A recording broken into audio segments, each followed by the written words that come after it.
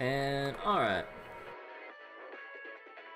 Should be good to go on YouTube and everything now. So for everyone watching on YouTube, hello.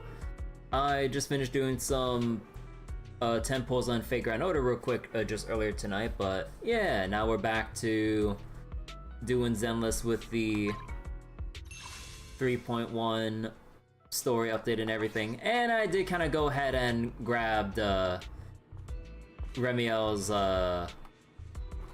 outfits and everything. Black or white? Which side do you prefer? But yeah. Sunshine, So I got the bundle with the beaches, swimsuit and the black cream. outfit and everything. Summer's finally here. Yeah, I really like the black white? outfit though. Which side do you so prefer? I'll leave this on for now. This brings back memories. Do you remember when we first met? And I did spend quite a bit of, like, batteries and other stuff trying to farm out the skills here. I finally got everything to where I wanted, but oh dear god, I am poor as shit right now. And I don't have any other goddamn drive disc or anything.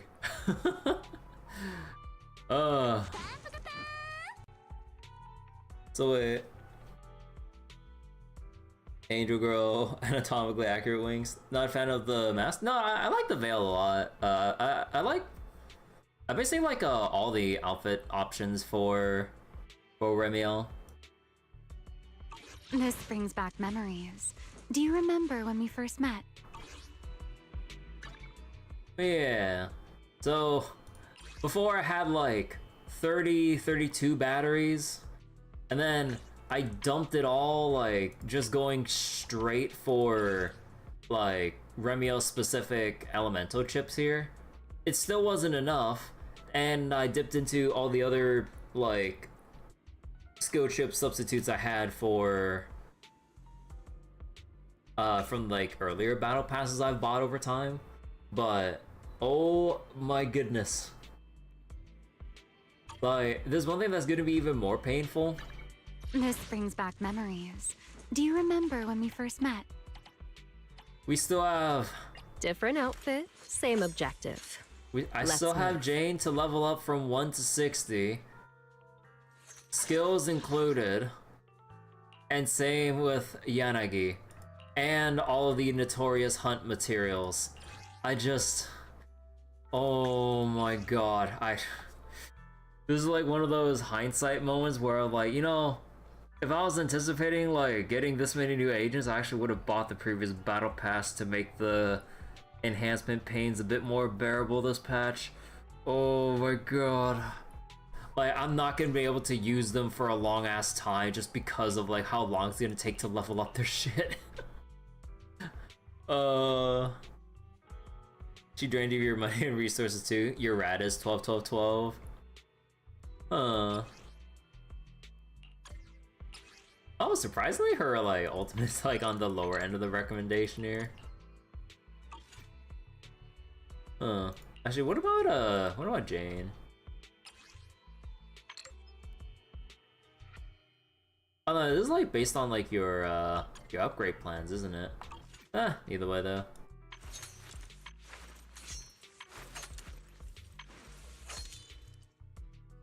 The ocean's got a different kind of charm at night.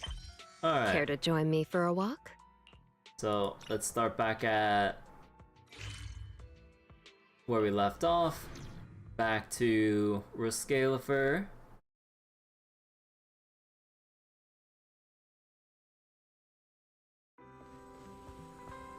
And yeah, also on a little side note, weather's perfect for a little exploring. I'm also still working on getting the Denny's necessary to get the uncapped for Lucia's engine.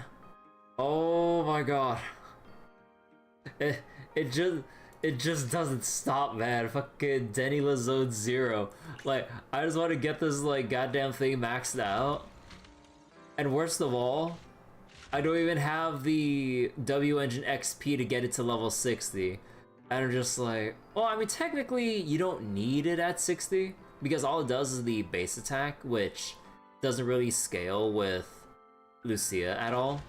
But still want to get the 60 anyways, though. But oh my god. Probably still better than Kaboometer, even at 50. Yeah, probably. So I should probably just replace it now.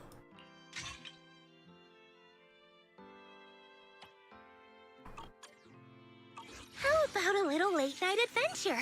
I promise you'll love it. But yeah, probably... Who else, I was gonna use Kaboom right now. Sukaku, ready! Well, I mean, that's one obvious option. So many supports want to use Kaboom. Well, I mean, might as well. So, hey, there we go. To what do I owe the pleasure? Alright, so let's pick up where we left off. Belle, you're finally back. Huh? Wise, what's wrong? Why do you look so tense? How could I not be? You suddenly lost contact with Fairy down at the bottom of the Retroflux zone. If Remielle hadn't used your phone to let me know you were safe, I was about to grab Billy and Cecilia and go looking for you. Sorry. That was my fault. I should have let you know first. Wait, how did Remielle know my phone password? Did she learn it back then, too? Wait, so the shared memory experiences went so far deep that she learned her fucking phone password? So, what exactly happened after we lost contact with you? You explained to Wise what happened after you returned from the bottom floor of the Retroflux zone. You shared each other's memories? Can our ocular implants actually do something like that? I don't know. Nothing like this has ever happened before. But Remielle said she saw something similar when she pulled Thaumiel out of me. I think Thaumiel and my ocular implants must have had some kind of weird reaction or a resonance. True. Thaumiel was there both times. But you've spent quite some time with Remielle before, and nothing like this has happened, right? Yeah, that's true. I feel like there has to be something else besides the ocular implants and Thaumiel. Did she see the Zhiyuan Trust event? Hey Mel, how you doing?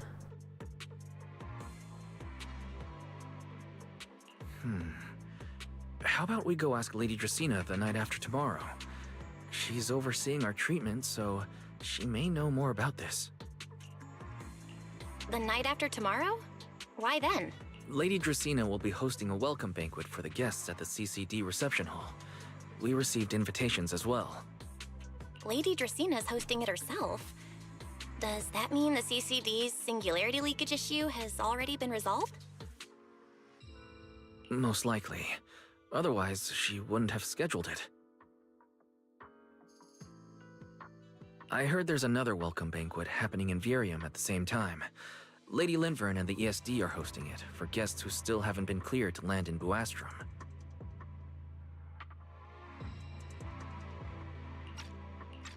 So wait. Leakage, most likely. Banquet, Virium. Another banquet for the people who haven't arrived yet. When I went out this afternoon, I ran into Valina and Norma. It looked like they were already heading to Virium to make preparations.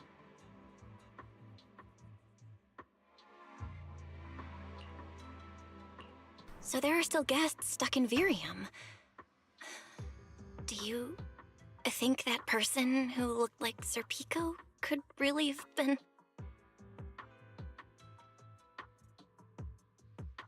No, Belle. There's no chance it was him. You know he's already... Yeah. It's all right. I understand. Seeing Truvia again was bound to stir up old memories. But that's all in the past now. Sir Pico, Helios Academy, they're gone. Jeez, Wise. how come you look even more upset than I do? Come on, that's enough doom and gloom for one night. Time for bed. We worked way too hard to fix our sleep schedule. Let's not mess it up again. You're one to talk. Get some rest. And no playing phone games under the covers. Got it? What, my dailies? Wise leaves. Before bed, maybe I should take another look at the data from the retroflux zone. If I'm lucky, I might find something that tells me who the culprit really is. You sit in front of the HDD and completely lose track of time. Late at night. Belle? Your light's still on. Are you still working? Belle?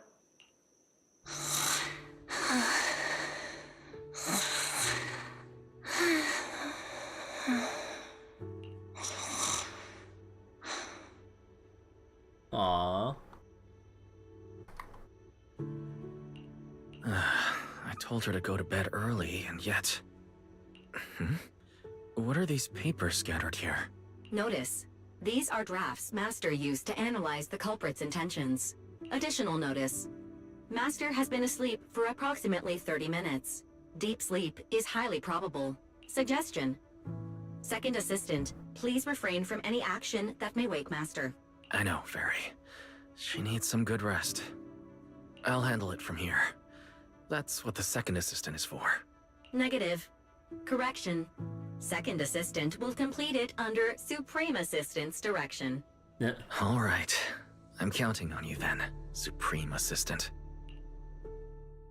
Fairy, give me a quick summary of everything we've established so far. Oh boy, recap episode. Understood. Displaying all current findings and analysis for Second Assistant. Finding 1. The culprit's victims share no common traits. Their identities are of limited use for further deduction. Finding 2. Whenever the culprit implanted potent ether into each Bangbu victim, he also set a specific activation time and activation location. So for the culprit, what matters is the time and location, not the victim's identities. Affirmative. Based on current information, the most meaningful data is the time and location of each singularity leakage. Fairy, can you pull up Airspace Patrol's recent records? Start from when singularity leakages began appearing frequently. I want to see when and where each occurred. Understood. Accessing Airspace Patrol's internal network. Wait, Fairy. Why are you hacking into Airspace Patrol's intranet? How do we even explain this if they catch us? Just stick to the public records. Too late, Second Assistant. Intrusion and search processes complete. Thanks, Fairy. A complete schematic has been generated for Second Assistant, with all singularity leakage times and locations marked. So these circles mark where each singularity leakage appeared, right? Huh.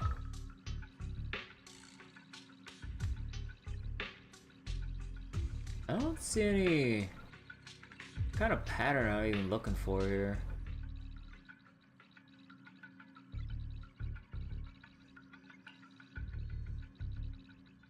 What if they catch us? They won't.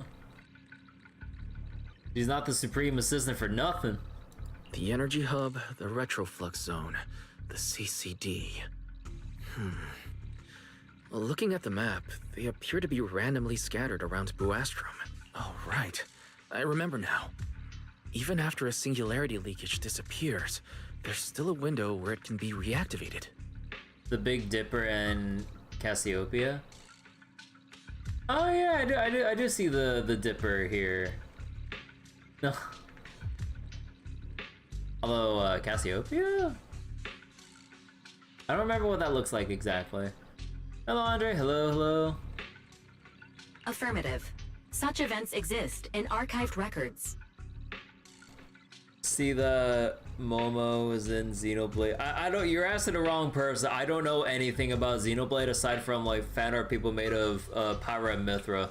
That's all I know. Fairy, could you mark the locations of these reactivated singularity leakages as well? Understood. Corresponding locations have been added to the map for Second Assistant. Huh. The positions changed a lot. No wonder it took so long for Lady Dracena to deal with the CCD's singularity leakage problem. Fairy, what's the significance of these overlapping areas? Answer. These indicate multiple singularity leakages occurring in close proximity, both in time and location. Analysis. Under these conditions, multiple singularity leakages interact, causing the affected area in real space to expand accordingly. So not even the best girls. So wait. With how much I like gacha games, you're kind of shocked? It's the Nintendo console gacha game? I mean, like, just because I play gachas doesn't mean that, like, I instantly play, or I would have played Xenoblade. It just never really fell onto my radar to really play. And, I mean, hell, I don't even use my Switch 1 that often at all. And I only got it, like, way, like, after the fact. And I don't know. I don't really feel like getting or looking into Xenoblade. Like, I know there's, like, that gacha part of however you get your, or, you know, like, that one part of, like, Xenoblade, but, like, yeah, I mean, aside from that, I mean, just because it has, like, a gacha-like system in it, like, yeah, I don't know why you're assuming so much. So what you're saying is, multiple singularity leakages that appear at the same time and place can overlap. Wait, does that mean... Can overlap. Fairy, can you reorganize this data again? I want to pinpoint when and where these singularity leakages came closest to overlapping. Understood.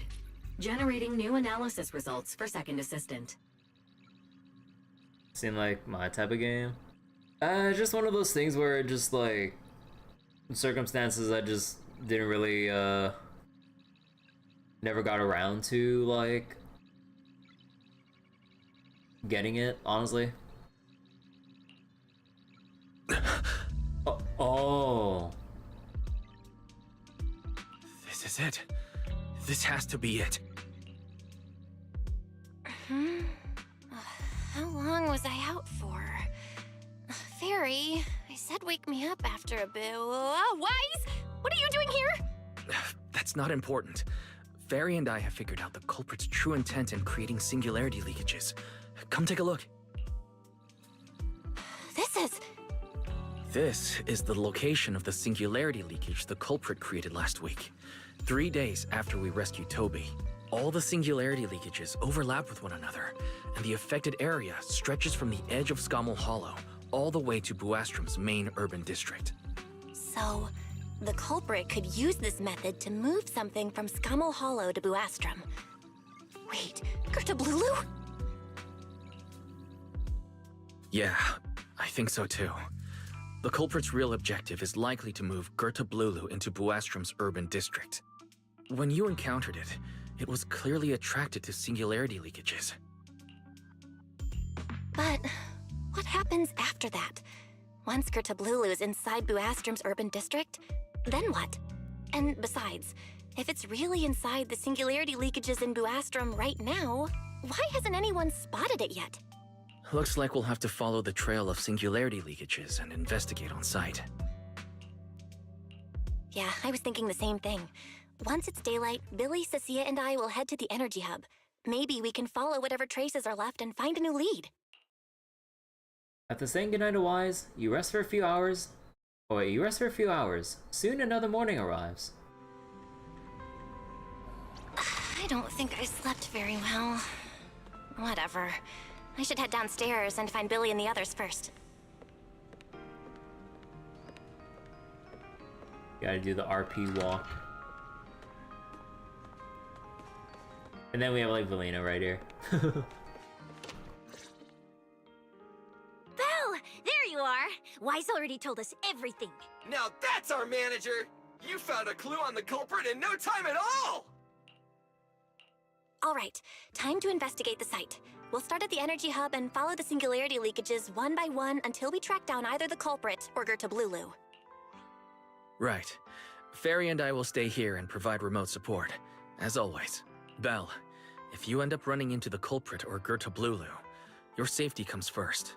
Don't take any unnecessary risks. Don't worry, Wise. I'll be extra careful. Promise. We'll protect the manager too. Yeah, don't worry, Wise. If anything goes wrong, I'll grab Belle and make a run for it. Oh, sorry, Billy. You're on your own, buddy. No problem. A Starlight Knight always protects their companions until their dying breath. You know, like, I know, like, we only see Billy by himself here, but technically in combat, he always has his bike with him. So, I mean, he could probably just, you know, drive away, no problem. Wow. Seriously? Come on, don't say stuff like that. It's bad luck. Anyway, it's getting late. Let's go! You then head to the energy hub with Billy and Cecilia. Following the path where singularity leakages appeared, you make your way deeper into the energy hub. Eventually, you arrive in front of a strange fissure. This should be the end of the path. Okay, so we just get like a filtered shot of like everyone just running toward the fissure. Alright. You carefully step inside only to find yourselves facing. Belle, we're here. Stay sharp, and if things go south, just run. Huh? Where are we? Did we end up back in Buastrum? It looks like an office. This place feels really familiar. Wait, isn't this Lady Dracina's office? Felina brought me here before. Huh? Lady Dracina's office? So Gertablulu came all the way here just to walk straight into a trap? But Lady Dracina never mentioned anything like that.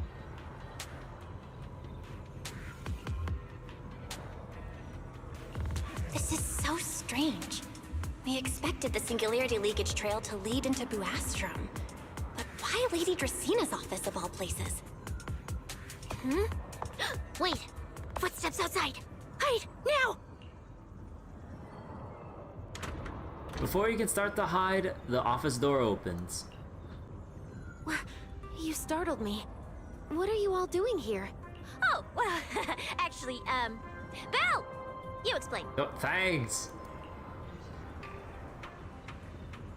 You tell Lady Dracina what you've discovered so far, and how you arrived here from the energy hub. I see. A path formed by singularity leakages? I really hadn't considered that possibility before. If your speculation is correct, then Gertablulu is most likely hiding among the singularity leakages in Buastrum right now. And if that's the case, then it all makes sense. Huh? Lady Dracina? Do you have any other clues? Well, you see, a few nights ago, a small singularity leakage appeared near my office. Considering that, together with your deductions, the target of both the culprit and Gertablulu is most likely... Belle, could I ask these two to step outside for a moment? After all, their identities... Huh? It's okay, Lady Dracina. We're all friends here. There won't be any trouble. I understand, but this concerns Rose Califer's highest level secrets. The fewer people who know, the better. Especially considering who these two are. A new Eridu public security officer and, an unemployed freeloader. Unemployed freeloader?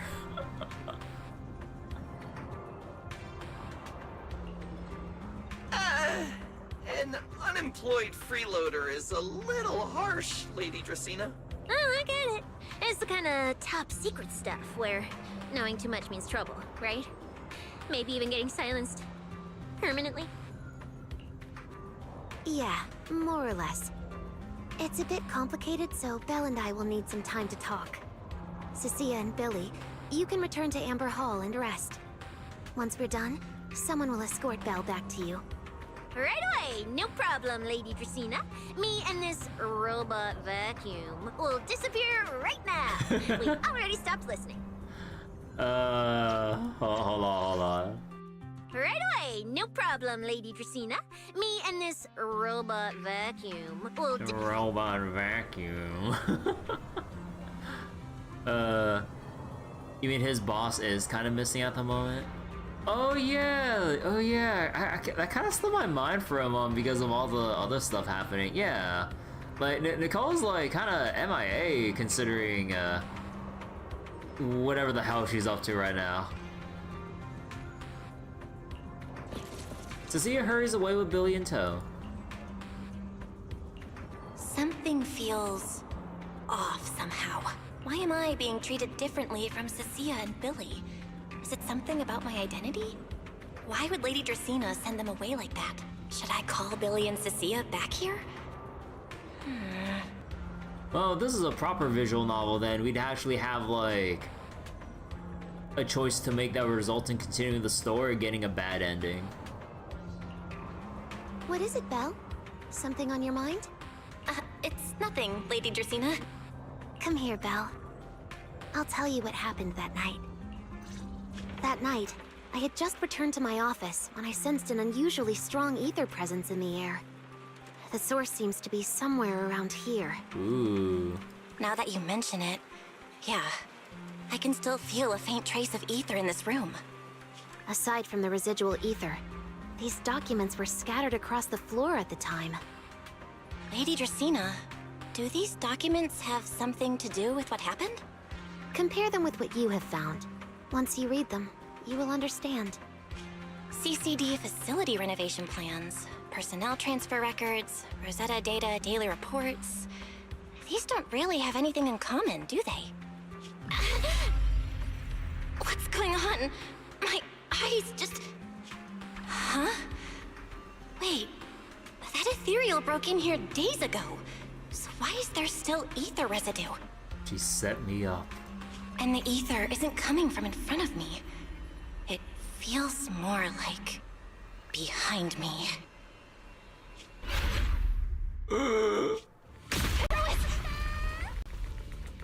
I knew it!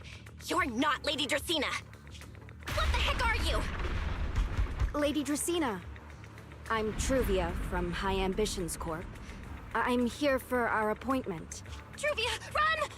Huh? Oh!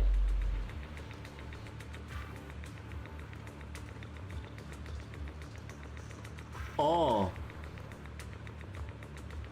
Oh. Truvia! No. No! No! No! Move, now!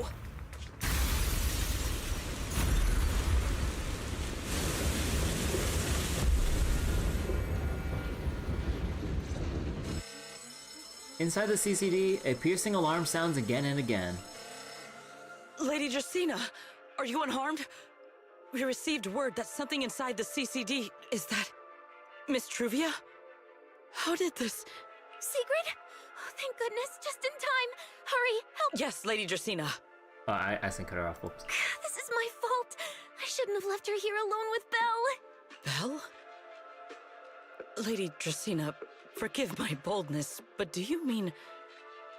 Miss Belle gravely wounded Miss Truvia? Yes, that's what happened. What I mean is, I never realized there was such a deep animosity between Belle and Truvia. But I believe Belle must have acted on impulse.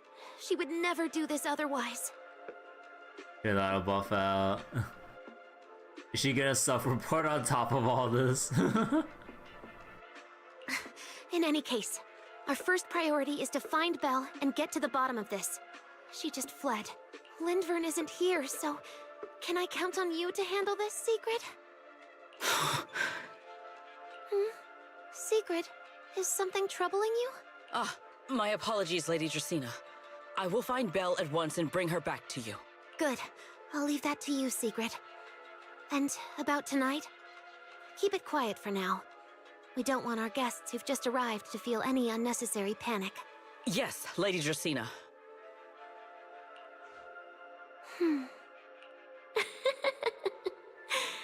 Go, Secret.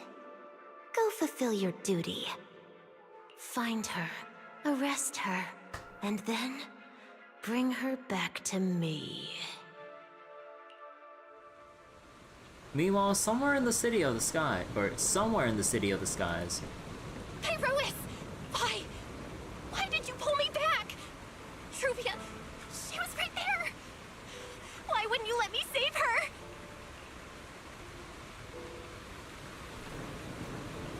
Because she's beyond saving. Huh? Pyro's angle. You think the camera angles in anime can be a little bit weird? Her wounds were clearly fatal. There was no way to save her. And that thing that appeared like Sunbringer, we cannot face it on our own. But aren't you powerful, Pyrois? Pyro's, we're missing 4 other mindscapes for Pyrois. We're not at full power yet. You're supposed to be powerful, Pyrois! So why? Why didn't you use that power to save her? Are you sure? Do you really want to see the rest of Rose Califer buried alongside your old classmate? Acting on impulse won't save her. And it won't help you either. Take some time to clear your head in the rain before that thing finds you. And then go do what only you can do. What you have to do. Something only I can do. But right now, I can't do anything.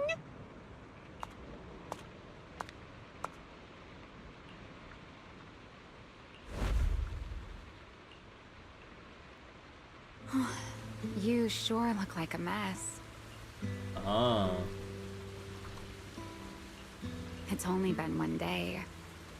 How did you end up like this? It's about going to take the evil path. I mean, it's a Hoyo game. We're never gonna take an evil path. Like, this will probably just get like cleared up and swept under the rug like at the end of this patch. Remielle, why are you here?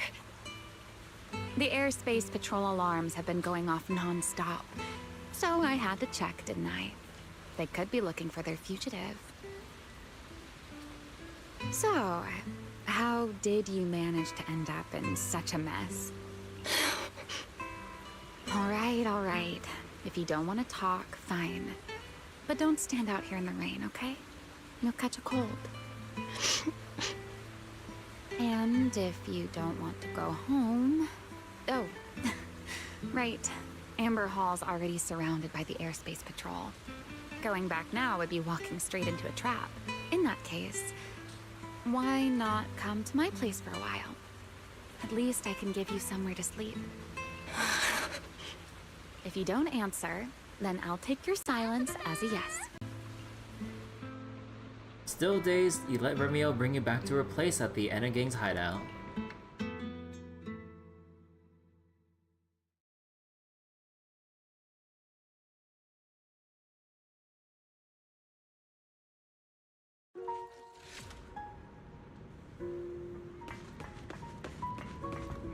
All right. Sit anywhere you like. Just, not the bed. Wet bedding is such a pain to deal with. Let's see, Remielle brought me back to her place, though we're not really in the mood to talk. She's showing her concern, hear her out. Well, fine, I guess I'll just sit at the arcade cabinet. Here's a towel. You should dry yourself off. If you've got the strength, you can take a hot shower, too. There's a makeshift bathroom over there. The Bangbu built it for me. Wait, then the managers roll each 5-star. No.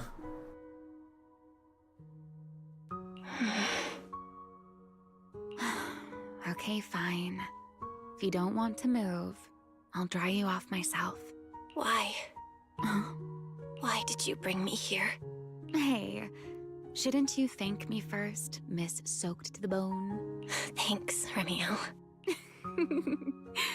Since when did you become so obedient? That isn't like you at all. If you really want to show your thanks. Here, it's your turn. Remielle hands over another clean towel as she speaks. My turn? To do what? Your turn to dry my wings for me, of course. There are spots I can't reach on my own. Hey, what's with that look? I've already dried you off. Now it's your turn to return the favor. Okay. You switch places with Remielle and sit behind her. So this is what a winged Thyron's wings feel like. You know, Belle, I've never liked rainy days. Oh. The rain always leaves my wings soaked and heavy. Shake as I might, I can never quite dry them. The same goes for taking a shower, though at least I can manage to keep my wings from getting too wet. Wet wings must feel really uncomfortable, right? Yes. Honestly, it's miserable, and such a hassle to manage. A hairdryer is useless. Too hot and I start shedding. Too cold and I catch a chill. But I can't just wait for them to air dry. It takes forever, and I'm way too impatient for that. Besides, it leaves this strange smell that I can never wash out. Winged Thyron problems. God damn. But yeah, as nice as the wings look and everything, god damn, having to like actually maintain that shit? So, the best solution is a slow towel dry like this. But with wings this large, there are always spots I can't reach. Before, if I got caught in the rain, I'd sneak onto Belly's bed and roll around, drying my wings on her sheets. Oh my god. Huh? Wait, hold up. How on earth could you just barge into someone else's bed? Wouldn't she be furious? It was fine as long as I didn't get caught. Though, of course, whenever Belly did notice me, she was absolutely furious. And no matter how angry she was, in the end, she'd always do just what you're doing now. Slowly drying the spots that were still damp. Belle, do you know what New Eridu's records say about what became of Belly and me? Remielle's wing care versus the siblings tail care. I remember something about an operation called the Day of Silence. You and Colonel Vike were involved in an accident, and then both died in the line of duty. Yes, died in the line of duty. Such a noble, dignified phrase. Though, in a sense, it isn't entirely wrong. After all, for us Void Hunters, our first and only duty was to suppress the Karma Core inside our weapons. The Karma Core? Inside the Void Hunter's weapons? That's right. Remember the Enchainer I mentioned before? What truly sets them apart from ordinary ethereals is a special core known as a Karma Core, found only within an Enchainer. According to RK, a Karma Core differs from an ordinary ether core. It doesn't form naturally. It is something made directly by the Creator. Directly by the Creator. So they took a core from somehow and imbued it in the weapon? Okay. The Creator made the Karma Cores, a power capable of rewriting the laws within Hollows, and used them as the cores to create the Enchainers of the Great Hollows. That's the gist of it, at least. Back then, after a long and bitter struggle, we finally were able to bring down one of the Enchainers. But the Karma Core itself could not be destroyed.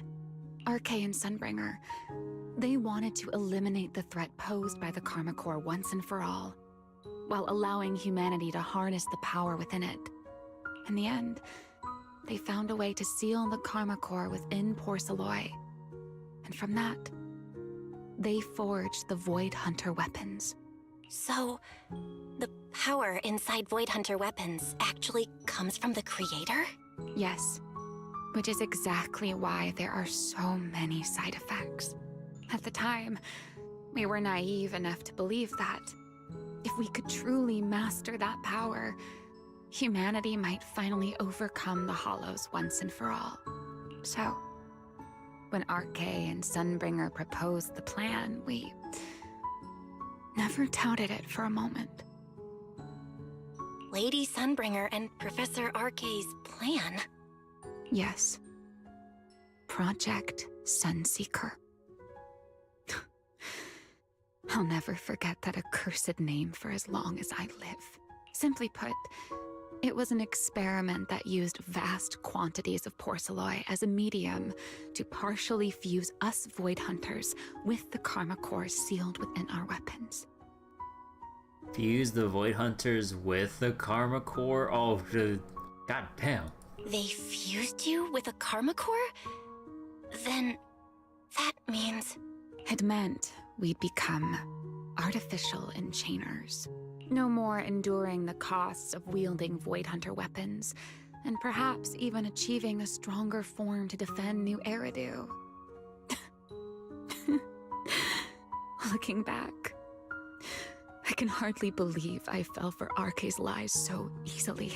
So, it was in that experiment when you and Colonel Vike... Yes. Belly and I were the final participants. Or rather, the final test subjects. Looking back, I wonder if Belly already knew the truth behind Arcade and Sunbringer's plan. Otherwise, she probably wouldn't have insisted on coming along. She's never been one to enjoy the spotlight. If only I'd realized what she was thinking sooner. Remielle... Arcade was extremely meticulous, always laying out careful, detailed plans. So, I can't say if the Karma Core losing control during the experiment was truly an accident, or if it was his cleverly disguised plan all along. But whatever the truth, it ended with the Karma Core spiraling out of control and Belly becoming a new enchainer. As for me, I partially fused with the Karma Core inside Remielle, becoming what I am now. A monster. Half human, half enchainer. Maybe, deep down, I'm just not ready to give up my life so easily. In the final moment, Remielle's power of controlling temporal patterns froze me in a state of near suspended animation. I didn't fully awaken from the seal in Persena's Hollow until about a year ago. The power of temporal patterns? Right. Remember my feathers? The ones that can pin you in place? That's an example. The Karma Core sealed within Remielle holds the power to halt the flow of time. And because I partially fused with the Karma Core, even without Remielle, I can replicate a similar effect on a smaller scale. But that little bit of power isn't nearly enough to take on those 3 Sunbringers. That's why I had to reclaim Remielle. Even if it accelerates my path to becoming an enchainer, I still have to... Remielle falls silent for a moment. She still has her back to you, but somehow you can picture the sadness and loneliness on her face. Just like the expression you're wearing right now. Never mind.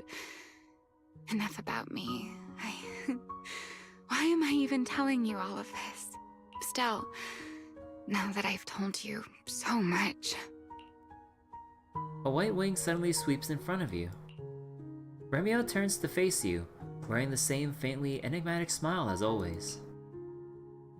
It's your turn. Huh? My turn again? Wait, to do what? To tell me your story, of course. Let's call it another round of our little Q&A game. You didn't actually ask, but I had a feeling you'd want to know. So I went ahead and answered anyway. Now, it's your turn. I wasn't even going to ask anything. You just started talking. Fair enough. But once you say certain things out loud, they don't weigh on you quite as much anymore. Or perhaps you'd like a little help getting started? Let me think. Serpico and Truvia. They transferred to Helios not long after Wise and I started there. They came from a prominent background. They were the adopted children of Masyant, the head of High Ambitions Corp. On top of that, they were excellent students. It didn't take long for them to become the talk of the academy. We were all studying under Miss Carroll at the time, and before long, we became close friends. Back then, we were full of big dreams. We wanted to fully understand the Hollows, maybe even conquer all 6 Great Hollows, or as our teachers like to put it, seize the sun called Helios. Later, because the 4 of us had the top grades, we became the only 4 people ever to have smart ocular implants.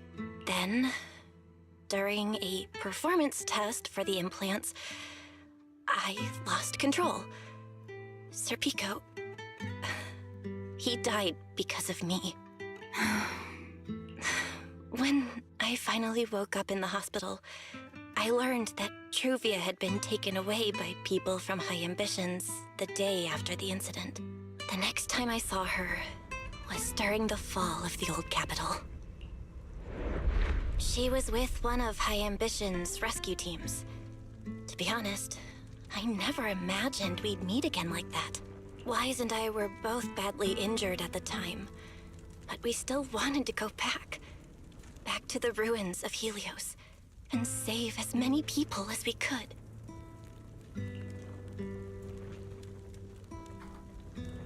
We begged Truvia for High Ambition's help.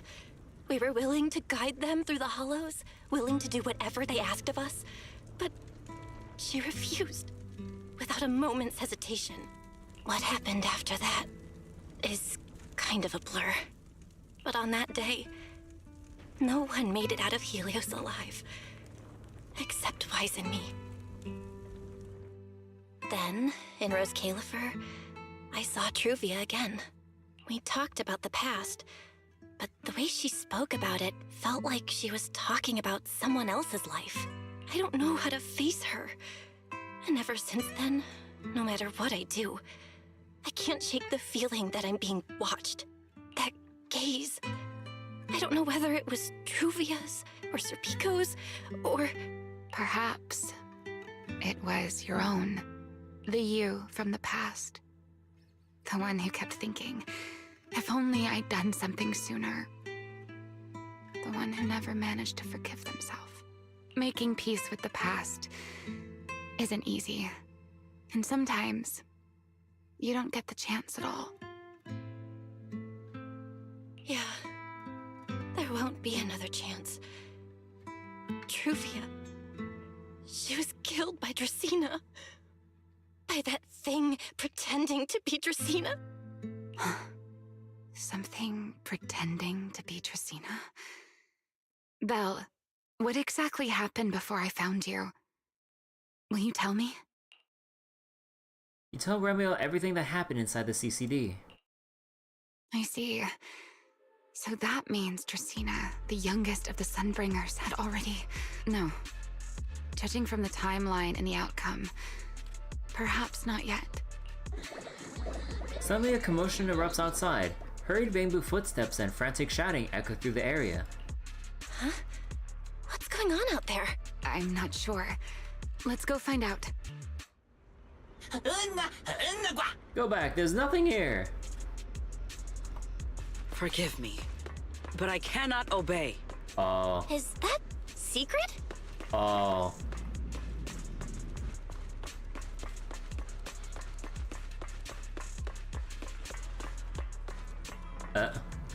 Quick, everyone hide.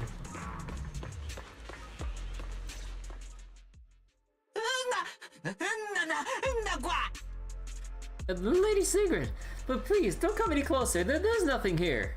I am afraid I cannot comply. I know Miss Bell is here, and I have come to take her back.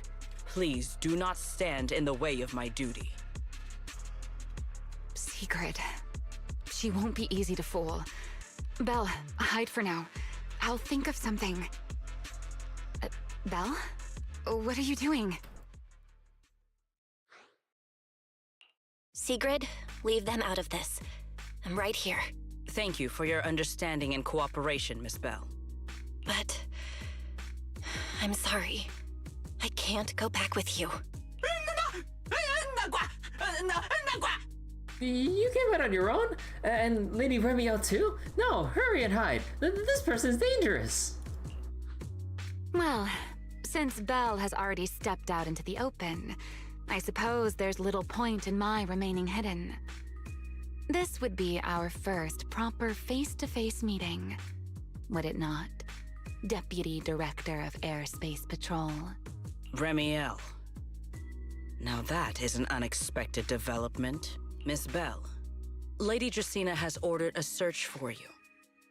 But our only aim is to uncover the truth of what happened inside the CCD. So please, come back with me. As for this fugitive wanted for the attempted assassination of Lady Eldrada... Just so we're clear, if you decide to make a move here, you'll be the only one who dies. How can you be so sure before you actually try? I don't mind getting my hands dirty. I am a fugitive after all. Hardly a saint to begin with, but are you really willing to die like this? As a puppet controlled by that monster without ever learning the truth? Then speak plainly. I have no patience for riddles. Very well. You really do take all the fun out of it, don't you? Then I'll tell you outright. The Sunbringer inside the CCD was Gerta Blulu in disguise. What did you say? Huh? I expected that reaction from Sigrid, but you too, Belle? I thought you'd figured it out already. How did you even come to that conclusion? I know it definitely wasn't Lady Dracaena, but Gerta Blulu? There's no way. That is quite a story you've come up with, Remielle. Oh? I was expecting something more along the lines of, "How dare you slander Lady Dracaena?" followed by you charging straight at me with your spear. I was quite prepared for that. Or could it be you've suspected all along that the Sunbringer at the CCD might not be the real one? Wait, because the fence is kind of useless for survivability in Hoyo games? What do you mean? Like, survivability? Like, it's totally useful. Yeah. As long as you live with at least more than 1 HP before time runs out. What makes you so certain that it was Gerta Blulu? Intuition, perhaps? Of course, there was also my trust in Belle, and a little reasoning. According to Belle's account, they followed the trail of singularity leakage through the energy hub, yet somehow ended up in Draceena's office. Then the false Dracaena showed up, sent Billy and Cecilia away, began mutating into an ethereal, and attempted to silence Belle for good. That's when Truvia arrived. She saw through the imposter's disguise too, and became her first target. After that, Sigrid, Dracaena ordered you to bring Belle back to the CCD and uncover the truth. Have I got that right? Defense is only good if your scale with it. Oh boy, I can't wait to see the next character whose scaling comes from the defense stat this time. Oh boy. But yeah, Sigrid's coming out in the second half of this patch, and she will scale with defense because they literally have a new defense set that's DPS oriented, and I'm just like, oh boy, I wonder who's coming out soon to make use of this very specific way of scaling. Oh boy. Genshin's defense DPS characters are so cracked, so here's hoping. Yeah, here's hoping we can see the resurgence of Ben bigger. Let's go.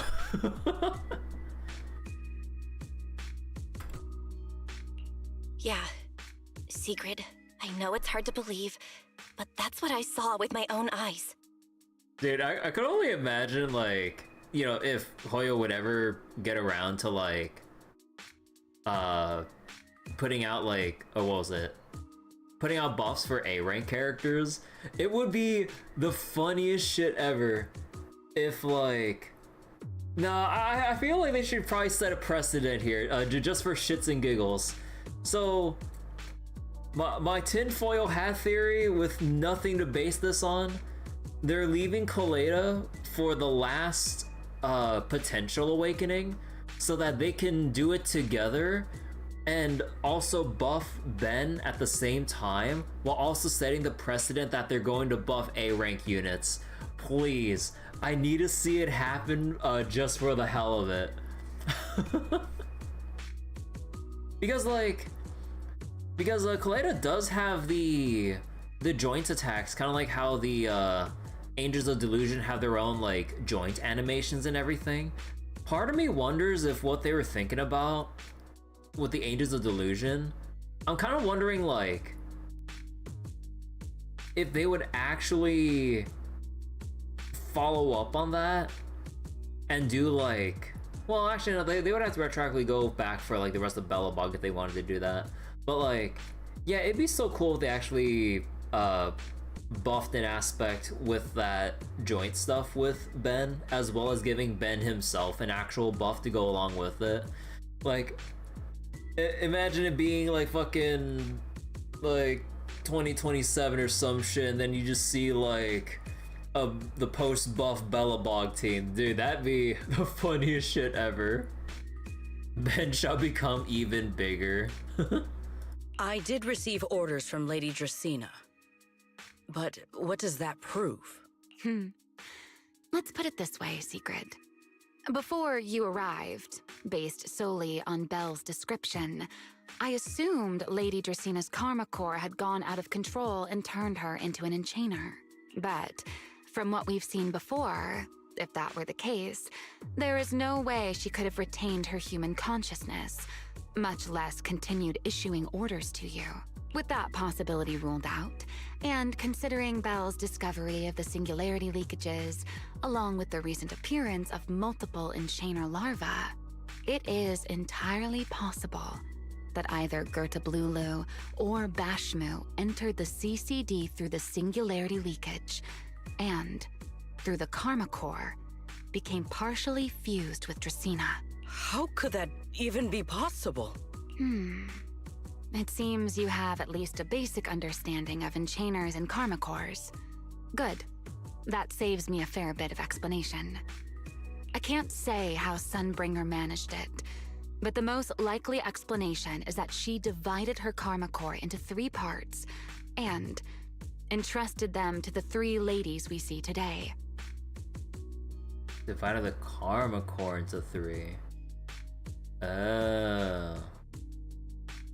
That would also explain why Gertablulu and Bashmu appeared at roughly the same time. Then again, there may be a 3rd enchainer larva out there that we simply haven't discovered yet. As for why I don't think it was Bashmu, well, that's the easy part. Bashmu is enormous.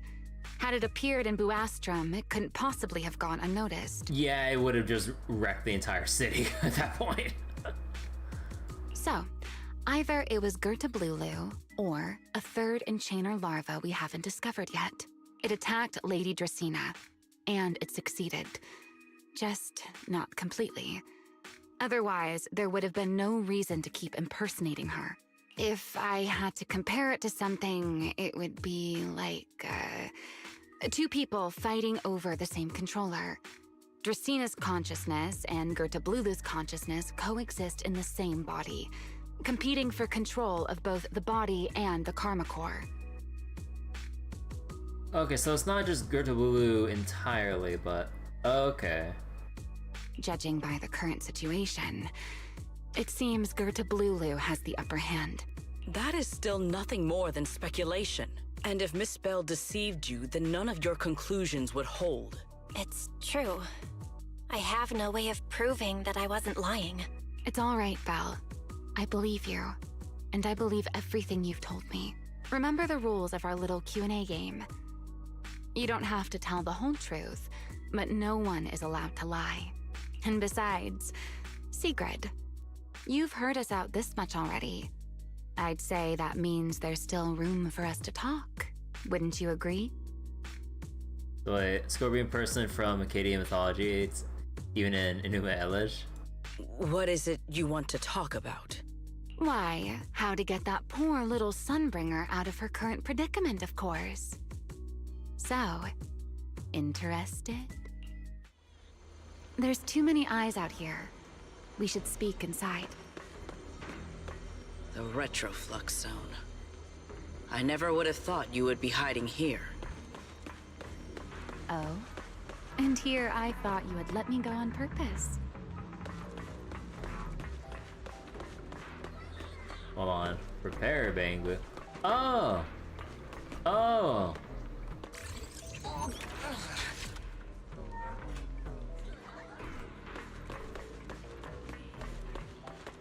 Wait. Let's see. Round little robot's the best. It runs and jumps. What if I borrow the robot? Of course, Repair Master never hesitates to lend out his meticulously maintained masterpieces. Smooth guy is the best compliment you can give me. Wait. Why can't I? Wait, do I have to like take it over? Why do I have to go here?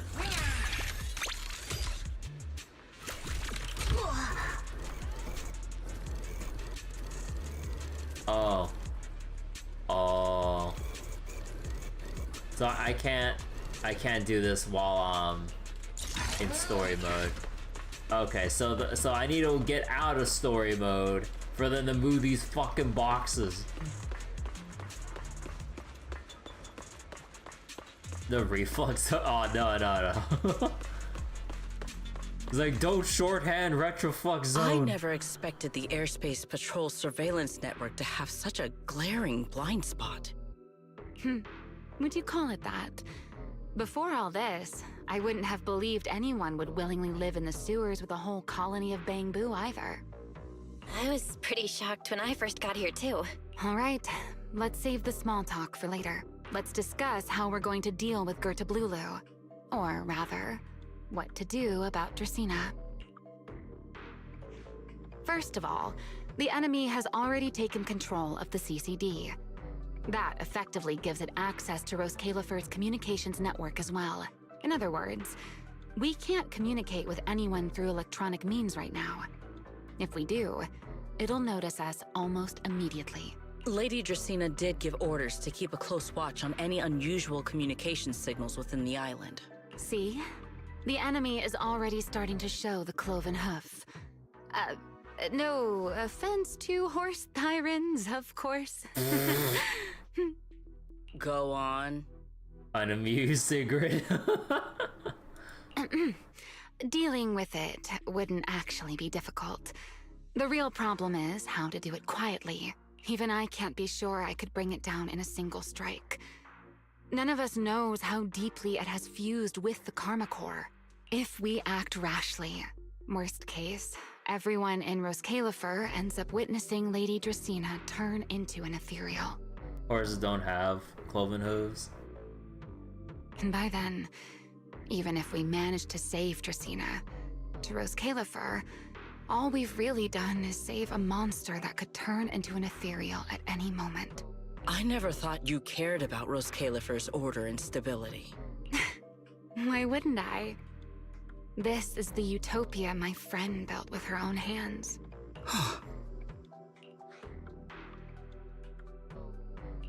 Remielle's right.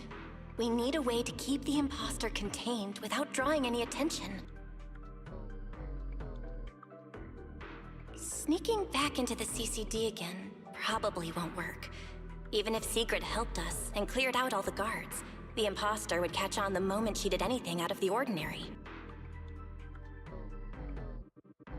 Unless we could somehow lure the imposter out of the CCD, and into somewhere isolated. Somewhere no one would notice. Wait. Thank you for the Miko and Abdo. Remielle, Sigrid, I've got it! A way to deal with that imposter without anyone ever finding out. Oh? Please, go on. Tomorrow evening, the CCD will be holding a welcoming banquet for the island's guests in its reception hall. It's supposed to be hosted by Lady Dracaena herself, which means she's definitely going to be there. That does sound promising. We could go in as guests instead of forcing our way into the CCD. That would save us a great deal of trouble.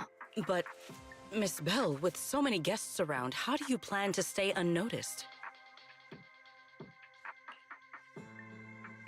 What if singularity? Oh. What if a singularity leakage appeared just as the imposter made its appearance? Or maybe a passage formed from multiple singularity leakages? If that's how it got into Buastrum, then we could use the same trick to send it back. And if there just happened to be no airspace patrol soldiers patrolling the hollow at the time, then nobody would notice, right? I am starting to lose track of what you mean, Miss Bell. How are you going to make a singularity leakage appear in the CCD reception hall at that exact time? Yesterday, Remielle and I found the culprit's crime scene at the bottom of the retroflux zone. We also figured out how those singularity leakages are being created. I think I can make something similar. If we keep it under control, nobody at the banquet will be in any danger. Fighting fire with fire, are we? Yeah, as long as we have stable hollow observation data to run the calculations. Oh, wait, no. I don't have the HDD with me, and I can't reach Wise or Fairy either. So how am I supposed to get stable hollow observation data? Uh-oh. That look on your face tells me something's wrong, Belle. If you are concerned about obtaining stable hollow observation data, while I am not an expert in that field, I should still be able to offer some assistance. Oh, that's nice. There is a derelict area known as Rosewick within the Scommel Hollow. Rosewick. During patrols, we discovered equipment there that is similar to what the CCD uses to process Rosetta data. However, due to their excessive size, they were left abandoned on site and never retrieved. If that equipment still works, then that might just do it.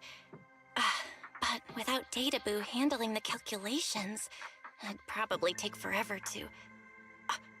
the Enna Gang's Bangboo! Most of the Enna Gang's Bangboo used to be CCD Databoo. If they're willing to help us. Don't you remember, Belle? In their eyes, those 3 Sunbringers are all imposters. Anyway, leave this to me. At the very least, Prophet Boo should be willing to do me this favor. That leaves one final question. How are we supposed to get into Scommel Hollow without tipping off the imposter? Almost simultaneously, you and Remielle turned to look at Sigrid. Why are you both suddenly looking at me like that? Finally, for once, we don't have that, like, funny-ass moment, like, looking back at the main character. Oh, nothing. I simply thought a certain Airspace Patrol Deputy Director might be able to get us into Scommel Hollow. Okay, wait, hold on real quick.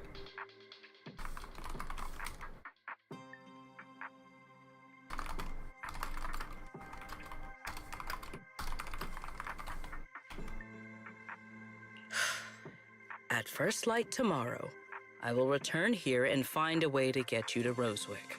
I can also pretend I never saw you tonight. That is all the assistance I can offer. And if I discover that everything you have told me is false, I will personally answer for tonight's decision, whatever the cost. Sigrid turns to leave, but pauses just before reaching the door. Remielle's butt. What are you guys talking about? Before I leave, there is one final matter I would like to confirm with you, Remielle. You once attempted to assassinate Lady Eldrada. Why then are you going to such lengths to save Lady Dracaena? Because none of them are the Sunbringer I'm looking for. To me, they're no different from this city in the sky. They're all gifts Sunbringer left behind for the world. I simply don't want to stand by and watch the things my friend cherished be destroyed by monsters from who knows where. Sigrid says nothing more and leaves. After that, you and Remielle spend some time explaining everything to Prophet Boo. He wrestles with it for a while, but eventually agrees to your request. It's getting late. Better get some rest while you can. Everything depends on tomorrow.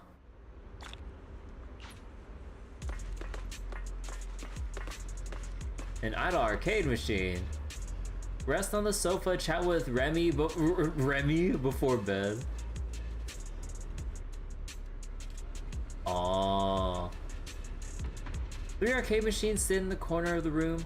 Given Remielle's love for arcade games, they probably didn't come with a place. She probably hauled them in from somewhere. The title screen of Foodie Fighters flickers on the display. It reminds me when you and her talked about it that night during the Hall of Champion competition. Actually, you've been itching to play a match with her ever since. Since she brought those machines in, maybe she's of the same mind. But looking closely, the arcade machine's already thick with dust. Guess there's no one in Roscalefer who can match with her. If you make it through this crisis in one piece, let's challenge her to a showdown at the arcade.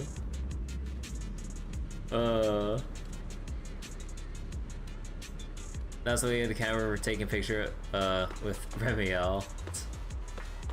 I mean, speaking of, hold on.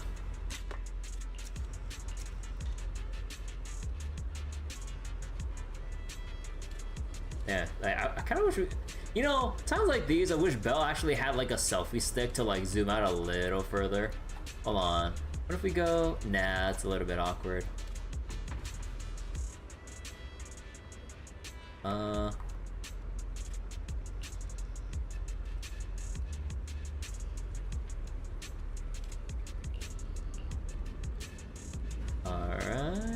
And then... Actually, not gonna lie, the classic filter actually looks pretty nice here. Actually, yeah, we can work with it. We can work with that. What about nostalgic? A little too, like, faded. A little too blue. Vibrant?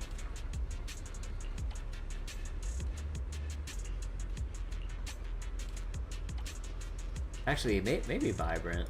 Sky blue? Nah, not retro. Orange? Cozy?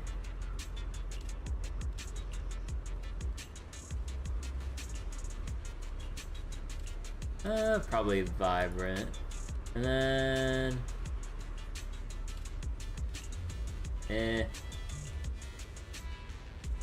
Okay, now we gotta do the meme. Hold on. Yeah.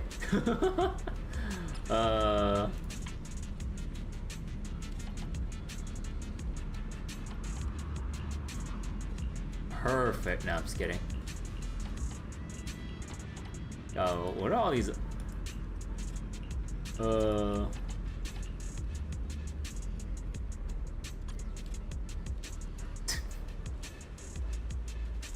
Actually, wait, hold on. What if I...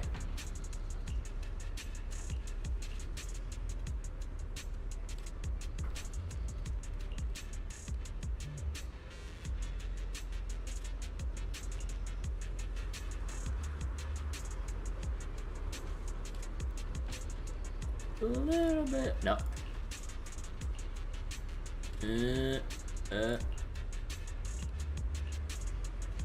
Perfect.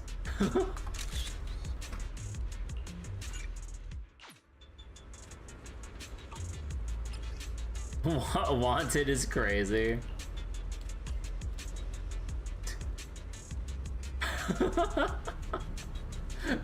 Very dangerous.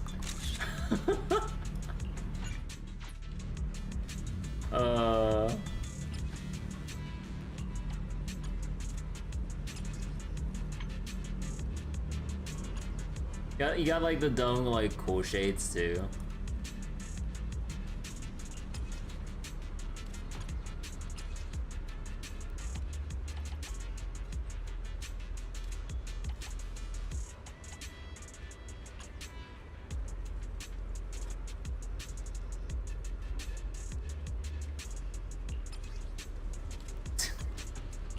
God, it's so dumb.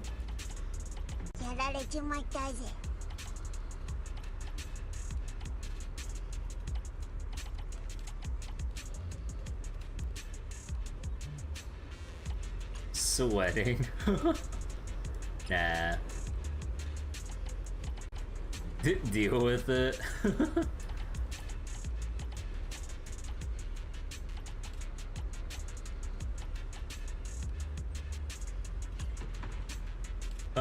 They even have like the milk tea.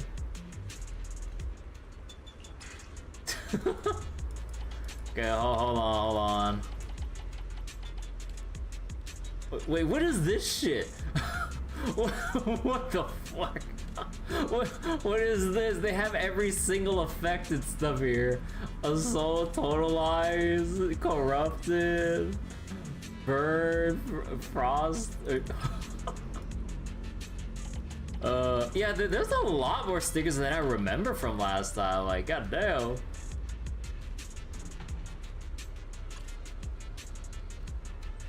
Nah. Let's see.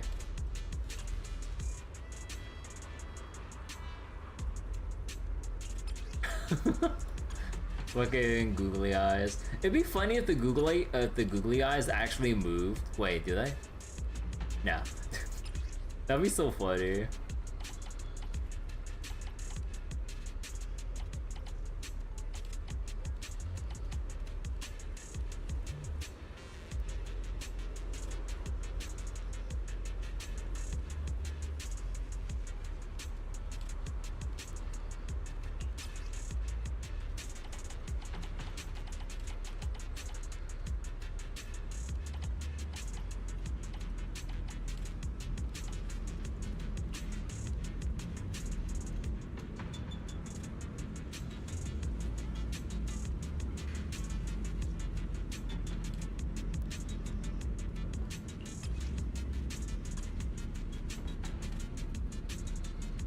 Would it make sense to put it here?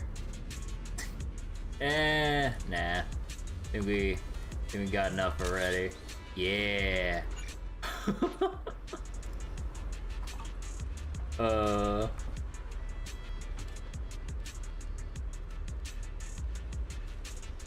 Bella, friend got stabbed. No, don't worry. Don't worry about it. We'll deal with that later. Alright, let's chat with Remielle. After a crisis like today, I figured sleep wouldn't come easy for you. You doing alright, dear fellow wanted criminal? Not bad, you? Me, well, I'm clearly used to the situation already, so I'm fine, of course. I'm talking about your physical condition. Hey! Oh, she actually smiles with the little music note symbol. Huh. Are you worried about me because I mentioned my enchanter transformation? Relax, I'm tougher than you think. I can feel myself slipping slowly and irreversibly toward the abyss of an enchanter, but I'm not about to turn into some monster anytime soon. You can rest assured I won't snap and attack you while we're working together. Will using Thaumiel's strength worsen your enchanter transformation? She needs 3 boba teas. True. Oh, the dots. Well, I'd be lying if I said it doesn't. The more I use Thaumiel, the stronger the creator's corruption. But I need that power, so there's no reason for me to hold back. Don't worry, Miss Worrywart. My companion provided me with some specially made medicine. When the corruption gets too gnarly, I hide myself in this little room, using the calming medicine and ride it out. Just like a week ago? Is this just your perceptiveness coming into play? Or are you holding a grudge? But you're not wrong. A week ago, the back-to-back fighting pushed me right to the edge and I could barely keep the corruption in check. The corruption will show on my skin, and trust me, you don't want to see it. Honestly, I don't want anyone seeing me like that either, all monstrous and ugly. Remielle, Remielle, would you like me to introduce you to Lucia? I know the perfect person to introduce you to. Sounds less like medicine, more like medicine, quote unquote. I'd rather die. So sorry for running. Took a week, but I finally got the symptoms under control. Remy, feels like we got way off track. Maybe your brooding vibes are rubbing off on me, Miss Sourface. Anyway, I'm fine. At least for now. Oh, the little flower! You should get some rest and take better care of yourself. We're counting on you tomorrow. If you really can't sleep, I don't mind giving you my bed. Oh, gee, man, what a terrible night to have a case of insomnia. I don't know, I just can't get to sleep. No. See, what? Actually can't sleep? Want me to give up the bed for you? It's super comfortable. You were sleeping like a baby on it earlier after passing out. Never mind that. Between the rain and all the sweating today, the bed probably smells. Head home and get some sleep. If you really want to try out the bed, best save it for next time. Remielle's bed. Remielle's bed, this is where she slept while lying low in Roscalifer. No idea where she got this bed, but in the retroflux zone where everything looks a bit worn, this thing stands out, finely crafted and decorated with all her favorite plushies and little trinkets. It gives off a rather unique feeling of comfort. Remielle will sleep with, oh, if there's an opportunity, I don't know. The bed bears a relaxing fragrance. Look close enough, and you'll even spot a few naturally shed feathers. You're suddenly curious about how that bed feels, but about how the bed feels. Sure, you've been on it before, but when you passed out, or back when you passed out, but you didn't really get a chance to properly appreciate it. Touch the bed. Also, wait, looking at this thing here, wait, is this just an inflatable bed? Yeah, it has that little thing where you can, like, I'm assuming, like, plug something into it. Although it looks like a USB port, if anything.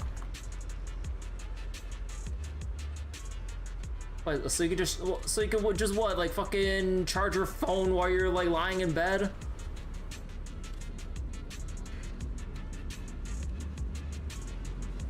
Or it's a big handle. It doesn't really look like a handle. It would be jutting out, or it wouldn't look so flat. Unless it's one of those things you kind of just pull out from the side of the bed. But why is there a button on the side of it? Or, I don't get this match's design. Touch the bed. The bed's still warm. Kind of think of it. With wings that big, she can probably only sleep face down at night. Yeah. Feels a bit disrespectful to keep following that line of thought. No, be as disrespectful as you want. No one else can hear your thoughts. Except for us. Well, we're reading your inner thoughts right now. So wait, let me see.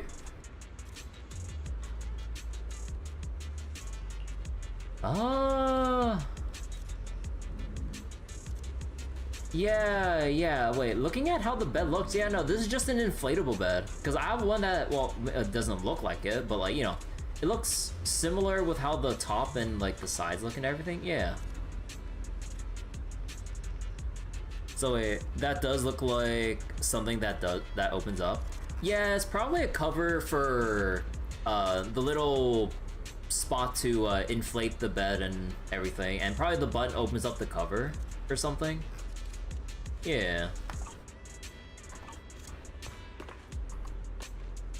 On the table sits a small tactics blackboard, sketched with a rough map of Roscalifer and a few marked routes. Looks like Remielle uses it to work out her infiltration and escape plans. Look closer and you'll see some marked locations. Probably areas with some kind of significance, but what kind of locations are these? Hold on. Rowan Breckies, Boomscone, Cup of Moment, True Blues. Why is every single one of these a food place? And what's this note saying? Remember to send Griff out early to line up for the limited edition pancakes at Rowan Breckies. Just using them to get food delivered here so she won't get spotted. Anything else here? Yeah. Delicious pancakes. Have you seen how cute the face like Lindgren, that like Lindgren made when she got her pancakes? It was adorable with the little way she was like just lightly clapping her hands, or more like her fingers than anything. just barged right in. When I saw her coming over, I thought I was done for. What's wrong? Lady Sigrid, of course. I was standing guard by the phone booth elevator when I saw her walking straight toward me. She was muttering something like, last time, this is where we crossed paths. Maybe I can find some clues. And that's how she found this elevator. No, actually, she spent forever poking around the phone booth. It seemed like she totally missed the hidden elevator switch. I thought I was in the clear, but she actually figured it out, or all out from the start. She stumbled on her way out, and that sent her crashing right through the floor. Crashing right through the floor of the phone booth, dropping straight down the elevator shaft. She must have clocked this as the entrance early and decided to skip the switch. She just broke the floor and just like fell right into the entrance. Oh my god. No wonder they call her the legendary Sigrid. She's so sharp and so scary. Scared the circuits out of me. I think she probably just slipped and fell.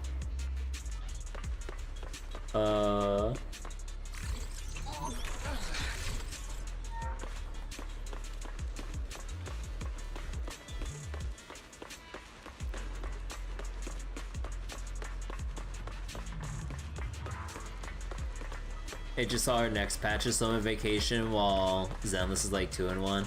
Yeah, we get an update and Summer Vacation at the same time. Nah, let's just go to sleep. Actually, no, wait, do they have anything to say about how Sigrid came down here? Hold on. Wasn't sent by the boss, no way, crystal clear, area behind the door is dangerous. Oh, they're talking about, open the door for the bang boo. Booty spook flowing, Enna gang slang said he was a scriptwriter sent by the boss to gather material. The boss must have ordered him here.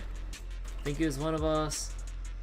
Gray, wait, he's wearing gray, white, tile pattern, painter's cap, dark navy suit. He's not wearing the Enna gang badge, I actually just get played. Aw. Terminal, scriptwriter, Kapka. Think of a way to activate the mechanism behind the door. Aw.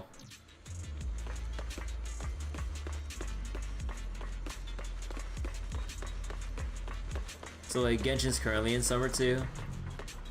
No bikini outfits. Immediately into the snow next patch. Feels like way too much happened today. My brain can barely keep up. There's no way I'm making it back to Amber Hall. I guess I'll just have to stay here for the night. I hope Wise and the others won't worry. No, they definitely will. Exhaustion soon overtakes you, and you fall asleep. You toss and turn all night through a tangle of restless dreams until Sigrid's voice cuts through the haze. Sigrid's here so early. I'd better go take a look. See, is Remielle back here by any chance, or...? Yeah, probably not.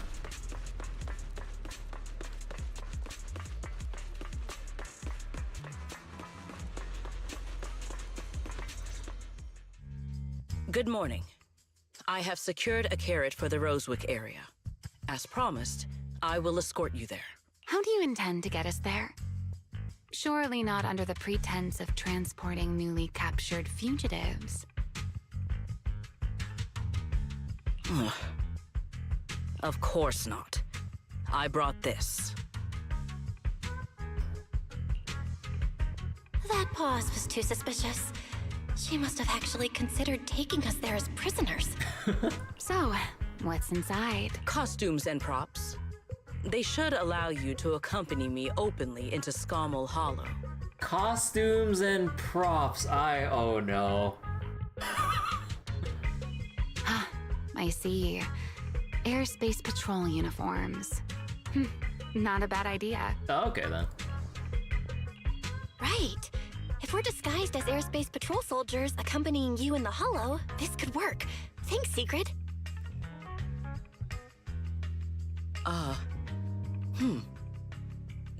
Yes. That is the plan. In any case, please hurry and change. Time is short. We must depart as soon as possible. Before long, the three of you arrive at the port outpost near Boastrom.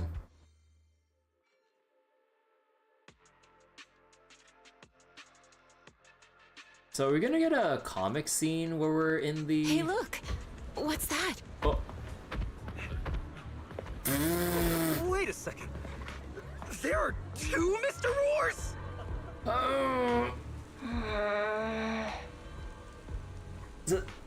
Sigrid! Sigrid! Oh. Oh. Oh my god, I'm dying! I'm dying here!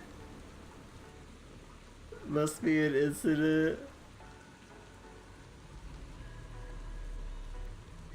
Oh my god. She's a Mr. Roar fan like Remy.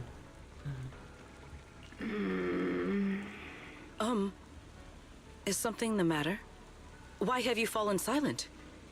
Is the size incorrect? Sir. Oh my god. How are you so professional and capable and yet so airheaded at the same time? It's, not just the size. Though the size is certainly part of the problem. Sigrid, are you serious? You expect this to fool the airspace patrol soldiers? Yes. I believe it should serve well enough. What do you mean? Okay, hold on. Oh my god. No. No, there's no serving here. The Deputy Director of the Airspace Patrol traveling with Mr. Roar. Two Mr. Roars, no less. Is there anything in Roskalifer more suspicious than that?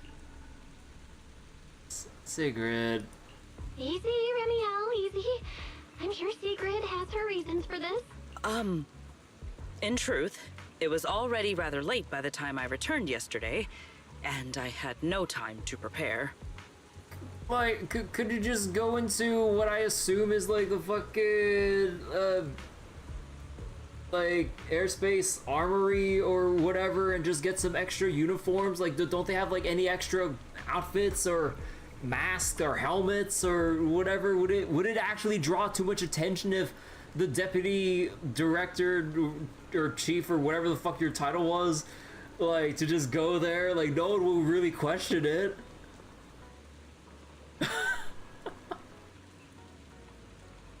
As luck would have it, one of our squad members found a Mr. Roar mascot suit near Beckford Street during yesterday's routine patrol, so I brought it with me.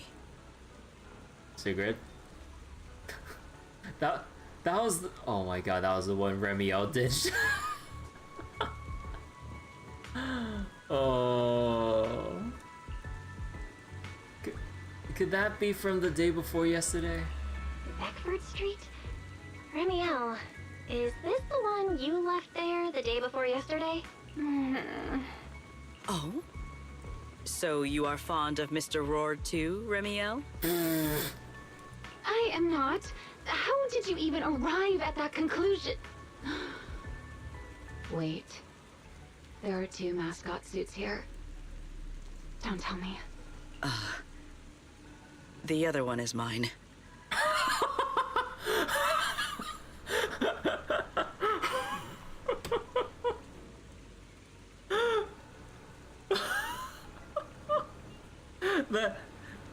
That quick admission.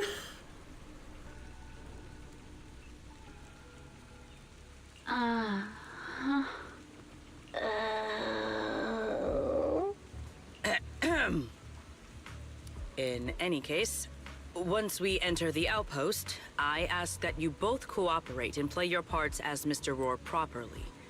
Do not do anything that would reveal your identities. Is this Sigrid's thing? I'll be respectful and, respect her privacy. Okay, we're the Roar twins roar. Okay, Deputy Director Sigrid. From now on, we're the Roar Twins.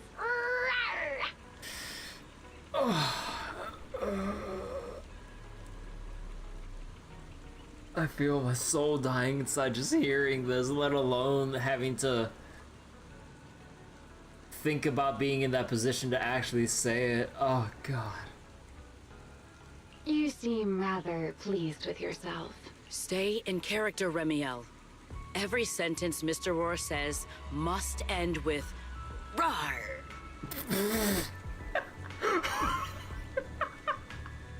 Oh my god. Understood, Deputy Director Sigrid. Roar! Very well. Since you are both prepared, let us move out. Can we get a new point redeemed? Nah, I'm too lazy to record this shit.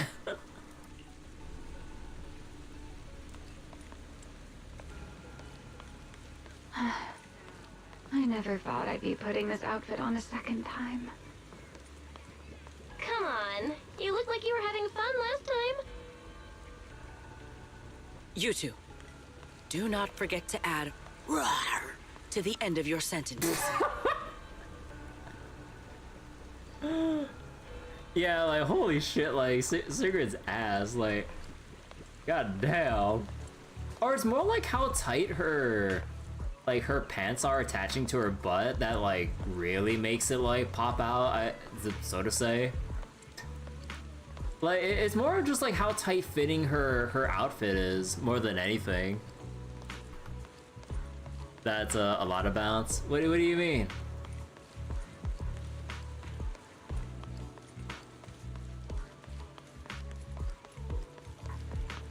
Wait, hold on, I can get stuck, I can get stuck here.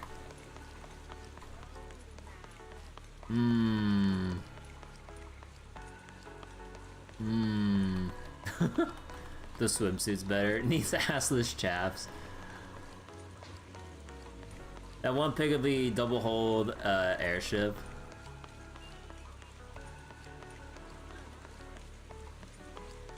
If only they actually had the two Mr. Roar outfits like following us. Try walking and then stop and look at her, Booba. Alright. Oh. But like walking or? I think it's just like after the jog, right? Oh. Sigrid's a centaur. Nah, people like would not be into. I mean, some, but like not as many as just like just usual like Umumusume. Good morning, Lady Sigrid. Up and about early as always, huh? They are? Suspicious APD soldier. Mr. Roar.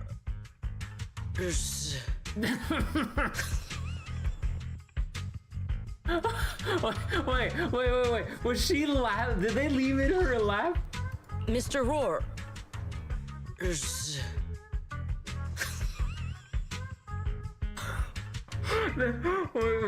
that like laugh at the end there actually intentional?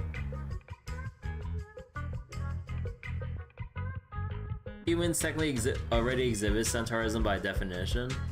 No. I know it's Mr. Roar, but, why plural? Sigrid,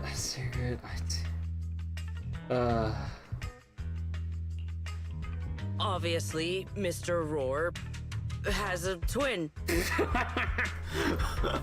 Oh my god. Stop. Oh. Huh. Since when did that become part of his backstory? I've never heard of that before. Did you really think Rose Caliver's massive pancake demand could be handled by a single Mr. Roar? Oh my god, her acting is so stiff. Her acting is so stiff. Oh my god.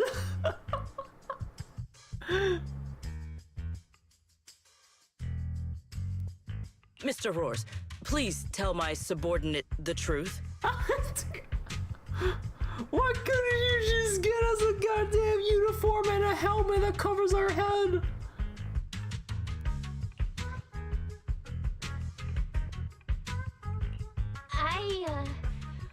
I'm the Mr. Roar who works on Mondays, Wednesdays, Fridays, and Sundays. Rawr. Justifying her Mr. Roar OC. I'm the Mr. Roar for the Tuesday, Thursday, and Saturday shifts. Rawr. That signature catchphrase. Yeah, that's definitely Mr. Roar. Wait, no, that's not the point here. Sigrid, what did you think was going to happen? Lady Sigrid, why have you brought Mr. Roars out here? We have a very important delivery to make. For pancakes?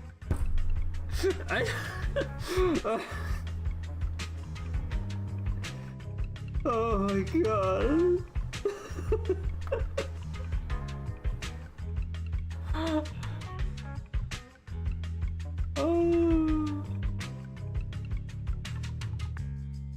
Huh. Pancakes. Is that some kind of mission code name? Oh no, he's definitely suspicious. And why pancakes? Who would bring Mr. Roar into the hollow just for pancakes? I can't believe I actually went along with this absurd disguise plan. I get it now, Lady Sigrid. Oh my god. Who tossed this guy the idiot ball? Huh? The pancake ingredients were lost in the hollow, weren't they? That's why you rushed two Mr. Roars in to help search for them. I understand completely. Rose Califer needs pancakes just as much as Airspace Patrol needs you and Lady Linvern. Oh my god. What is this guy even talking about? How did he get from pancakes to that? Whatever, we roll with it.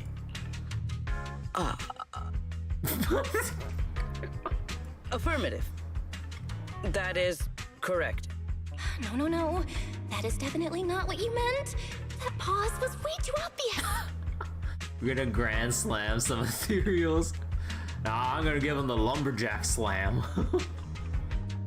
Oh, I understand everything now. Lady Sigrid, please, wait a moment. I'll let you and the two Mr. Roars through right away. Oh my god. I don't want to think about how any of this makes sense anymore. Rawr! Same here. My head hurts so much it feels like my brain is trying to grow back. Rawr! The route is ready. We may depart whenever you are prepared. Lady Sigrid, we're ready. We can let you and the two Mr. Roars through whenever you give the word. Sure.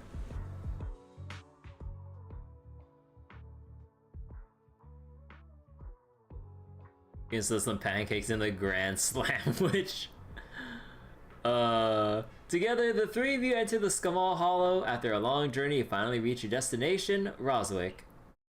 All right. From here on, there is no need to worry about being spotted by my subordinates. There are no scheduled patrols in Roswick today. What are you two doing? Finally got this headpiece off. Oh, I was about to suffocate in there. See? I told you. This costume is way too tight and stuffy. Getting stuck in it the other day was definitely not my fault. Oh. It's not very polite to stare, Miss Deputy Director. Or is there something on my face? No, nothing like that. I merely thought you seemed somewhat more lively than I had expected. You're quite different from the Remielle described in the records of the first-generation Void Hunters. Let me guess. In those records, we all come across as rather stern and proper, don't we? Well, I suppose that can't be helped. We were Void Hunters, after all. We had to look the part, especially the sort of Void Hunter people expected to see. The head of the Hoshimi family gets lost at the drop of a hat. Sunbringer is a bit socially awkward, and Joyous spends every other day nursing a hangover. You wouldn't expect any of that to make it into the official records, would you? Indeed. Yeah. But that was who they really were. Nothing like the people described in those records. What about you, Remielle? What's the real you like? The real me? Isn't she standing right in front of you already? Knew it. I figured you'd say that. Oh my, then we really are in sync. I thought you liked drawing, though. But let's save the gossip for later, shall we? Don't forget why we came here. Yes.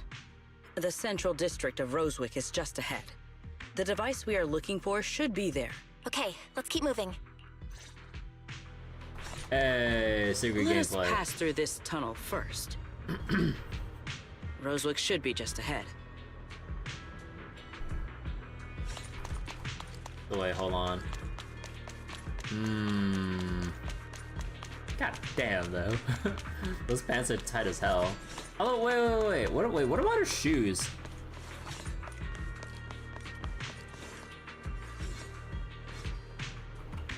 Wait.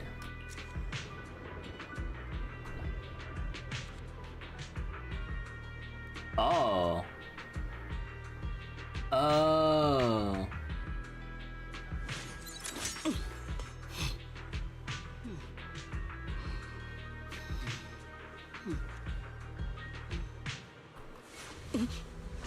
That was unbecoming of me.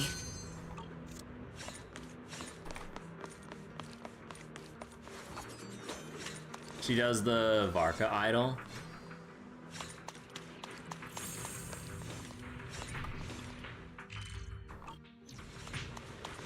So this is Rosewick. What a spectacle. What Rosewick. a mansion. I No, never just kidding. imagined this place would end up like this. Huh? You've been here before? Yes. Back when there was still only one Sunbringer, over 100 years ago. That enormous building in the distance is called Meridian Hall. It was once a research facility personally overseen by Sunbringer. And the main focus of that research was to work with Joyous and the others to verify whether the Rosetta Data computational model was viable. But as for how this place ended up in the Hollow, that I don't know. Of course, the Research Institute back then didn't look like this. At the very least, it wasn't so twisted. Does the equipment inside still work? It should be fine. Many of the facilities inside Meridian Hall were made of porcelain, so they should be pretty ether resistant. As for the spatial structure, we'll have to rely on the back door that Sunbringer left behind. Back door? You'll see when we get there.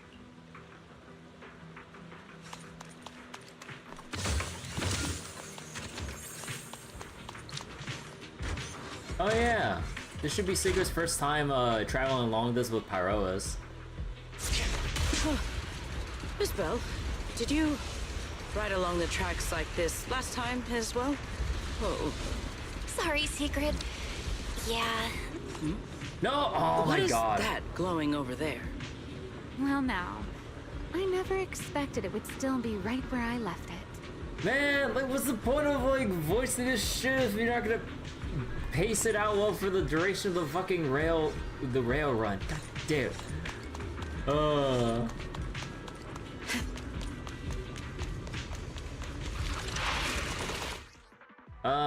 Okay, tutorial. Okay, so what does she want to do? Fourth hit of basic attack or EX special. If not in a spear state, enter spear state. Gain 1 use of a converging spear for 1 use. While you're in this state, hold to use the corresponding stage. Okay, so you basically just want to make sure you do the 4th hit or EX special. Looks like the nearby ethereals spotted us. They are starting to gather. Call me anytime you need my help. Shatter! There's no need. This is barely even a warm-up. Sure! Hold formation.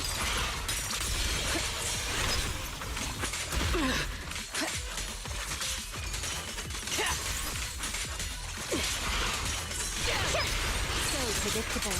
Sting.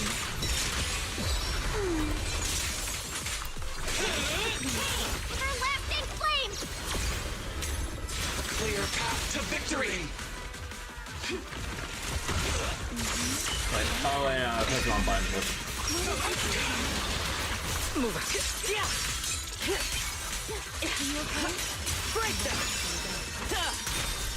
My speed scars the sky!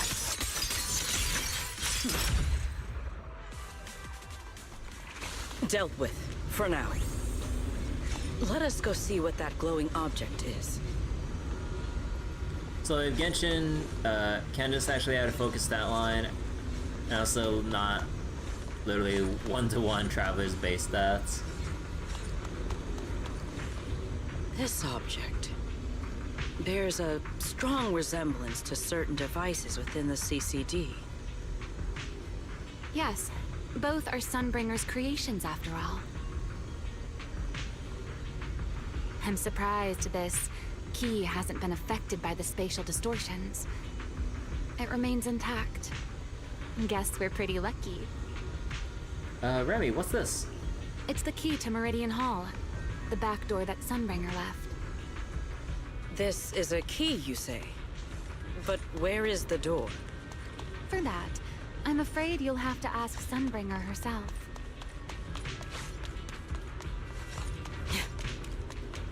So like, Candace is split between HP and attack, but has the base HP of an attack character and a middling base attack?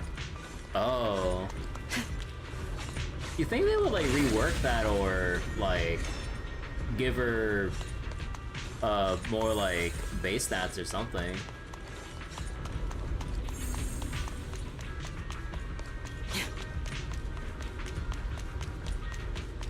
In the form of a buff or something. Aside from Meridian Hall, most of the buildings here were residences and other facilities prepared for the researchers who worked here. In other words, even if they were swallowed by the Hollow, it wouldn't matter. There was nothing important inside them to begin with. But Meridian Hall is different. The prototype used to verify Rosetta data is stored inside. Sunbringer, she always believed these instruments might still serve a purpose someday. So she designed a dedicated emergency restoration system for the entirety of Meridian Hall. That's the back door I mentioned. Once activated, it will rapidly restore the space both inside and outside to the default state recorded when the device was configured, allowing people to enter and leave. So it's hard to say who they'll buff really in the way they're doing so. How does Genshin go about buffing characters? Because like at least with like Zenless, they're more transparent about like, or they're more consistent with buffing older agents, and went out to say that they'll buff all these standard characters, standard S rank characters straight up. But has the Genshin team been transparent in any way about how they go about buffing characters or who they'll choose?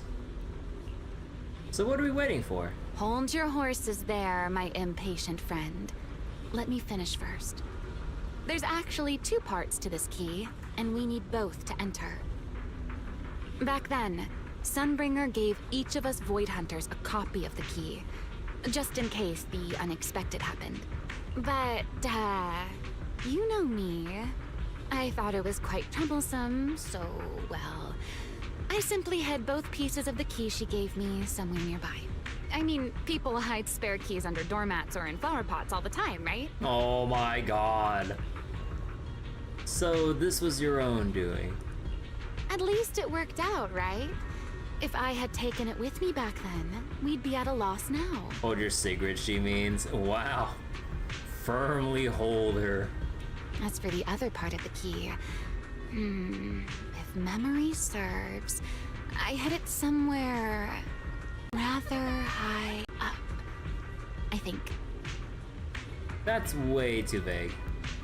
It was over 100 years ago. Surely it's natural for me to have forgotten. You didn't just toss it somewhere, did you? You sure are sharp. But careful there, Detective Bell. Or someone may just turn you into a static background asset with all RGB values set to 255. Wow. You two, let us cut the chatter.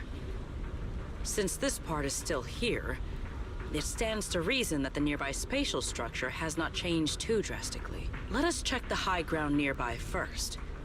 Perhaps we will find other clues. Okay, but before that, let's put this part of the key into the device.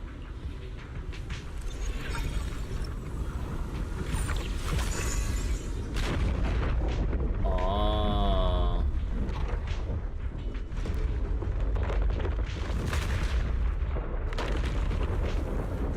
What the fuck?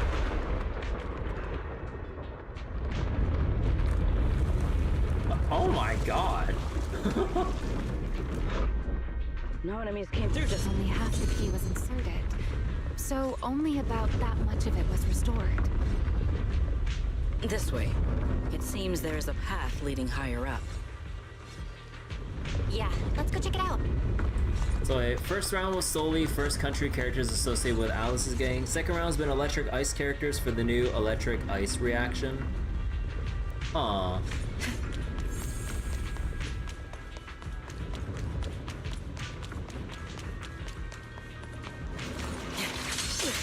An ambush!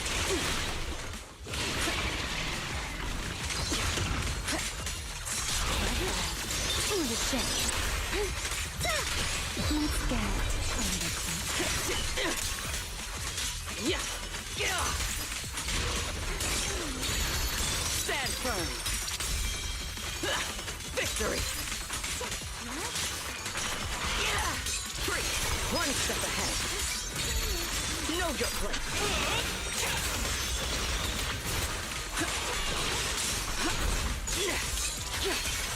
Shatter!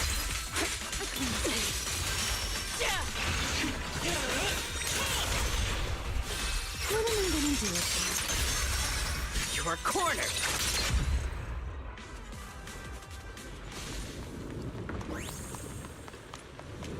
So wait.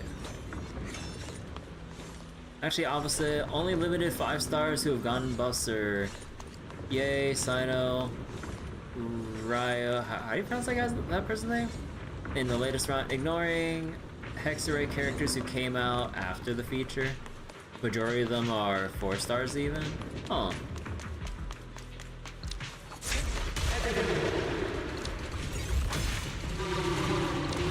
Okay, hold on. I want to keep hearing the voice lines. What was that sound? Enemies? That's Sunbringer. Sunbringer? But how? It's not so unusual. Hollows are full of echoes of the past. A voice with nobody there. That's not exactly normal, is it? Okay. Because yeah, I can't trust like when they'll start like a new voice line.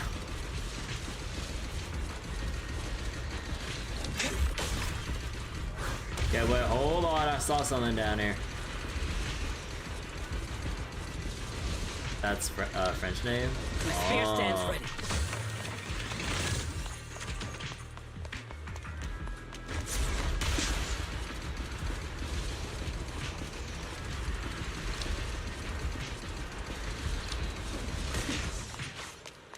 Let's take a look around here. There it is. The other half of the key is over there. See? I told you it was hidden somewhere high nearby. I should be able to unlock this path if I hack the robot. I did not realize you were capable of such things.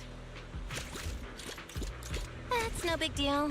I've even handled things on the island that... anyway, it's not that hard. Yeah.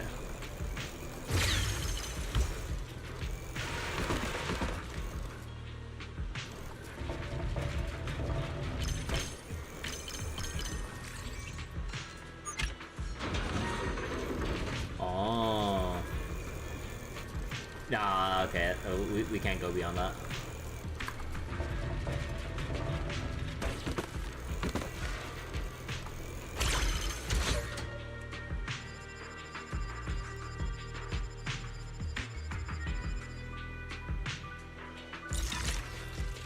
Done. Let's keep going.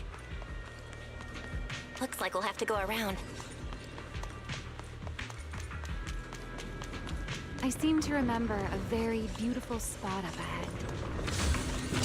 You can see the entire Meridian Hall from up this high.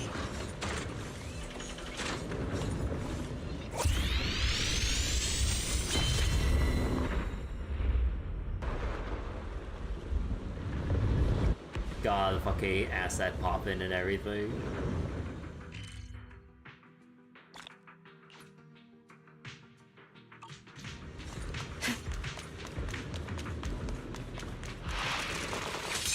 Watch out for a supply. Let this air. Oh my god, what is that stutter? Rotate. It's over! Break them! Offensive stance!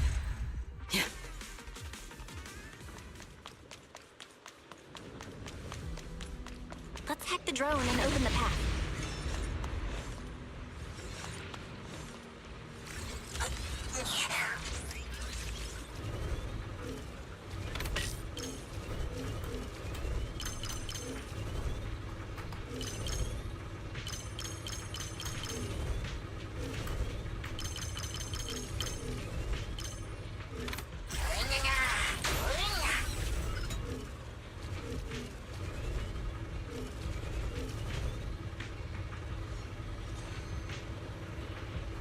Oh, wait. Oh, can I go any lower? Oh, okay. Okay, so I can't go any further with thing here. I know there's the charging thing, but hold on.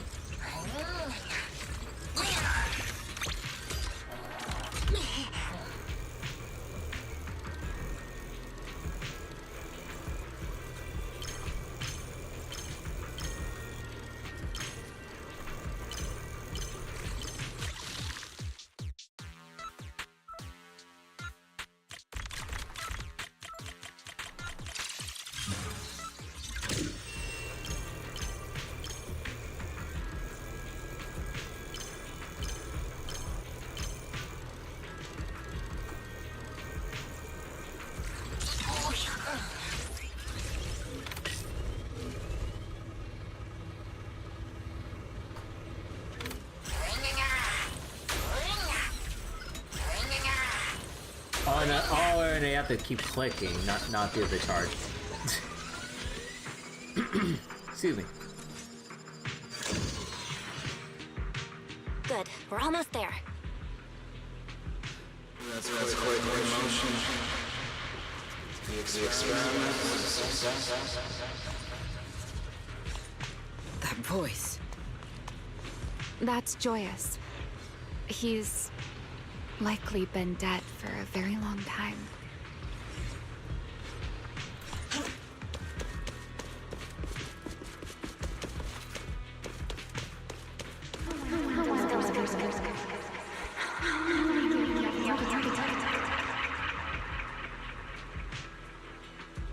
I truly do miss who I used to be.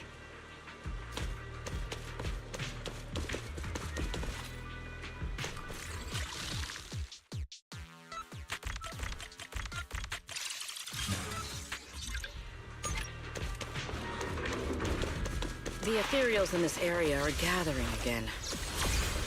Fired up! Yes! Is it just me? Or do the ethereals seem interested in the Meridian Hall key too?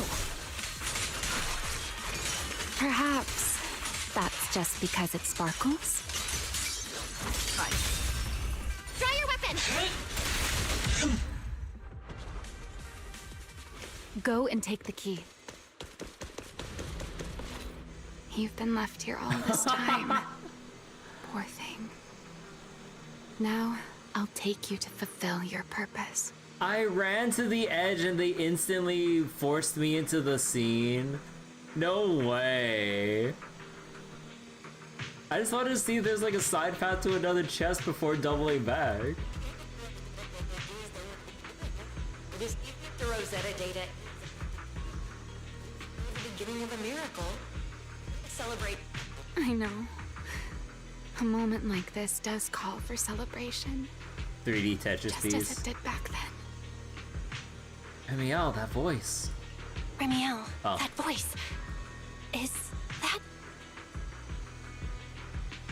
Yes. That's Belly. All right, we have the key. Let's head back. Goodbye, my old friends. Aww.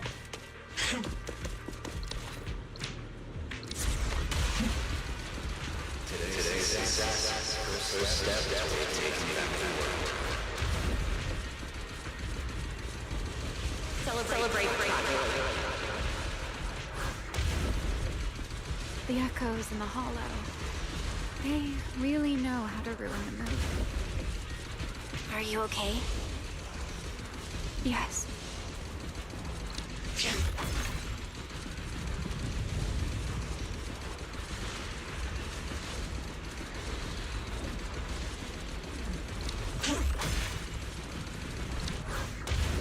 Oh wait, oh, okay.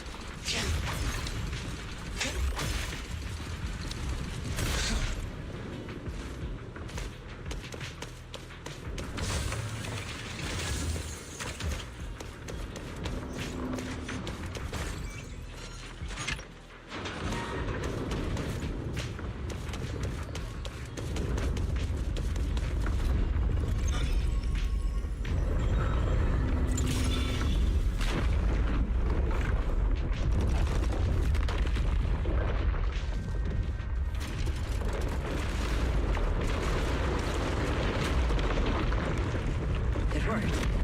The Meridian Hall has been fully restored. Place for us. Well, that went rather smoothly. Let's hope everything inside is fine as well. So this is where the Rosetta data was born.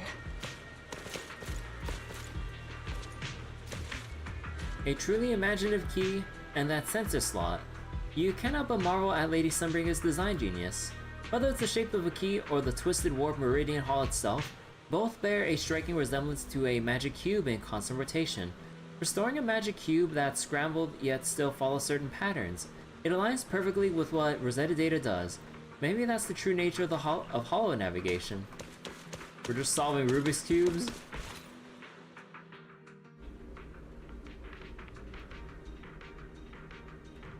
Oh my god. Fucking TV mode ass wall. The space here is still shifting. The entire building should have returned to its original state by now, should it not? Yeah, perhaps there's a delay. The device is over 100 years old after all. A little instability is to be expected, I suppose.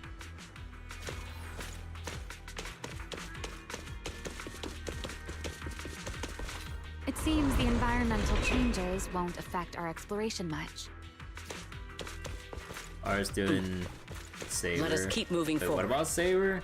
I mean, like, if I were just doing the aura farming pose, that's pretty much it. Oh, man. Man. I miss TV mode. Partially. Why are there Oh, ethereals shit. here as well? If you aren't paying rent, I'm afraid I must ask you to move out.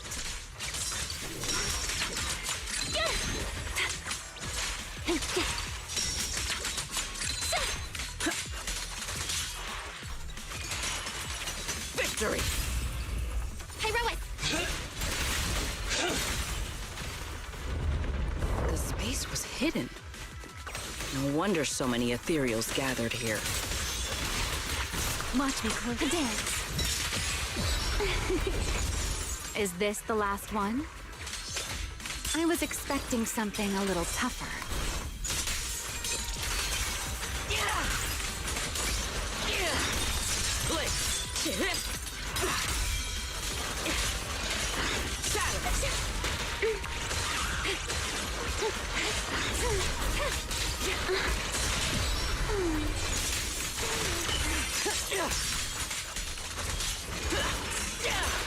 Defend the line. Break them. With one strike.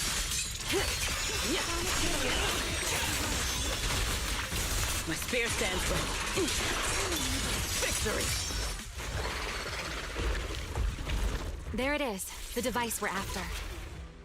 More TVs Let's than go, random Belle. play. What comes next? Only you can do. So this is the prototype they used to verify Rosetta data? The equipment was not damaged in that fight, was it? It looks fine. It's a prototype, but the modules aren't that different from modern ones. I think it should be fine. This is it. All right, this is it. Prototype, boot up. Oh, Shirley's voice activated.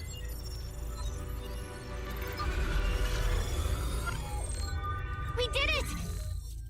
Yeah, we pressed the power button. Seeing these screens light up again after all this time feels strange. Well, can you work with it? Anything unclear? Nope, it's running smoothly. Almost too smoothly? This system feels a lot like the HDD. Next, I'll connect to Prophet Boo. He'll act as our relay node and mask our Rosetta data request as normal traffic. Just to be safe, we'll only pull the minimum data from the CCD and process everything else locally.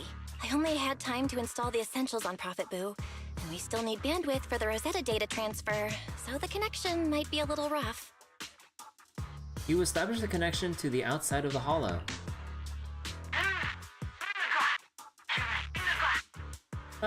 Lady Rep, Math, Oxy. Oh, that's Griff. Looks like it worked. I'm assist Fit Boo. We can now. Need anything from us, Belle? Not for now, thanks. I've got this. Understood. We will keep watch for any ethereals and keep the area secure. Link bandwidth is stable. Traffic disguise is up. Target side response looks normal. Starting designated path prediction calculations. As expected of a hollow specialist, the aura is completely different. Watching her, it truly occurred to me that Rosetta Data was born here. Yes, exactly. Link bandwidth stable. Verification unit synchronization complete. Professor, can you hear me? We can begin with data extraction. Everyone, I believe... I must now inform you of a major situation. What? The theoretical verification of Rosetta data is complete. It was a resounding success. Oh, is that how one delivers good news? You nearly gave me a heart attack. So I've heard.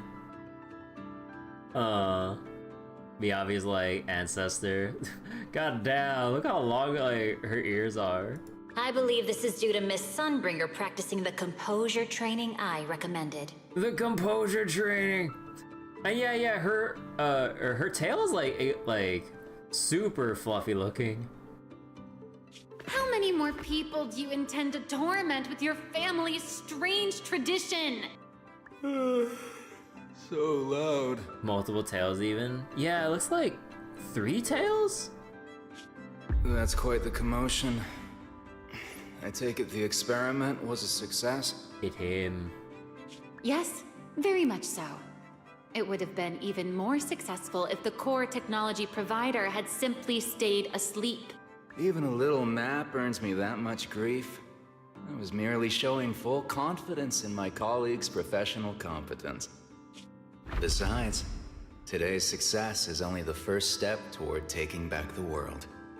All right, all right. At a time like this, why not be honest and express a little joy? Even if the Rosetta data is only the beginning, it is still the beginning of a miracle. Let us celebrate properly, shall we? And Professor Arke, don't even think about skipping it. Then, let's throw a party, like the one Mayflower treated us to last time. Mayflower? Don't tell me you're planning to drink until the next morning again. The professor will throw him out, just like last time. Then let us hold a ball with soft drinks only. Hey, you people. Yeah. Back then, we thought taking back the world was only a matter Mayflower's of the time. dynasty? Yeah. The Mayflower family. As long as our companions were by our side, there was nothing we couldn't do. We could even go anywhere. In the end, none of us reached the promised destination. Time passes. Finally, this should do the trick. The mayor of the only city in the world may as well be its king. Yeah, it depends on, like, really gotta wonder how the rest of the state of the world is, like, having only seen New Eridu, Blazewood, and Roscalifer and stuff, really makes you wonder how everything else is beyond the border of the hollows that have basically surrounded, like, all the known land that we can survey. Miss Bell, how did it go?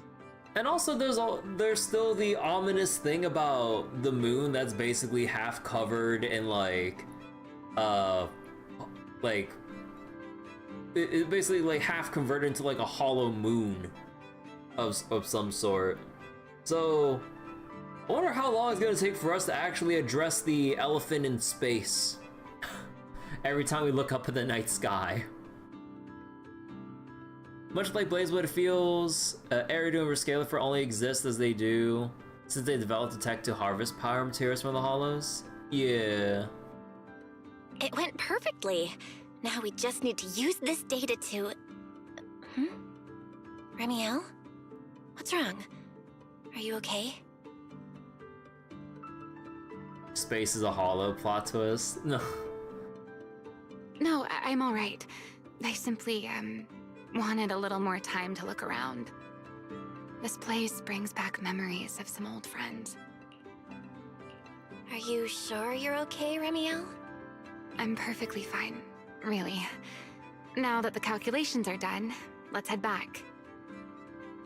If we stay much longer, we'll miss tonight's banquet. You successfully upload the complete path data to ProfitBoo. Afterward, you change back into the Mr. Roar costume and return together to the Enna Gang's hideout. Yes, the pancake ingredients are found. Crisis averted. Everyone can have pancakes once more. Back at the hideout, you immediately head to Remy's room to start crafting and calibrating small devices for triggering singularity leakages. After an intense grind, you manage to put together enough of them just before the welcome banquet. While calibrating the devices, Remy and Sigrid quietly slipped out, then slipped back in just as quietly sometime later. Though you're curious what they said, you need to focus and hurry to make sure the plan goes smooth. Genshin did have some legit hollows when the world's authority was stolen. Legit hollows? Huh. Yeah, this should do it. Here you go, Sigrid. I explained how to use everything earlier, right? Yes, Miss Bell. I simply need to place these devices at your designated locations, correct? Yeah. Once the imposter appears, I'll activate the devices and create a small singularity leakage at the venue. Meanwhile, I'll use Thaumiel's power to immobilize both it and everyone at the venue. Then, before it has time to react, I'll drag it through the leakage and into the hollow. Finally, we subdue it and rescue Dracena. Very well. Understood. I will do everything in my power to help you enter the venue unnoticed. However, if the worst case scenario occurs, if, in the end, our conclusions are proven wrong, and this was all fabricated by Miss Bell, then the banquet will become the place where you arrest both the fugitive who attempted to assassinate Eldrada and the fugitive who attempted to assassinate Dracaena. I imagine Belle would have no objections to that. Would you? No, I promise. Then may none of us betray the trust we have placed in each other. There is a balcony outside the banquet hall. The door to that balcony will be locked today, so you two can stay there until the banquet begins. Man, why do we still have the fucking objective marker covering like Sigrid's face? We're in a little cutscene right here. When the music begins, that signals the start of the banquet. The guests will share the first dance. Once that happens, you can head directly above the hall and prepare to act. It's pointing at her ears. They looked almost one-to-one like Zenless's hollows, and the laws within them were able to be altered at the controller's will. Huh. Yeah, that. Huh. I wonder if they'll actually do some like once whatever plot threads or whatever comes to a head or whatever. I wonder if they'll actually do some kind of like grand crossover through some like BS series of coincidences and events. Got it.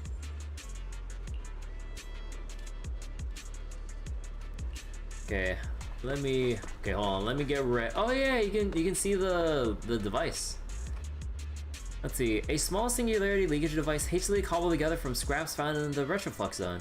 Under extreme time pressure, it draws inspiration from the cause of the previously fallen Bangbu's corruption, as well as the viral program from the corrupted mech deep within the retroflux zone. The device simulates the structure of a Bangbu's logic core as closely as possible, with potent ether from singularity leakage in the retroflux zone implanted inside. A time program has been written into the device that automatically activates at a set time, causing the potent ether to rapidly leak out and form a singularity leakage. The ether it holds within is limited, and the device itself is crudely made. So the singularity leakages it creates are tiny, but as long as you can make sure the areas of different singularity leakages overlap just enough, you can use the passages they form to send Gerblulu back to the Scummall Hollow. This last device needs to be placed at the banquet venue and manually activated with Pyrosa's recently awakened power. Here's hoping the plan goes as well as we hope.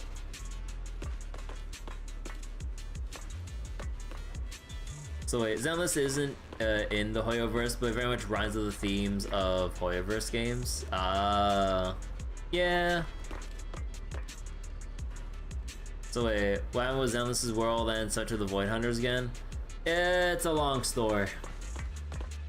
Oh wait, oh right, I'm still technically in story mode. Well, I could just like exit out, but whatever, you know what, let's just go. Actually no, can we talk to... Yeah, wait, we can talk to Remielle.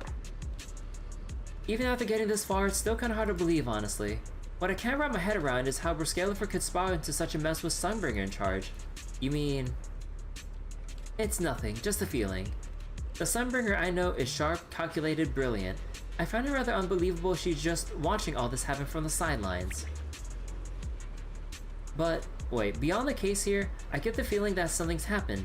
Something still shrouded in mystery, involving Bruscalifer and Sunbringer alike. Thinking about that right now won't get me anywhere. Let's deal with this first. But hey, don't get too nervous. I've got your back, and I won't hold back.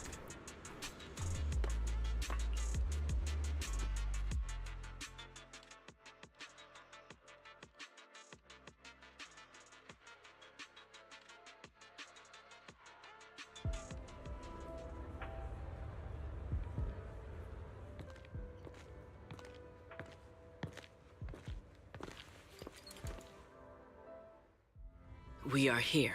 Next, I will head in and set up the device. There are surveillance cameras above the hall. Belle, you can connect to them from your end and confirm the situation.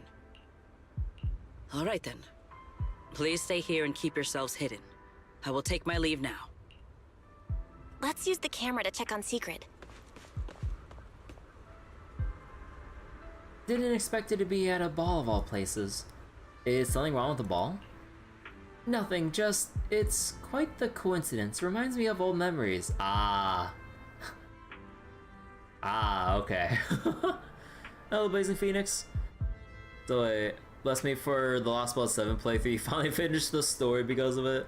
Yeah, the Lost Blood 7 is quite long, especially the Ort stuff. Considering how daunting it is, given like the roster requirements and everything to see that through. Back in the day, I mean way back, I actually loved to dance. Yeah, you even had a whole music video. I think I caught a glimpse of it in your memories. Yeah, none of the others are really into dancing or anything like that. But every time I end up dragging someone down with me. No. Spinning and moving to the music on the dance floor, it's rather freeing, don't you think? Of course, that was ages ago. This is a pretty good spot. I'm in. I'm in. Uh-oh, a soldier's coming this way. She just has it right there! What's going on? She just leaves it right there in plain sight? Can you two hear me fine? All devices are in position.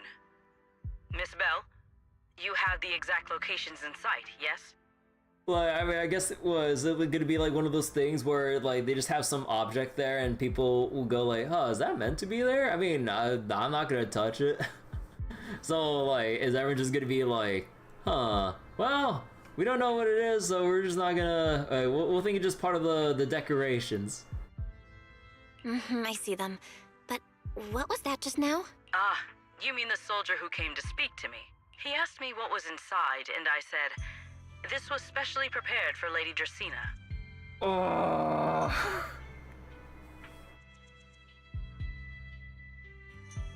Sigrid. If the soldier was any smarter, oh my god. He then said, oh, I see. A heart-to-heart over dessert. On the floor, no doubt. I can hardly wait. And left. What? What?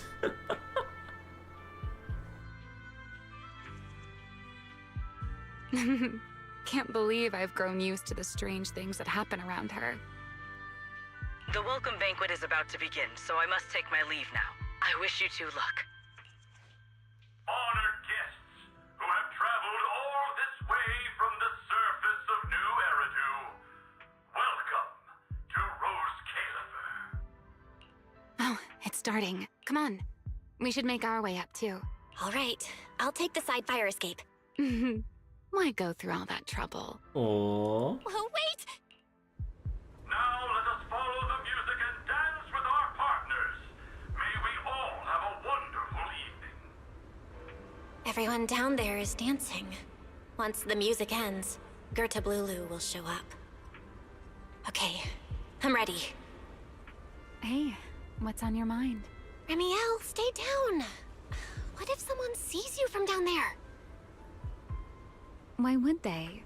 On such a beautiful night with lovely music, surely everyone's eyes are on their dance partner. And you? You were so calm a moment ago. Why so nervous now, Miss Honor Student? No matter how we frame it, what we're about to do could be considered an assassination. Takes two to tango. To the unsuspecting crowd below, we must look like a pair of unforgivable criminals. I don't know about that. I've witnessed spectacles far grander than this. Oh, right. The music won't end for a while yet. So, to settle those nerves, shall we share a dance of our own? Huh? Dancing? Right now? Right here? Isn't this kind of a bad time? You're already Who's the cameraman? It's a little late to worry about propriety. Just so we're clear, I've never really danced before. If I step on your foot, don't blame me. But yeah, like, I think they're getting a little too carried away with, like, the rapid, like, changes to the camera angles. Like, all the, like, shots that, like, what was it? Like, all the focusing of, like, the camera shots and everything, it gets so distracting. You know, Val, I've actually been keeping something from you. And you're definitely gonna be mad once you know the truth. But what can you do when your partner turns out to be a liar? Lady Dracena is here. Everyone stay right where you are. It's time for her speech. After you, Lady Dracena.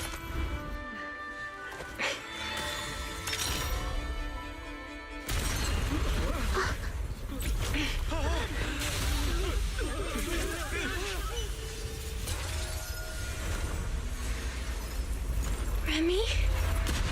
I'm sorry, Belle. As this dance draws to a close, it's time for us to say goodbye.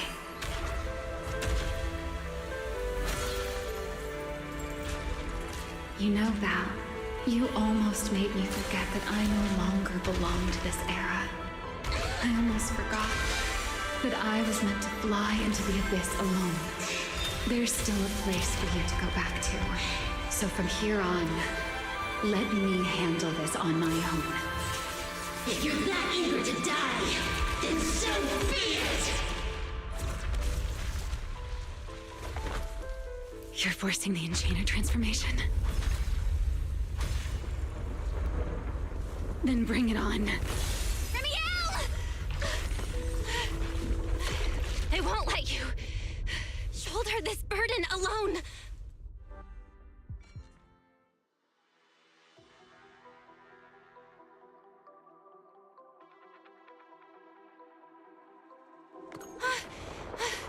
The little angry. Remielle, if you angry ever freeze symbol. me with those feathers again, I'm plucking you like a chicken.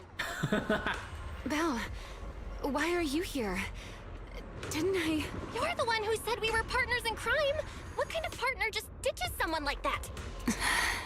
Sorry. Save it for after this is over. What just happened? And what's that huge ether glow over there? That's Gertablulu's cocoon.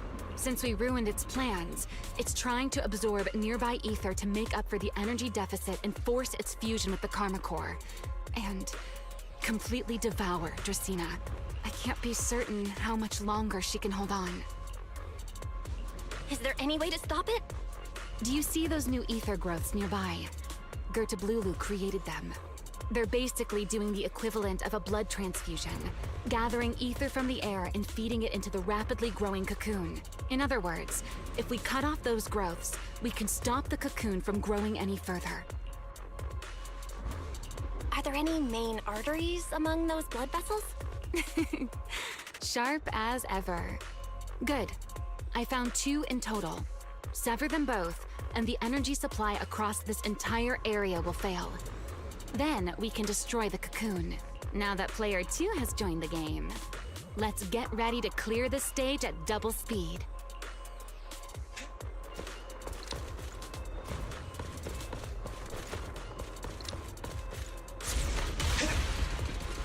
The space here is unstable. Watch your step. I'll keep an eye on the tracks. Wait for me at the end. Move carefully. Something doesn't feel right. Belle, the cocoon's doing something. Watch out! The cocoon is sending out blasts at intervals. Oh.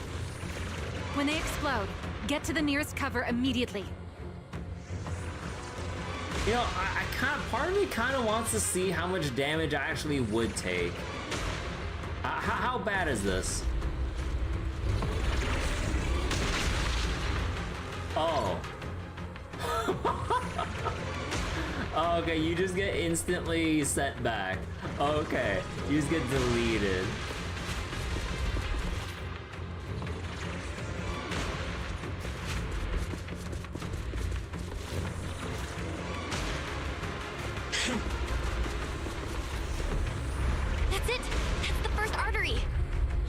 It's the same thing in Enfield.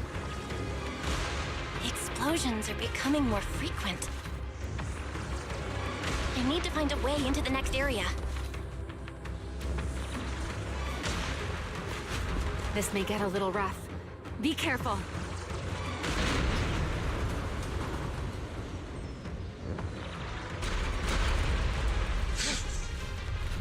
Its activity level is still going up. Don't panic. Whatever happens, stay clear of the blast. Got it. Remielle, how's it going on your end? I've seen plenty worse than this. No need to worry about me. The target growth is just ahead. I'll leave it to you, Belle.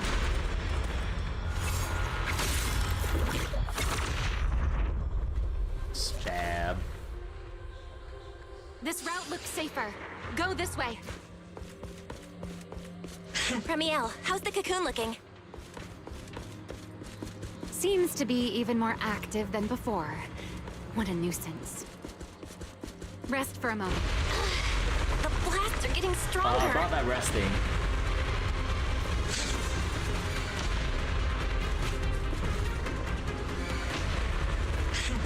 Belle, take the tracks to the next target.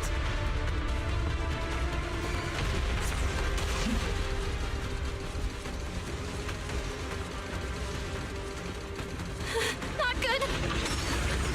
I'll think of something. Using the rail car as cover. I'm impressed. We're getting closer to the second target growth. Destroy it, and the cocoon's growth should stop completely. I'll clear a path for you. Go!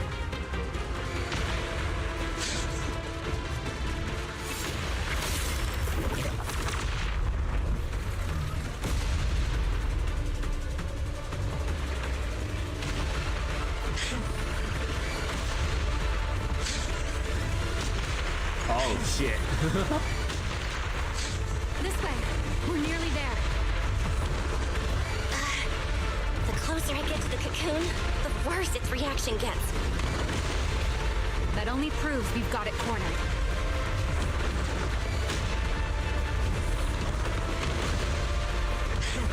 Move in during the gaps between explosions. Belle, ready to punch right through it? Absolutely. Match my rhythm. Fucking like one single QTE. Don't let your guard down. It's not over.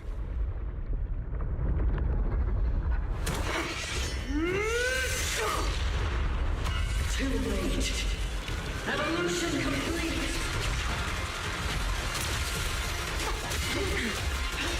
Together.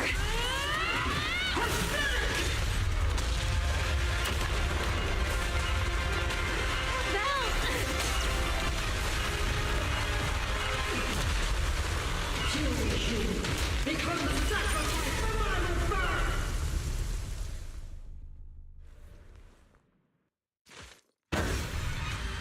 This is the power of the Chronicle. This is my evolution. Oh my god. Tasted this power soon. What? That missed? I had no idea ethereals could be so talkative. Then let those be your final words in this world.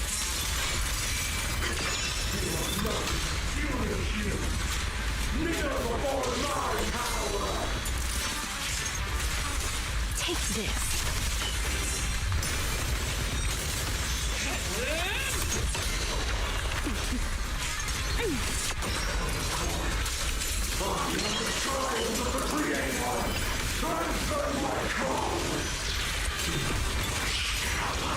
Taste my ether.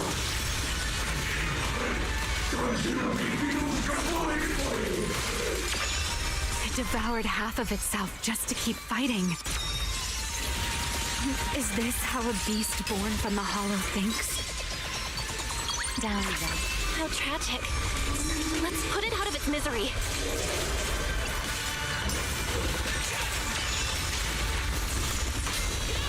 A diversion. The wind scatters the past. And Yeah, and don't worry about it. Hey, Rowan!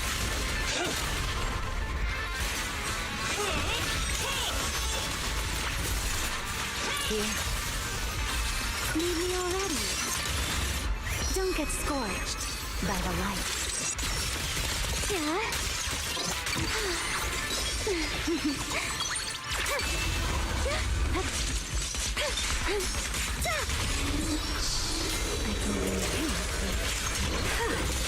The wind rises.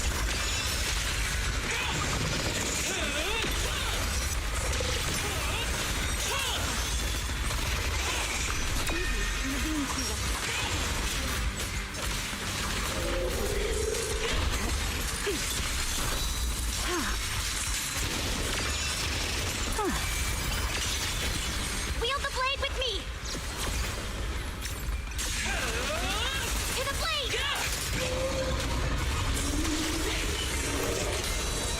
My turn. Almost there! If we can just expose its core! Hang in there. Follow my lead.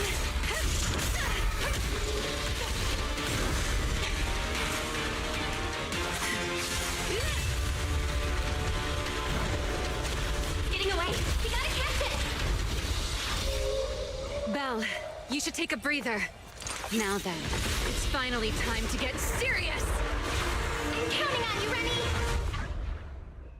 Another set piece moment? Or... But yeah, it's so funny that... Oh, shit. Remy, capture it alive and save Dracena from inside the core. But, It's been a long you can time since barely I move fought in around here. Oh skies. my god, the movement speed is so This slow. my domain. Show me what else you have. Gerda Blulu! Yeah, like, you Looks can like it's barely charging move up. along, Watch out and for I'm ranged pretty attacks. sure, like, they'll automatically, like, nudge You you wish to test away your from, firepower against mine. like, objects in your way. Vanishing on me, are you? Hoping to catch me off guard.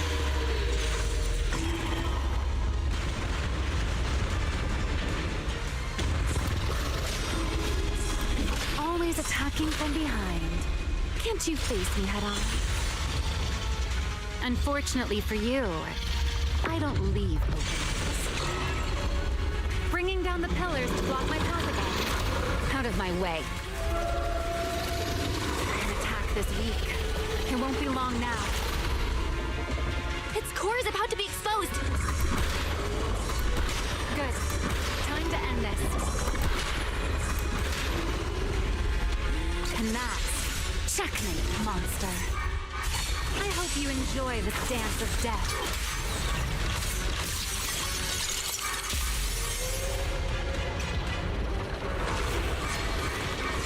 Like, the set piece is cool, but they barely give you any actual control over the movement. Like, you move at such a snail's pace. I'm like, what's the point of that? What's the point then? Dracena is inside its core. Touch the I'll handle core. this. Ponder the orb for Dracena.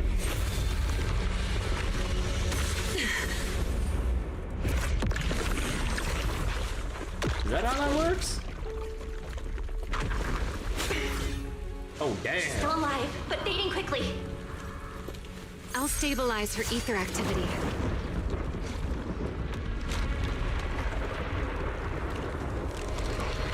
Oh.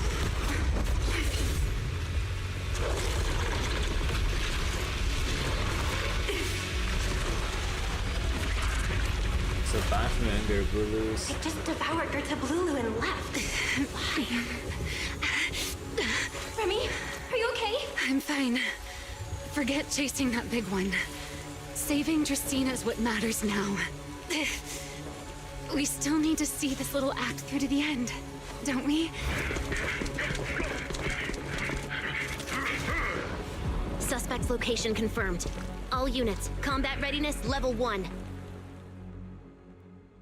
S-rank wanted criminal Remielle Dan. You would do well not to resist in vain. Lindfern? Why is she here? Isn't she supposed to be in Virium? I don't know what's going on, but I have to explain this to her. You there, unfamiliar face. I do not know your identity. But if you have nothing to do with this, do not act rashly. Our first priority is to ensure Lady Dracina's safety and arrest the criminal who attempted to take her life. If you understand your position, remain silent and do not interfere with our official duties. Secret? Is she telling me to stay out of this? Why would she do that? Why am I being kept in the dark? Remielle, hand over Dracina beside you. Do not try anything foolish. You mean this little one? I was beginning to tire of her anyway. Take her back. She's still breathing. Whether she survives is up to you. Remielle, why does it feel like you knew this was coming? What are you trying to pull? I thought this little one's disappearance would throw you all into chaos. I didn't expect you to catch up so quickly. How dull. Time to bring this game to a close. The former Void Hunter Remielle Dan. I never imagined a legendary figure like her could still be alive. But why? Why would she be the one to attempt to assassinate Lady Sunbringer? If Lady Linvern had not rushed back from Virium in time, who knows what would have... Lady Linvern went out of her way to bring us here, so that we might witness the legendary Void Hunter's arrest alongside the soldiers. Quite a sight. However, as a TOPS member, I am far more concerned with the truth behind another assault. Mr. Owen, I know what you mean, but I believe the answer lies with the very same person. Answer me, Remielle. Was it you who abducted Dracina at the welcome banquet and left her gravely injured? Naturally. Were you also the one who infiltrated the computing center and attempted to murder Truvia, High Ambitions Corp's lead researcher? Yes, that was me. What? You... why? Huh? No, wait, that's not what happened. The one who hurt Truvia was... right. No one would believe Lady Dracina was nearly devoured and assimilated by Gerta Blulu unless they saw it themselves. Remielle, don't tell me this was all for... I did not expect you to admit it so readily. You understand what your actions mean, do you not?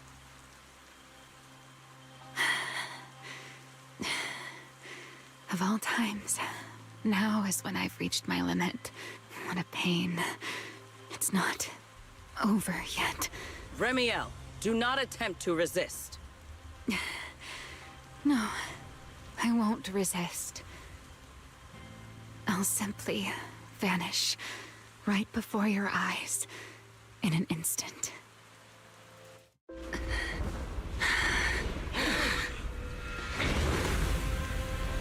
Sorry, but I'm done being a spectator. This performance of yours, you wouldn't mind one more joining, would you? You want to share the stage with someone like me? Let's finish this act together. What are you trying to do? Rescuing my partner in crime. Everyone, until we meet again. Lady Linford, send someone after them quickly!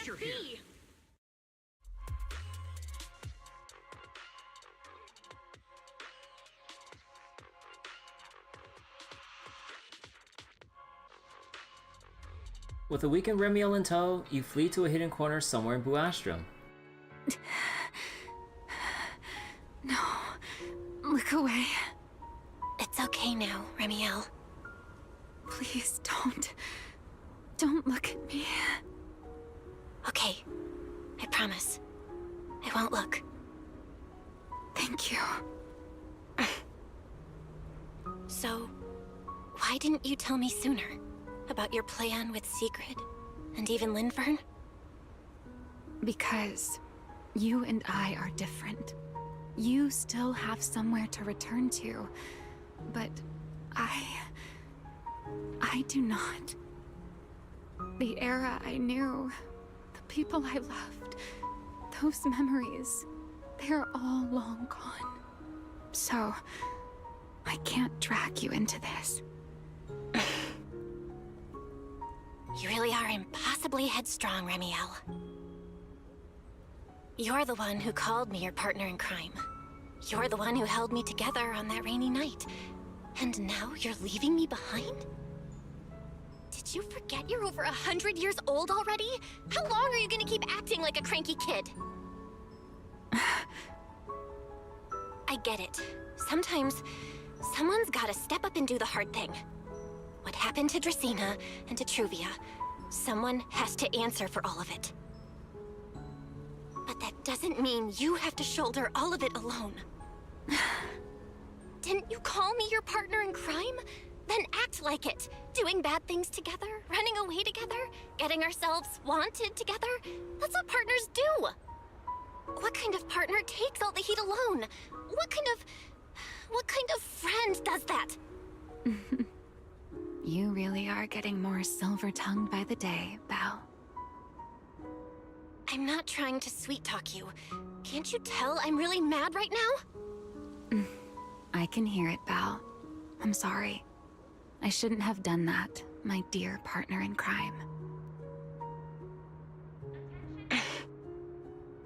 So, what are you gonna do now? I think I'll return to my refuge and rest for a while. The signs of the Enchainer transformation seem stable for now. There shouldn't be any major issues. As for what comes next, I'll leave that to Linvern and Secret. I'm a little tired. And I'm going with you.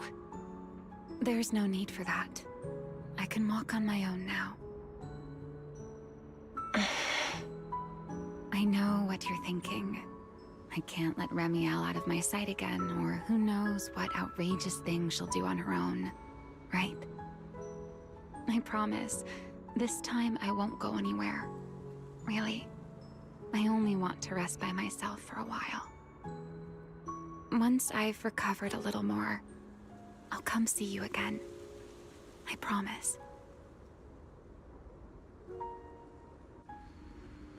Before you can answer, you hear the sound of wings beating behind you. You two will see each other again, right? Oh. Later, back at Amber Hall, you explain in detail to Wise and the others about what happened. So it was Remielle meme no longer to return to. We have a shop for her to live in. That's Asia's bed. We need to get Wise a bigger bed. Camera shots will never happen in 3.0, which is... Wait, what do you mean? Wait, what do you mean, Abdo? Kinda good to fix in a patch after... Wait, I have no idea what you're talking about, Abdo. But yeah, like, that whole set piece segment earlier, like, with the one with her flying, like, I get what they wanted to go for, but like, I kind of wish it was a little more, you know, I wish you could actually move a bit more. And also, like, what's the point of telling us to move? To dodge, like, obstacles? When the game, like, from what it feels like when I tried to nudge her around, they slowly guide you on a predetermined path anyways, so you don't even have to try to dodge in the first place. It just looks like you're narrowly dodging stuff. It's just like, come on. Like, I know, like, Hoyo has basically zero fucking faith in their player base to play anything even remotely resembling, like, a shmup or whatever.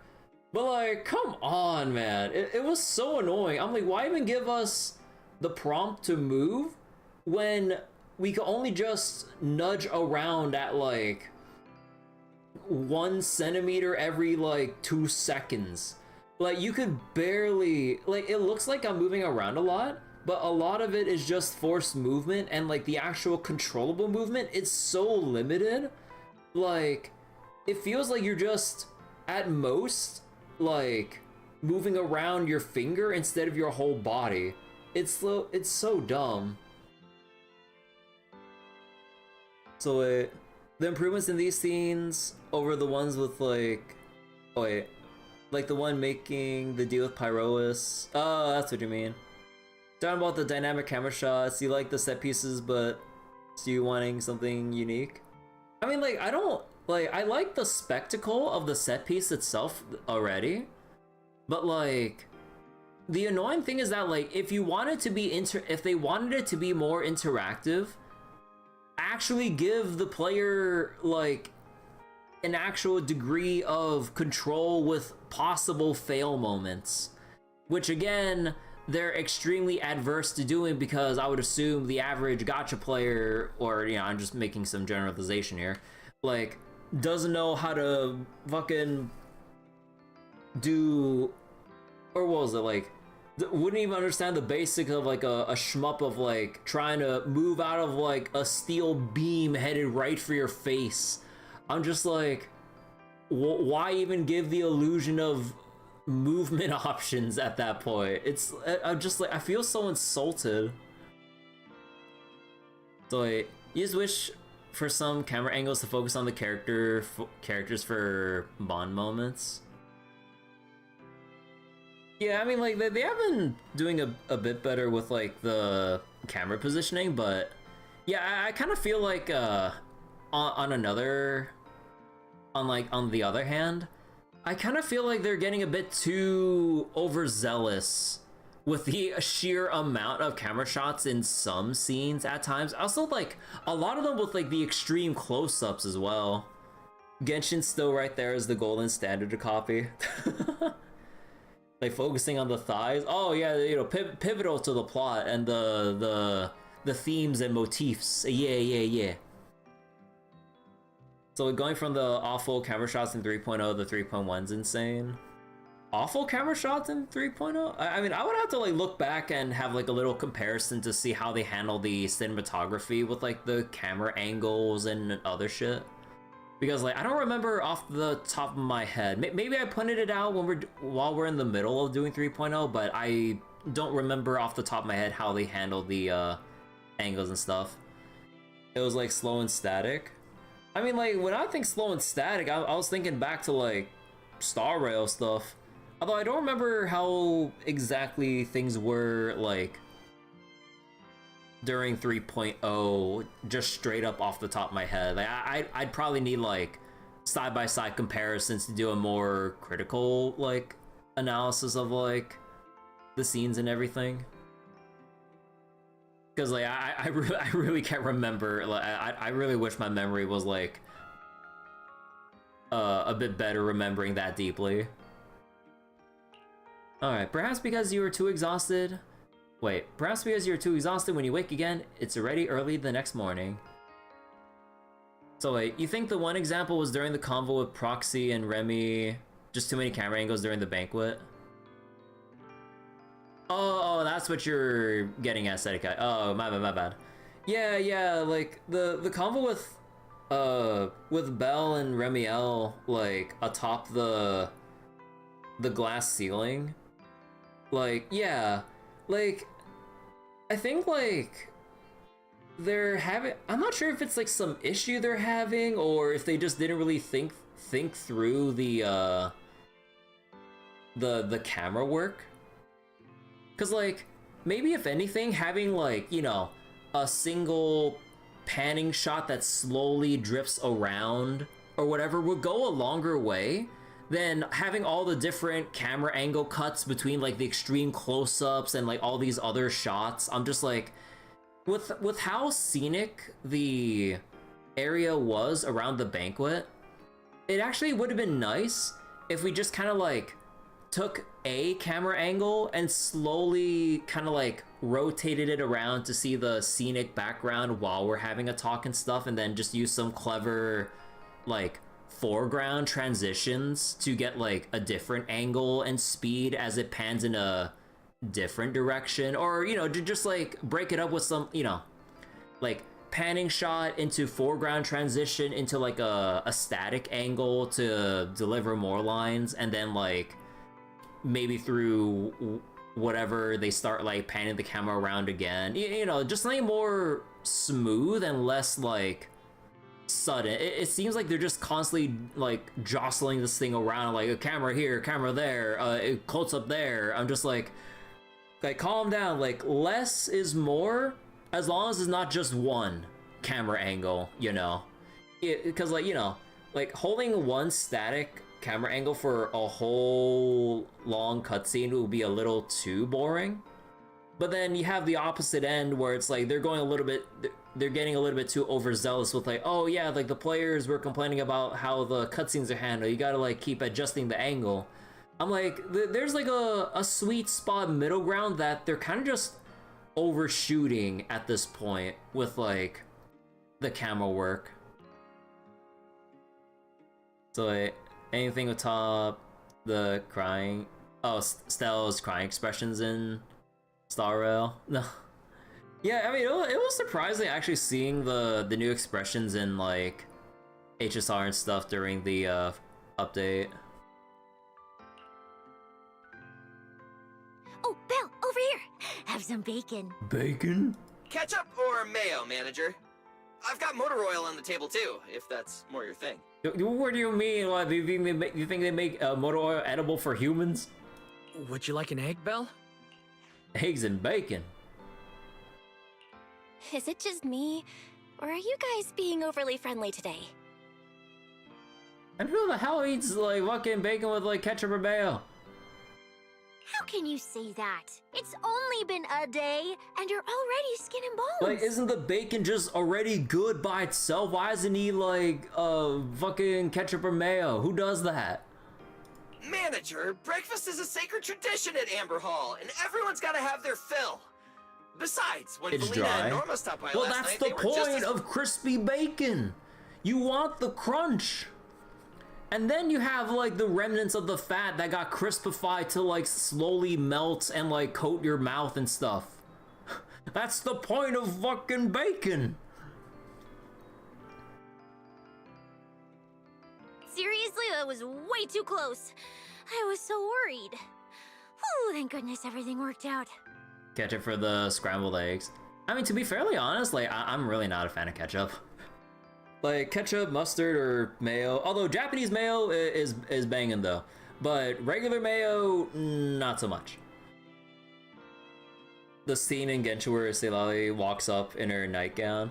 Yeah, I saw like some of the cutscenes with her in the nightgown, and like I think there's like that one part I think like earlier where she was like running down the stairs in that first person view. Like, man, I really wish we had like that kind of like camera work and detail in like, yeah, just like the other Hoyo games in general. Yeah, thankfully. In her nightgown. I mean, let me see if I can find. I remember like in my Discord it was like posted like a long ass time ago, but I'm not sure if I can find it. Hold on, let me see if I can actually see. God,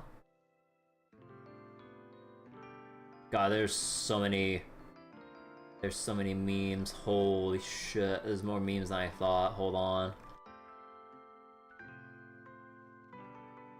God damn, how many bottled Stardust videos did I post in this channel? Let me see. Wait, can I actually find it? No, that's a different video. How long ago was it? Hold on. Oh, no, I think it was on like a different... Hold on. Was it... No. Still scrolling. No, it's like Columbina stuff. Still scrolling. See Lolly biting a pillow. No, was it not from this channel that I was looking at? Oh my god, wait, where?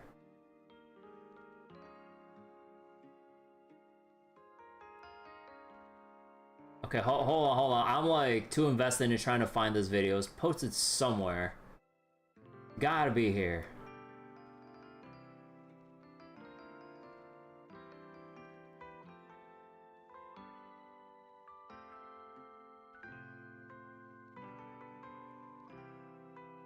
No? Oh my god, hold on.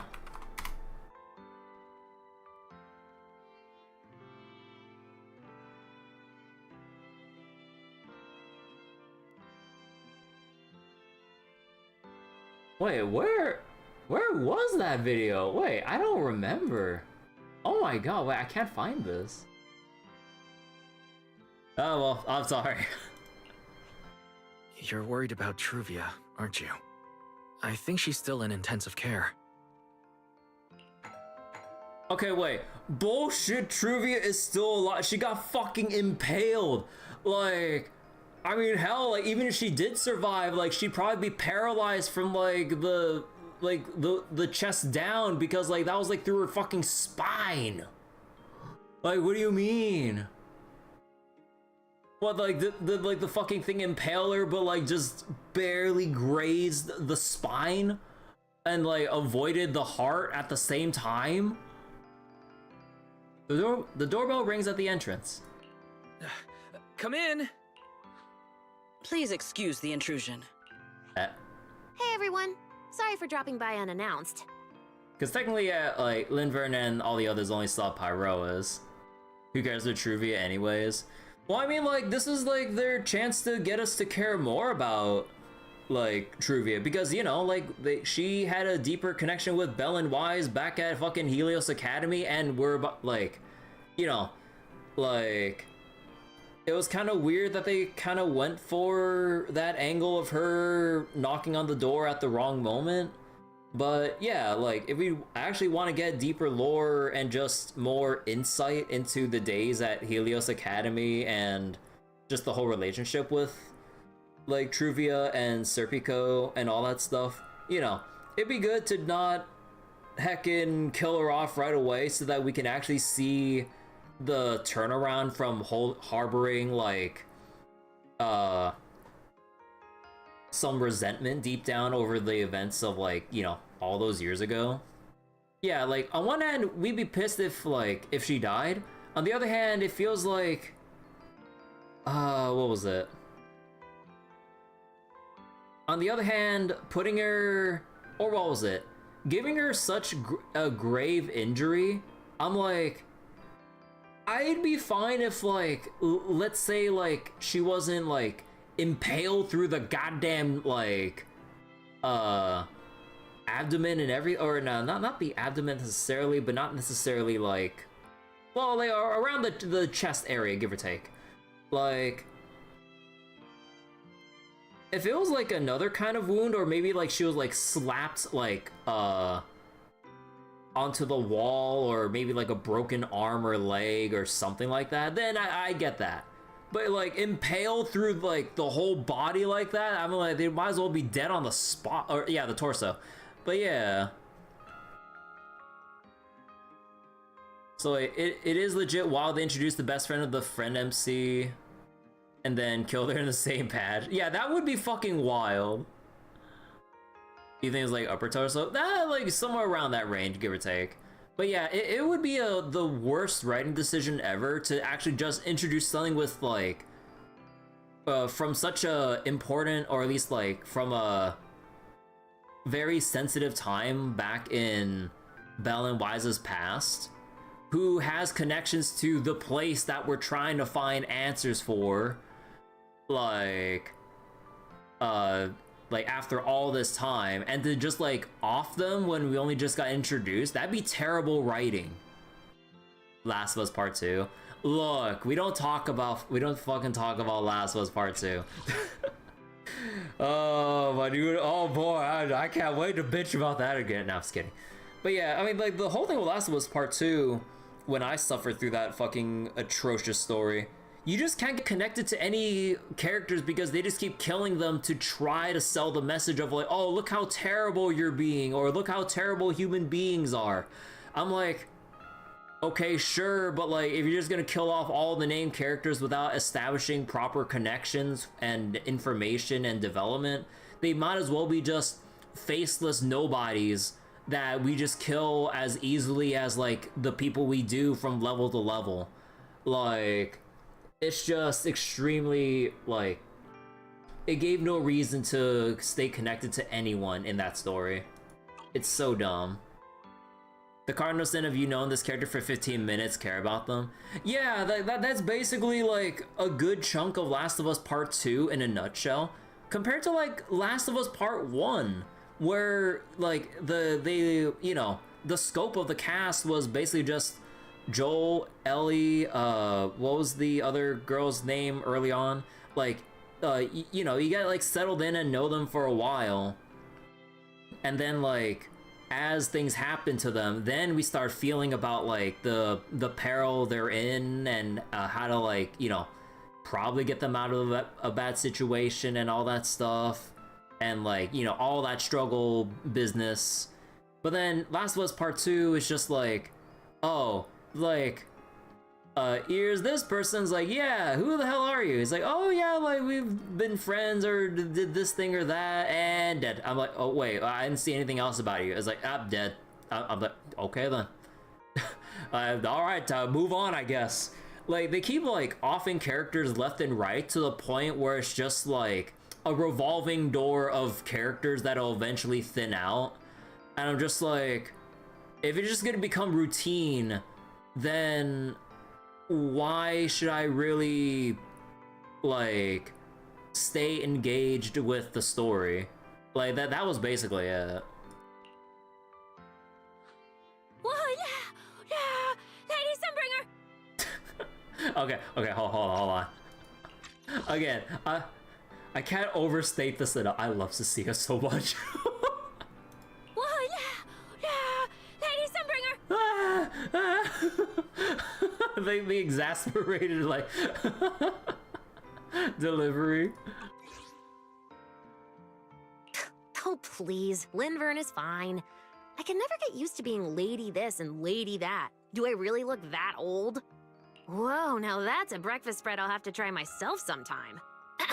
But first, let's get down to business. Wait, what do you mean the breakfast spread? All we have is what?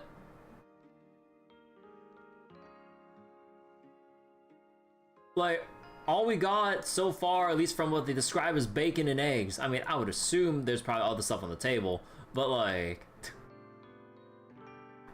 Well, I'm assuming, like, what's unique about bread and jam, scrambled eggs, bacon, and maybe something from Boom Scones or something. Forgive the early visit, but we bring good news. Miss Truvia has been stabilized. She is still unconscious, but no longer in critical condition. Really? Thank goodness. I'm so glad to hear that. And allow me to formally thank you on behalf of Rose Califer. It's because of your efforts that we get to have peaceful mornings like this one. You love strawberry jam? Oh yeah, Truvia like spilt it all over the floor last night. I can't take all the credit. I only did what I had to do. She's a little bit clumsy, but we can always get more strawberry jam later. And I owe all of you too. My bad for not thinking about what would happen after everything. Belle, I owe you an apology. Remielle and I kept our plan from you, but it was not because we doubted you. Rather... I know. You were just worried about me and didn't want anything bad to happen. Okay. But there's something I need to ask. Now that Remielle's cooperating with you, what's going to happen to her? Actually, we'll be taking her to Virium soon. Oh, relax. Not as a criminal, but as a friend who needs our protection. Okay, so... I'm assuming Sigrid basically, like, told Linver and everything, which was then why she brought the squad through the singularity. Or singularity leakage. The soldiers probably don't know anything better, but Linvern and Sigrid need to put up the act, and yeah. And yeah, Sigrid did mention that she and Remielle were trying to, like, do their what was it again? Let me see. Got the plan for you, not because we died. Yeah. They're being overprotective.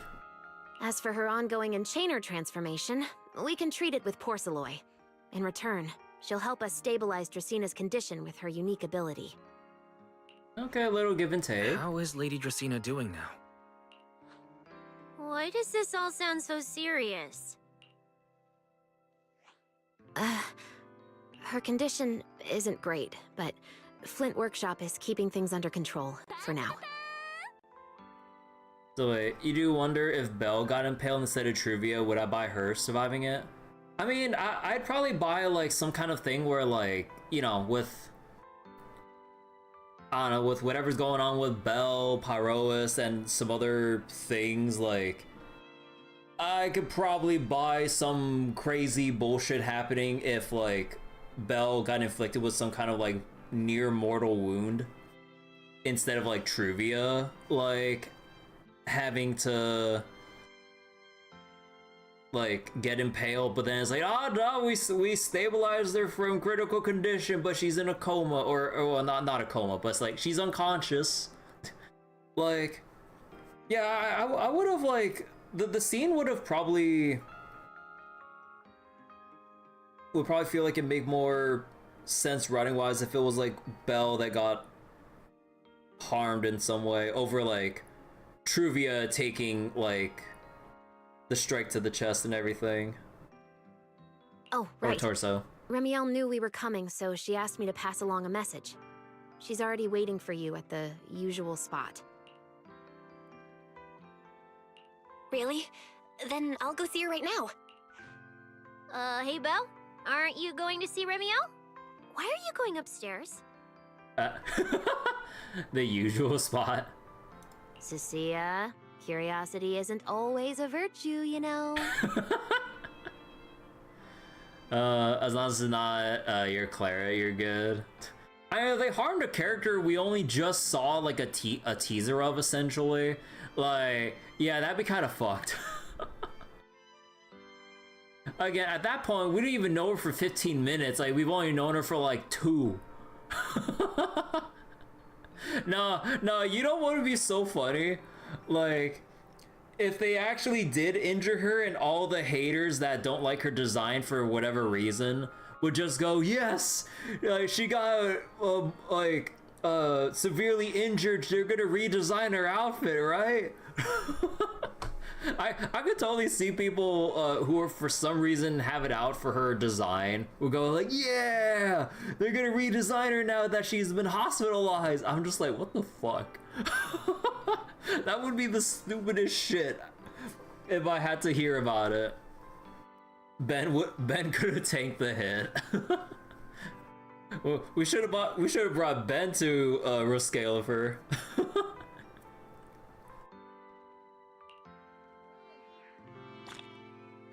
Remielle.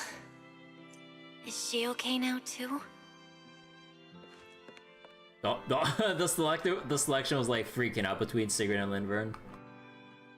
Something else on your mind, Belle? About your plan with Remy, why did you end up going with this plan? Oh, that. Most of it was actually worked out between Sigrid and Remielle. If I recall correctly, they had a secret chat while you were busy with the device after returning from Meridian Hall. It wasn't until Remielle dragged Gerda Blulu into the Hollow, and Sigrid took over command of the situation that she finally had a chance to contact me. That is when she informed me of Remielle's suggestion. If it was Lucia, she'd go back to her old design. Once I was caught up in the plan, I agreed. Back then, having Remielle play the culprit was probably the best move we had. After all, with the attack on Truvia and what happened with Dracina, there had to be an explanation. If we left the culprit up in the air for too long, not every guest on the island came with good intentions. You're saying someone's gonna use this to stir up trouble? There's too many people watching Roscalifer and looking to profit. This would be the best opportunity to interfere. And the mastermind pulling the strings behind all of this would definitely fan the flames. To keep things from spiraling out of control, The only move was to go after Remielle as a culprit and stabilize the situation for now. However, we don't plan to actually do anything for her. This whole thing is really just a performance put on for those foreign guests. Ah. Of course, Remielle's abnormal physical condition, and putting out a warrant for you, or rather for Pyrois, was an accident. We really didn't expect you to just charge in like that. Seriously, keeping me in the dark like that? Anyway, that is everything I know. She did help us out, so I'm willing to turn a blind eye to her whole conflict with Odreda. I just think there's still room for more discussion between us. And for what else she had in mind, you should ask her at your usual spot. Can't talk to Wise. Belle, I must apologize. When Remielle and I decided to keep this plan from you, I already braced myself for your anger and resentment, so go ahead, please. You have your where's my third option? Let me get mad. You have your reasons. Thank you. Honestly, I have been second-guessing myself this entire time, whether I made the right call or not. When I first found you hiding in the retroflux zone, and wait, when I first found you hiding in the retroflux zone, and then when I found out what Remielle was really planning. With Lady Linvern away, I did not possess the confidence to handle a crisis like this on my own, or rather, the courage to fully put my trust in you. We couldn't have done this without you.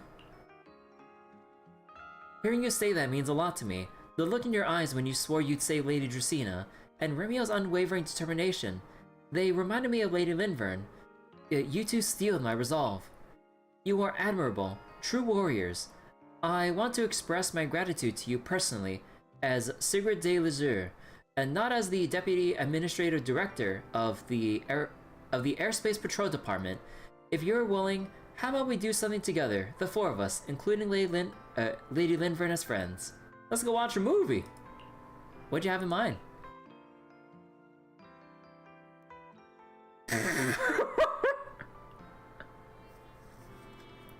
Watching the complete Redo's Agent 006 film series. I had a private chat with Remielle and found out we both loved this film series from 100 years ago. Lady Linvern was the one who recommended it to me, and therefore she of course enjoys it too. What do you mean 006? We decided to pick a night to pull an all-nighter with a full marathon of Redo's Agent 006. I'm sure it'll be a wonderful time with you there as well. The retro nostalgia is practically tangible. I mean, speaking of nostalgia, I hope I get into the MapleStory Classic beta because the signups just ended today.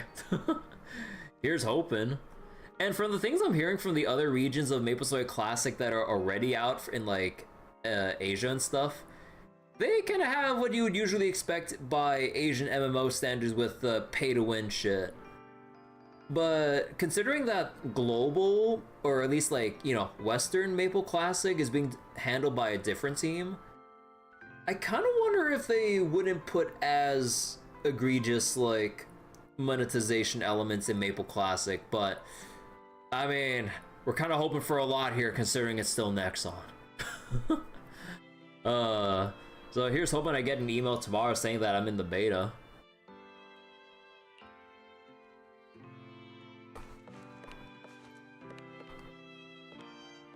That was way too close. We almost got.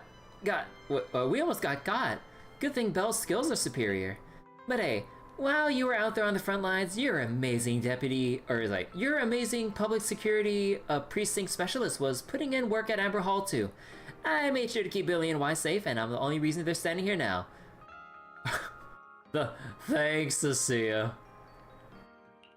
Hey, Cecilia, that's not happened at all. When that airspace patrol soldier tried to confiscate your egg pudding, I was the one who got him to back off with my killer aura. What do you mean confiscate the pudding?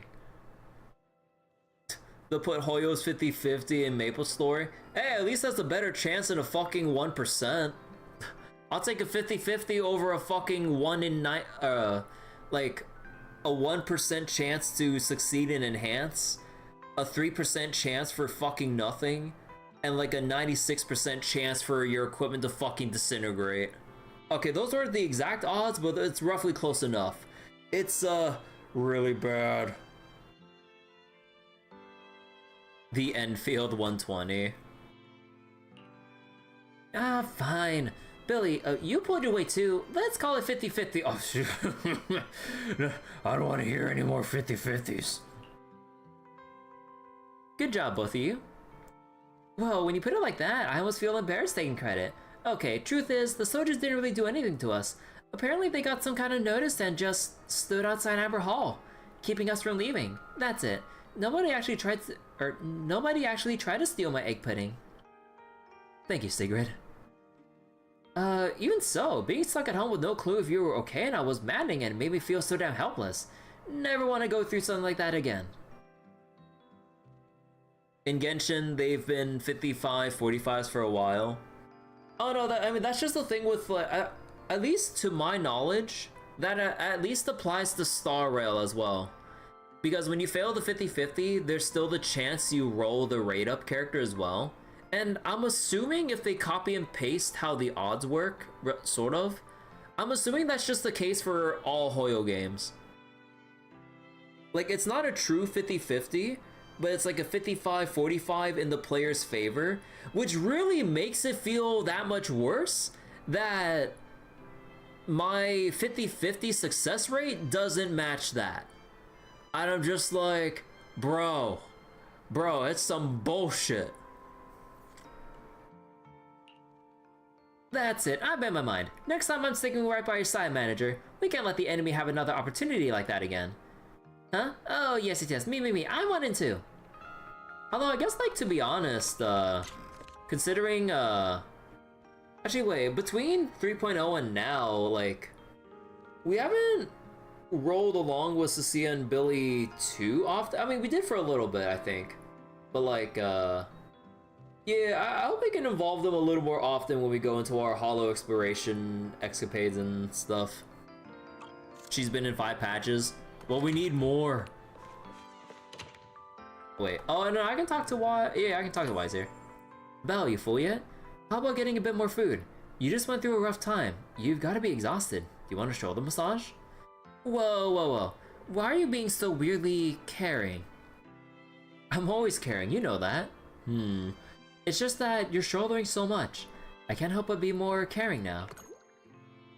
Ah, the heartbroken symbol. Belle, you're my... You're our hero.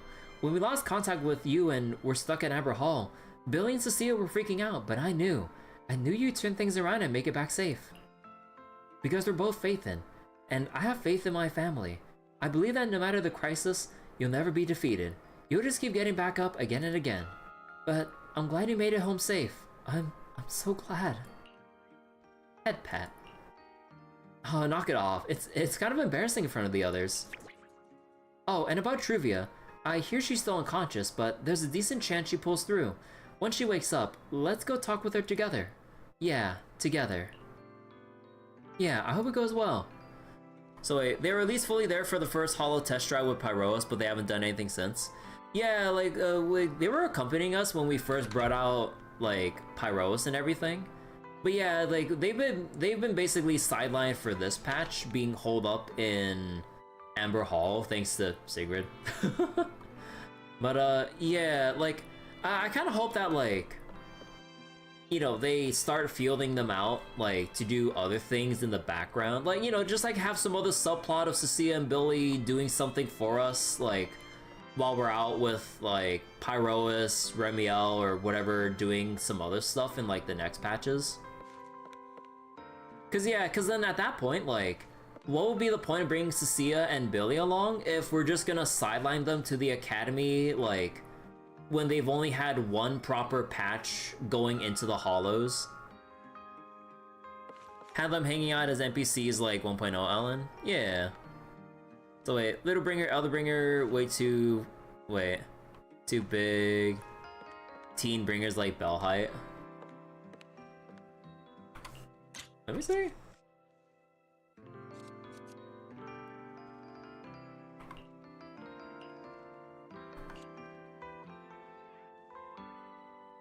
About so, yeah. Although, then again, like, how big are the heels? Actually, you know, both of them wearing heels, but it looks like Linvern has slightly taller heels.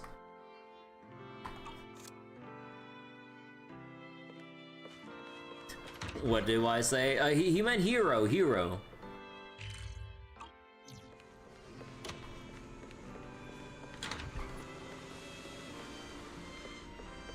Oh. Rawr. Good morning. Rawr. It's too early in the morning for Mr. Bear roleplay. There he is! Mr. Roar is Remielle. Wait, that won't work at all. How does the enormous Mr. Roar even disguise himself as me? Although, he might pass if we give him a pair of fake wings. Mr. Roar in your clothes? Oh god. No, absolutely not. It's weird no matter how I imagine it. No? Well, I thought it might be cute. I'm really struggling to see the appeal. Anyway, you're here early. Did you come to say goodbye? I guess you can say so. Though it's only for the time being. Linvern and the others probably mentioned it already. I'll be recovering in Virium, and while I'm there, I'll help stabilize Dracina's condition. Lady Dracina, what exactly is happening to her? She will likely remain unconscious for a long while. After all, having a karma core taken from you is no trivial matter. Okay, so Gerblulu, or well, technically Bashmo at this point, is in possession of 1/3 of Sunbringer's overall karma core then, because the other, because like they said it was split into 3. Now we have Teen and Elder Sunbringer with the remaining pieces. I misjudged the situation. At the time, I thought the karma core was still inside her. So when Bashmu suddenly appeared, I paid it little mind. But the truth was, while we managed to rescue Dracina, the karma core remained inside Gertablulu and was devoured by Bashmu. That's terrible. Does that mean Bashmu becomes the Enchainer instead of Gertablulu? Yes, it seems far more intelligent than Gertablulu. But of course, the culprit behind all this may have planned it that way from the beginning. Clearly, Gertablulu couldn't have done it. So, who lured it to Buastrum with the singularity leakage? The real culprit is still hiding somewhere in Rose Califer. Correct. Though, I don't think we need to worry too much at the moment. We'll get back to it in like 3.4 or something. Dracina likely only possessed 1/3 of the karma core, which means the other 2 parts are still inside Eldrada and Linvern. Right. I wanted to ask. You said karma cores are sealed in Void Hunter weapons. But why is Lady Sunbringer's split into 3 and stored in 3 different bodies? What's really going on with her? Yes, Void Hunter weapons. Perhaps that's what the Sunbringers truly are. Huh? Walking Void Hunter weapons? Oh, come to think of it, I don't think I've told you yet. The truth behind the so-called attempted assassination of Lady Sunbringer. The truth is, I really did come to Rose Califer in search of Sunbringer. Not the 3 who stand here today, but the one I once knew. And then I saw Eldrada. Do you know that strange feeling? How someone can look so much like her yet not be her. So wait, the Weather God armed with lightning fighting a Basmu, Dragon, Neo, Assyrian, Cylinder Seal. Surely they won't just literally recreate that scene in-game? What do you mean? Somehow, after reclaiming Thaumiel, the remnant inside it resonated with the karma core fragment in me, and suddenly I was able to sense the karma cores within the Sunbringers. After reclaiming Thaumiel... Which is very strange. Sunbringer didn't fuse with the karma core and become an Enchainer. Rather, the karma core was divided into 3 parts and stored within the 3 Sunbringers, which is just like Void Hunter weapons. You mean the 3 Lady Sunbringers we've met are actually living Void Hunter weapons? No. There's no way that's true. Well, it's only a working theory. There are still plenty of gaps in it, but it does already answer a lot of questions. The most important question I have is, where is the Sunbringer I knew? I don't believe she would die so easily, yet somehow she just vanished from everyone's memories one day, and then she became the 3 Sunbringers we know.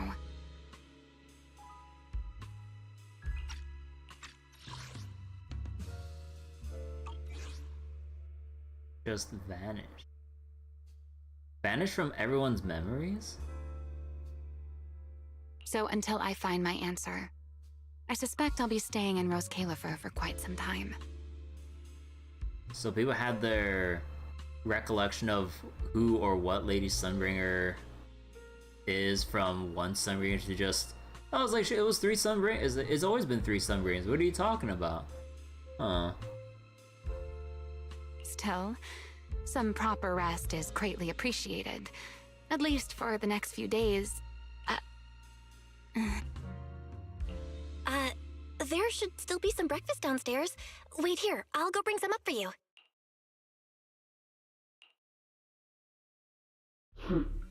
Oh.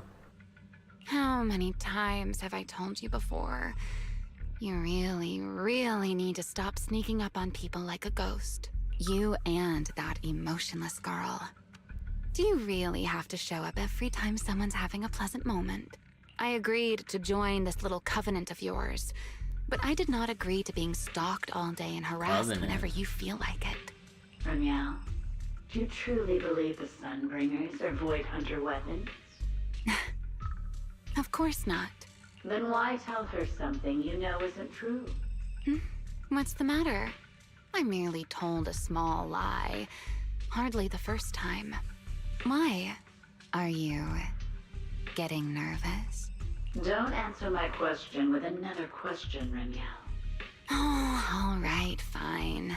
I'll explain. It's simple.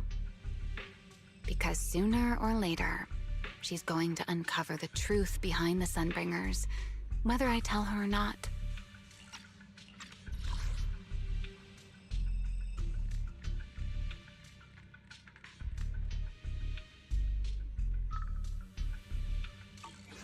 But now is not the time to reveal the answer yet.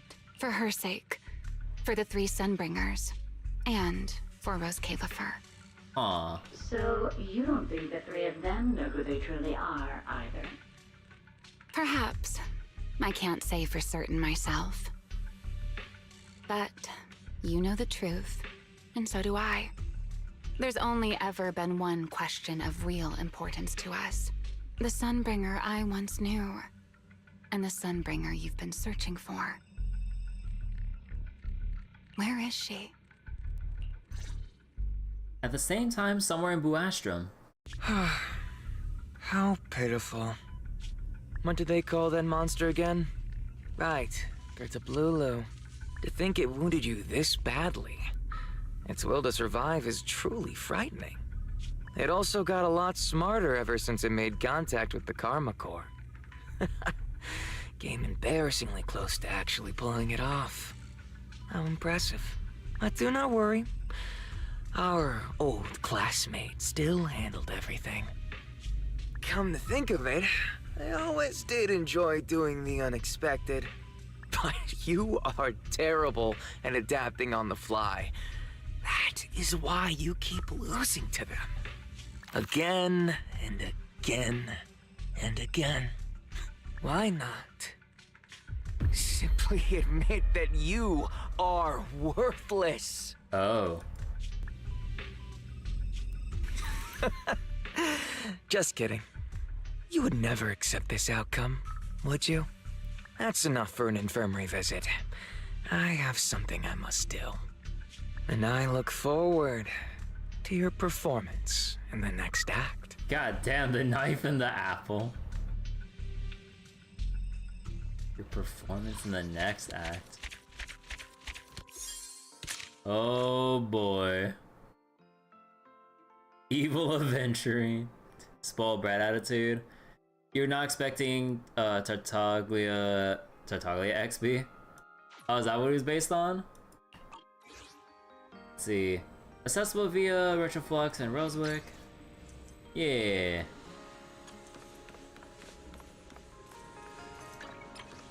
Let's see. Let me just do the Valina trust event real quick. Manager Bell, really appreciate you helping out. Now about the City of Stars. City of Stars? You know this movie, Manager? City of Stars was an animated movie my brother and I absolutely loved as kids.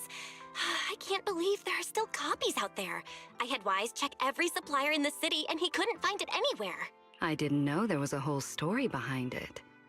Well, since it's a film manager holds dear, I can't imagine it would contain anything objectionable.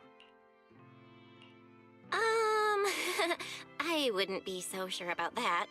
Sampling all kinds of films is kind of an important part of the job for a video store owner. But this one is totally fine. It's just a simple fairy tale. That's a relief. If anything non-compliant turned up, the follow-up paperwork would be quite the headache. Perhaps we should watch it together. I must admit, I am curious about your taste in films. Well, at least it wasn't the videotape we saw with Zhu and everything. First Remielle, now Valina. Too much shit in Bowser. That's fine, they're taking turns. So Tartaglia Childa, is that how you pronounce their name? Genshin character known for being a battle maniac, decided Traveler was their friend after they had a fight. The Traveler, meanwhile, wants nothing to do with the psychopath. Oh. I hope this request does not come across as presumptuous. Might you be willing to indulge me, manager? Is it just child? Just child? Oh, okay. God, like, I can't trust, like, whatever's, like, a silent E, or you just pronounce it like a A sound, or whatever. Like, it's like a fucking 50-50, whether or not it's, like, silent or not. God, I hate fucking name pronunciation sometimes. Of course. Honestly, I'd be honored. I really want to hear what you think about it, too. Within its faded retro animation frames, the tale begins. On a thriving island that floats among the stars, its people support each other and live in quiet prosperity. Until a pilot from the ground crash lands on the island during a storm, that peace is shattered. The children of the sky grow curious about the vast world below, while those on the ground become enchanted by the sky's abundance. An exchange begins between the two, and over time, their peoples begin to diverge and merge. But the City of Stars cannot bear the weight of every longing gaze. Overburdened, it falls from the sky on a pitch dark night. After that, children can no longer tell the sky from the earth. Now, on nights when the moon and stars shine bright, all that remains is a distant whispered legend. I'd say this is less of a fairy tale and more of a cautionary fable. Quite thought-provoking. Wouldn't you agree? Sweet. Child's cool though. Well, on one end, part of what are basically terrorists, he's also his family's prime provider and doting older brother. He also fought a whale, from what you're told. Back then, I was probably too busy staring at all the stars and those ridiculously cool airships. Never realized it carried any grand message. Now I feel like it's something my brother would really enjoy, actually. It seems this film brought back a piece of your childhood. I'm glad for both of you. At the same time, have you noticed that the themes of this film and certain specific parallels are a bit ill-timed? Yeah, what do you mean? No way, right? Sure, the film's set on an island in the sky, but floating islands are a classic motif in fiction. They're pretty common. Yeah, look at Granblue Fantasy. Maybe the review doesn't need to be quite this strict. Although I guess in Granblue now, we kind of merged the sky and earthen realms. Or not really merged, but more like made them overlap.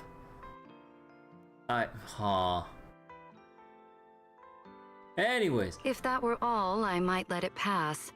But the detail about the 3 sister regents who govern the city... Oh. Okay, who made this goddamn story? I mean, movies always love numbers like 3, 7, 11. I'm sure Lady Sunbringer wouldn't read into something like that, right? And then there's the part where the 2 peoples lived in harmony, only for everything to eventually fall apart. Nah, that part for sure we're not gonna let happen. That's not the same thing, right? In our world, Bangbu and human citizens depend on each other. But the 2 groups in the City of Stars just looked like they were coexisting peacefully. They'd been drifting apart for ages, and their cultures were just too different to get along. So wait, interstellar whale tied to veracity in HSR. Child's teacher's teacher keeps it as a pet. It was literally eating the core of the planet. Wait, holy shit. And then there's the silver-haired villain, the Grand Chancellor who clings to tradition, refuses to adapt, and ends up a laughingstock. Silver-haired... Is that meant to be a jab at me? Occupying my position without accomplishing anything of note? Really? No, wait. That feels like a stretch. How could there be that kind of specific allegory? And the movies from years ago. No need to be nervous, manager. I wouldn't actually interpret it that way.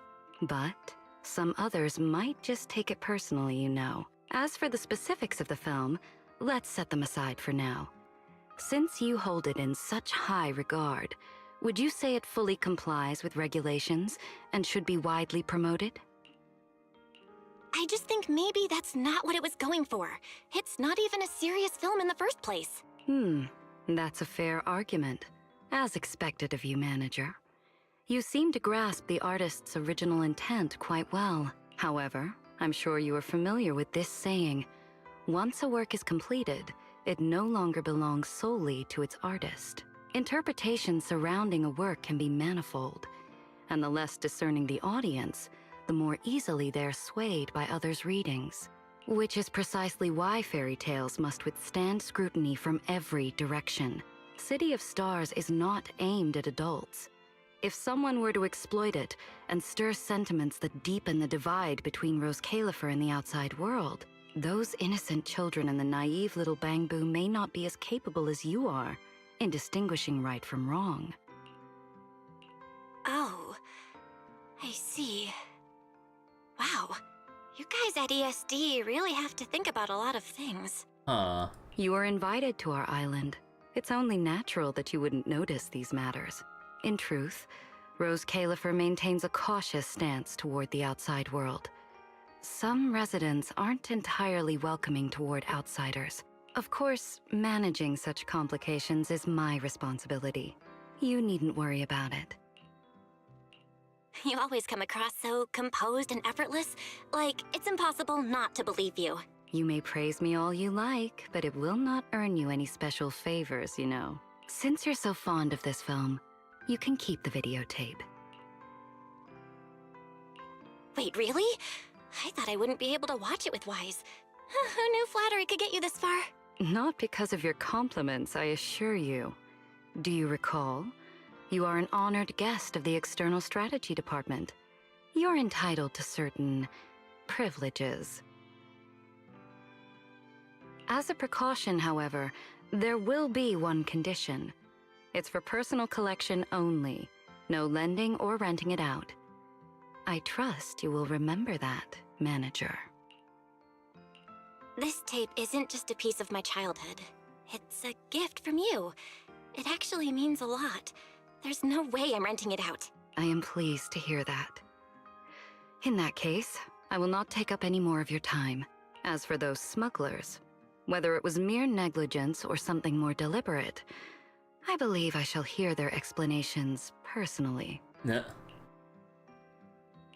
Felina's smiling like nothing's wrong, but wow, that sudden chill down my spine feels so real. Fellow videotape lovers I've never met. Well, good luck dealing with her. We scored a free videotape and the people who smuggle it are gonna get shit. Valina can now promote the video store, woo! The galaxy drifts by in silent— oh wait. Oh wait. The galaxy drifts by in silent motion, starlight lingering fingertips, feels as though you're standing beneath the real star-filled sky, serene and dreamlike. Who would have thought this, or who would have thought such an unassuming little ornament could do this? You want to turn it off? Leave it on. I just want to see if I could talk to Valina. There we go. See, and with that we finished our review. I hope the children of the Academy enjoy this gift. So wait, how do you— oh, okay, so wait. Did it for some reason linger on the— wait, how the hell? How the hell did it interact with the star projector when I was like looking at Valina? Too much thickness in the room. Nah, you can never have enough. Bonnie. Let's see.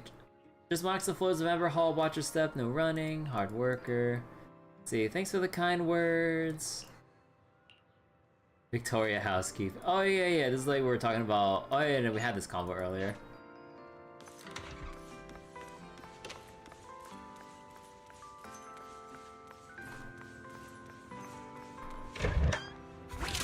Oh. Oh shit! Wait, Divina-Boo? Hi there, wait, what was it again? Lost Bang-Boo.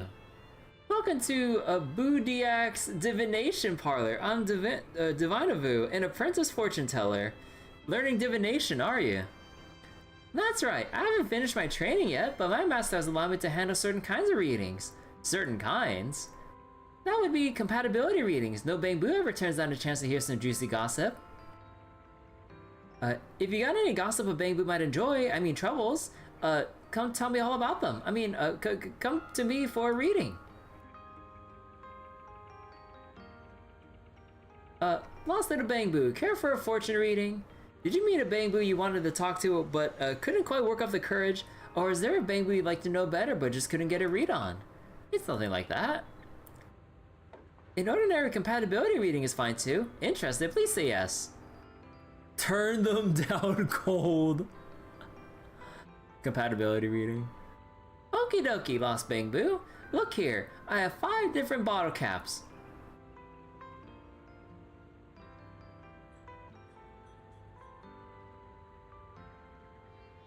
One, 2, 3, 4, 5, 6, 7, 8, 9, 10, 11, 12, 13, 14. There might be more buried under that, so that'd probably be like 15 bottle caps.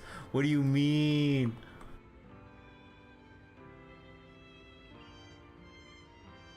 So go with your gut, pick one, and place it down exactly as it is. Looks more legit than I expected. Maybe this apprentice fortune teller actually knows their stuff. Let Eos take it from here. Enna. Let's go with the first one. It's a bomb cola cap, and it landed face down. Good. The front and back of a bottle cap each carry meaning, so don't move it around. Now please choose the second cap from the 4 that remain. I'll pick the first one again. It's an orange soda cap, face up. Now let's keep going and pick the third cap. Number 1. Oh my god, he was just picking one for everything. Let me see, it's a Lemon cap, face down. Now we can interpret the result. Lost Bang-Boo, you chose these 3 bottle caps yourself. They represent your current situation, your destined Bang-Boo, and the proper approach. First, the bomb cola cap reversed. The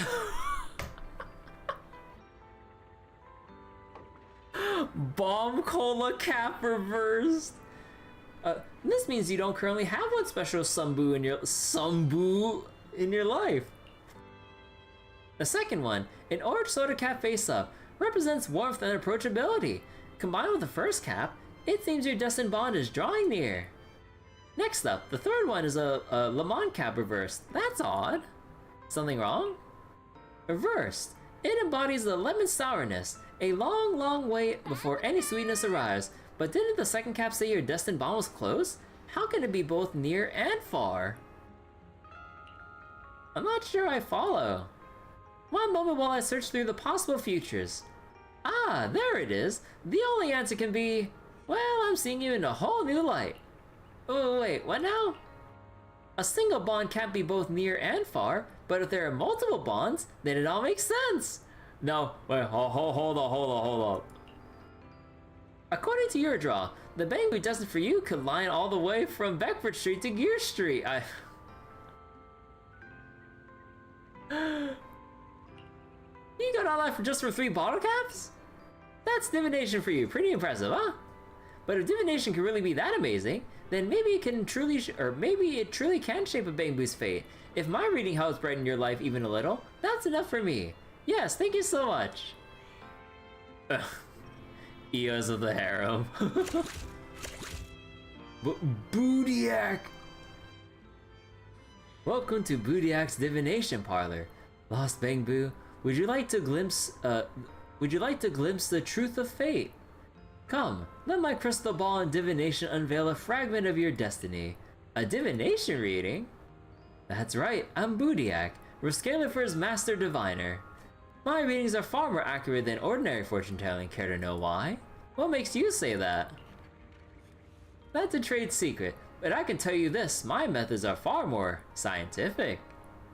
So like, given they don't know a dense harem lead.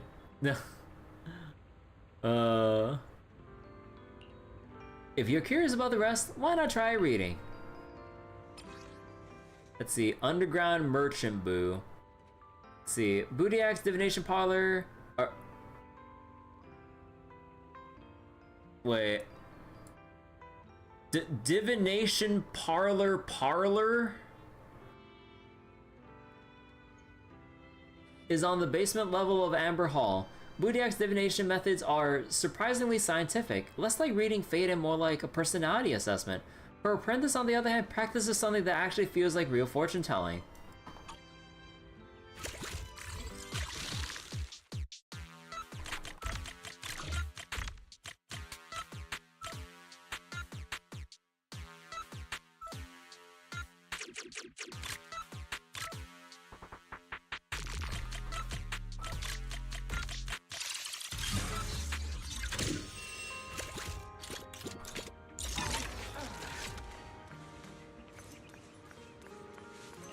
Wait. I'm out. Okay.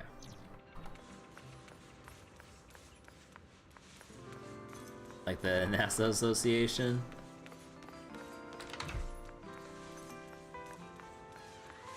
Okay, let's see.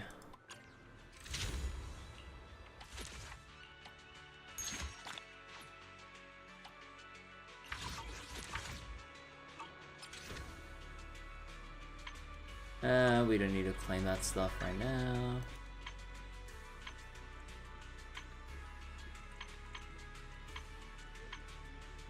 Oh yeah, do deadly assault rotation.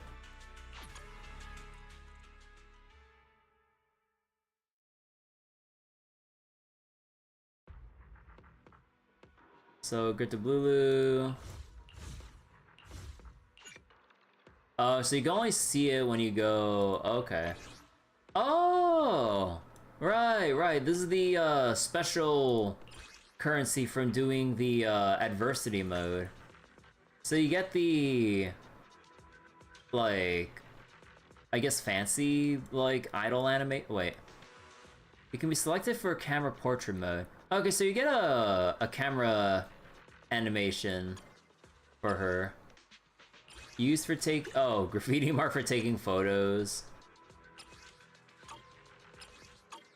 Yeah, okay, so it's like a lot of the cosmetic stuff as like an extra bonus. Cause yeah, I heard like this is basically what they're kind of doing with like anomaly arbitration in Star Rail, where it's a harder mode, but there, at least I would imagine, no polychrome or whatever gated behind it. So it's all just like cosmetic stuff like this. You know what? That's perfectly fine. That boss has no weakness. Well, I mean, in one way it means anything can work. So wait. When an agent inflicts attribute anomaly on the enemy gains a stack of blight mark to the corresponding thing, stacking up twice. Repeated triggers, reset the duration. For every stack, it takes more anomaly damage, and damage taken by the corruptive barrier increases. While inflicting impaired or shut down, everyone's anomaly proficiency increases by 60 for 30 seconds. Inflicting impaired gives you performance points. Countering the control skill gives you performance points. Preventing the barrier from completing its charge and rendering them impaired gives you 1500. And oh boy, I wonder who this buff is for. If there are 2 or 3 agents with the anomaly specialty, the whole squad's anomaly proficiency increases by 30 or 70 respectively. After inflicting... So wait, anomaly damage dealt increase. After inflicting anomaly on an enemy, all type or all attribute res is reduced. Oh. Okay, we'll have to save that one. Let's see. The Dead End Butcher was the one who just had to inflict disorders, right? Oh, right. And then the complex... Ah, yes. The buff the boss I've been waiting for. So what's this one? Attack increases, anomaly, and their crit damage. Hey, wait a second. Attack, anomaly, and crit damage. I wonder who this applies to. Oh, that is so shameless. That's your Miyabi buff. But both Miyabi and Jane, right? Because like Jane was like her things can crit too, Which right? side do you prefer? Different outfit, same objective. Let's move. And wait. Assault, trigger crit rate with the base thing. And a crit damage oh wait. Is the when they say the crit damage is a base of 50, does it actually like take your actual crit stat into account, or is it a fix the... Oh, she doesn't use the crit stats? Ah, okay. The ocean's got a different kind of charm. Because I was wondering, like, I know that... join me for a walk? Because I know that, like... Or what was it? I read that Assault, like, can crit, but I didn't realize, like, the Assault's crit stats are specifically fixed. So that means, yeah, so this is basically just Miyabi then. Okay. Man, I thought they were being, like, extra sneaky, allowing Jane to have something here. Miyabi also now triggers her passive with anomaly characters. Yeah. And let's see, this one. Agent crit damage. Attack of agents with the attack specialty and their basic attack. Oh my god. It's more Cecilia and Seed stuff. Like, bro, they're so screwing over. They're so screwing over Soldier Zero Anby because her main damage source is Aftershocks and EX specials. Oh my god. It's all just basic attack buffs, dude. Oh my god.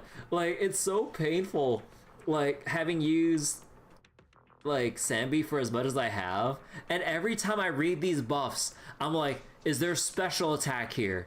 If not, then the default just goes to Cecilia or Seed.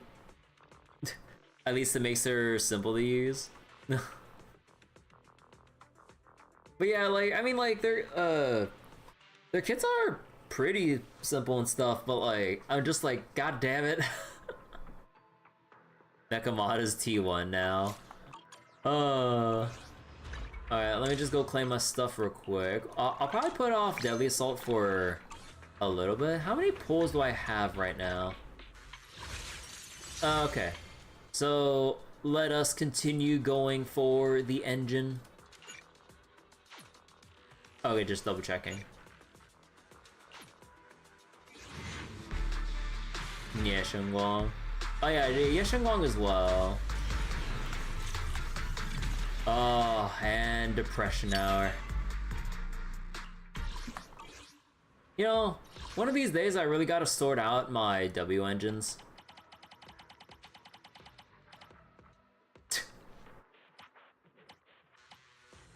Well, I know, like, what was it?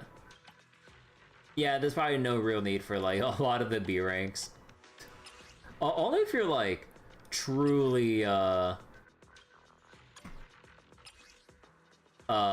like, early stages that you would actually use it. So let me just, like, recycle the B rank stuff. Oh my god. 900. Yeah, you know, I kind of forgot.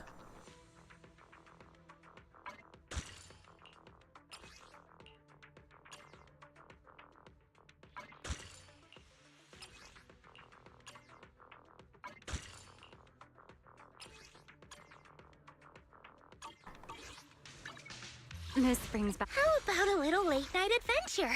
I promise you'll love it. Oh, right, I'm still poor. Well, actually, just by a small amount. Hold on. This weather's perfect for a little exploring.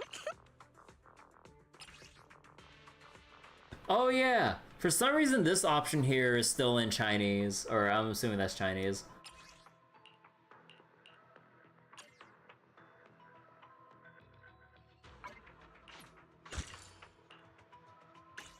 Just a little bit more.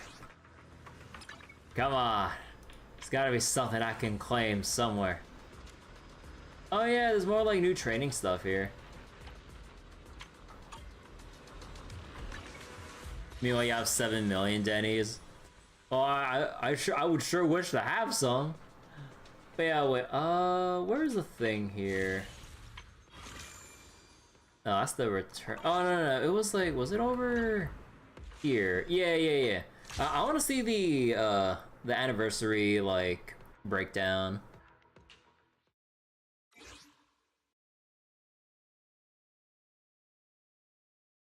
Is it gonna be loud? Oh no, I think I muted the music. Yeah. Hold on, let me go lower this volume.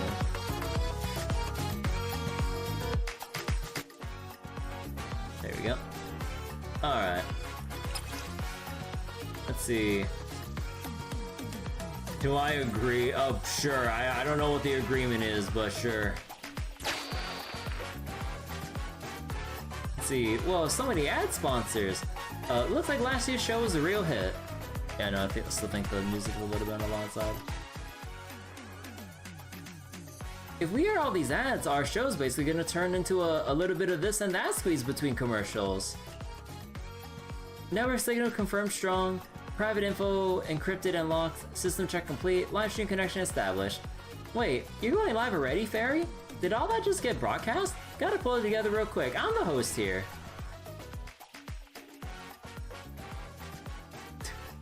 So they put the entire iOS license agreement into the terms of service for their web event. Agree that I sold my soul to Hoyo. Let's see. Friends tuning into the live stream 1 year after the last Golden Proxy Awards annual ceremony, we are gathered here once again. See, manager, I'm here. Yes, I'm the first one this year. Feels like I stumbled onto one amazing live stream. Weren't you the second one last year, brother? Yeah, I just started, made it in time this year.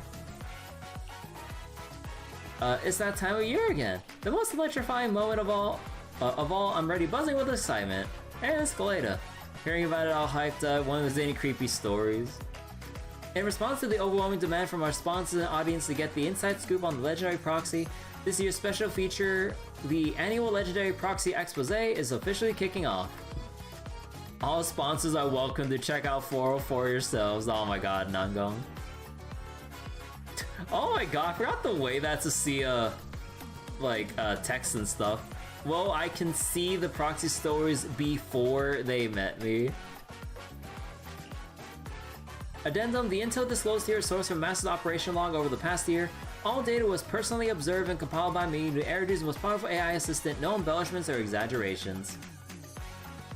Lord Phaethon's records of where they've been. Of course, it's Vivian.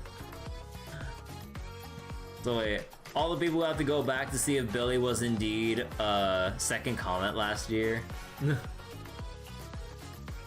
As is tradition, before we kick things off, let's give a shout out to all the sponsors of today's show. Your support and goodwill for this program will accompany all the audience members present throughout this event. Wanna check out good goods? Don't miss out on great deals. Oh my god. Divin Pawn Shop. There are way more sponsors this year. By the way, greetings everyone. Yeah, thanks for all the support everyone. So then, where should we begin with the story of the legendary proxy? Proposal: the small details of everyday life often reveal a person's often reveal a person's truest self. Why don't we pull back the curtain on our story by starting with an ordinary day in the life of the legendary proxy Phaethon. The most recent trip data is, let me see. It was just another ordinary morning on 6th Street. The sunshine was on point, the breeze blowing through the streets just right, and birds were chirping a gentle melody. Wait, Captain Magus, just tell me what you want to say and I'll type it for you. When's Proxy gonna come back to 6th Street, meow? My snacks are all ready to go. Fairy, this isn't a creative writing contest. According to Big Data Analysis, a vivid and expressive narrative setup helps boost the audience live streaming experience. Indeed it is. That's right, don't be so impatient, little host. Ah, Seed. The story continues. The Proxy's morning training begins with a battle against the gravitational pull of the sheets.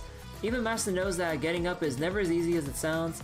This marks 498 days of the legendary Proxy's waking up in New Eridu since 2024. I'm assuming that's July 3rd. Yeah. God damn. So that means Valerie knows how to balance work and play as a Proxy. Aside from good mornings, I've noticed Master also has quite a number of midnight logins. Fairy, shut up! The time distribution ratio breakdown is roughly as follows. Wait, hold on, Fairy. This is the most top secret data at Random Play. After getting up, Belle and Wise must have already started working. Let's take a look at her daily errands. Hold your horses, there's one key item on Master's pre-work schedule that hasn't been revealed yet. Savoring a cup of Tin Master Special. That's right, whether it's coffee or tea, Belle loves them both. Records show that over the past year or so, Master has sampled 418 drinks handcrafted by Tin Master personally. And yet, I've never seen Tin Master. Wait. Bull fucking shit. Wait, I have not seen Tin Master do a fucking pour over before. That is some bullshit. And Tin Master doesn't even tamp the fucking coffee grounds in the portafilter. Like, that shit is gonna channel when making espresso.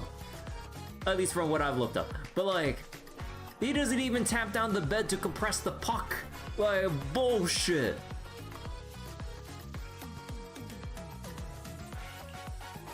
No matter how exhausted Belle might be from the night before, one rich full-body cup of coffee is all it takes to get back in top form. Kickstart every brand new day with the Tin Master Special, approved by the Proxy. One coffee down and now it's finally time to reveal what the legendary Proxy actually does, right? Everyone in the stream can't wait. Could this be a legendary pay-to-win player? Look, I spend occasionally, but I'm not pay to win, right? Surely. I didn't dare go against Tin Master's recommendation today. Espresso is really bitter. Well, it doesn't have to be bitter.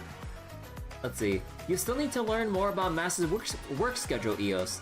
I, Master's #1 right-hand assistant, is here to fill you in on a key detail. Before getting to work, Master always checks her daily routine.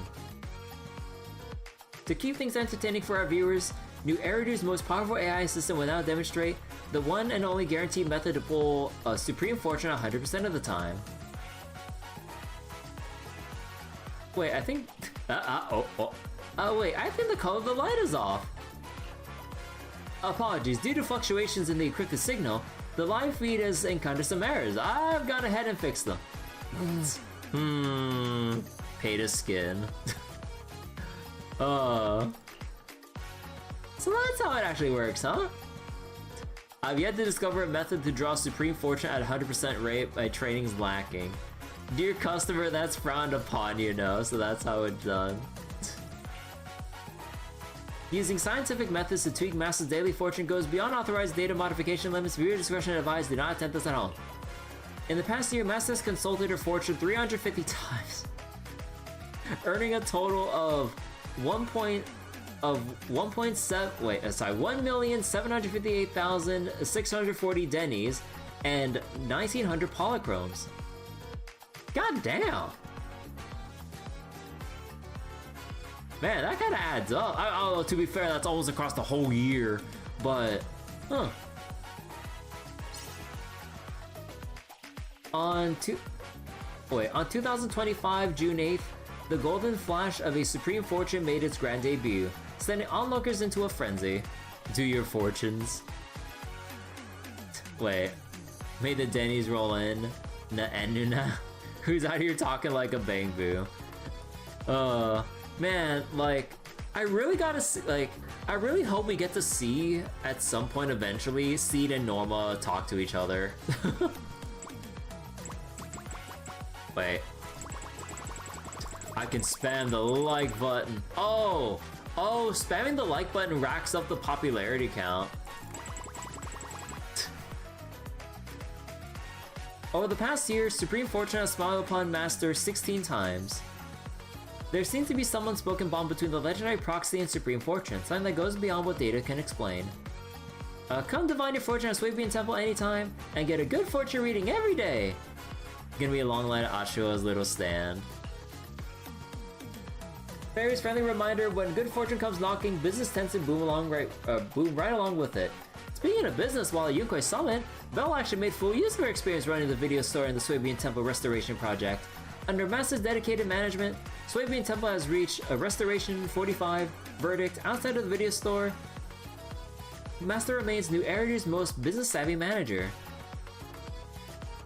How's the Cunning Hair's revenue been over the past year? This isn't the time to be asking that. Seed and Noma arguing over linguistic semantics. I would love to see that.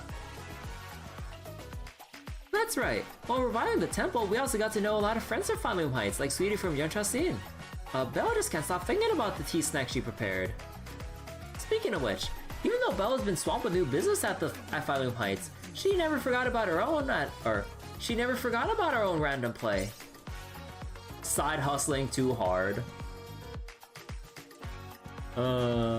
Much obliged for the shout out. Yeonchasin welcomes all distinguished guests anytime. That's Sweetie for you. Nagi, let's go try some too. They even have branches. This little stall alone could feed dozens of me's. Corn!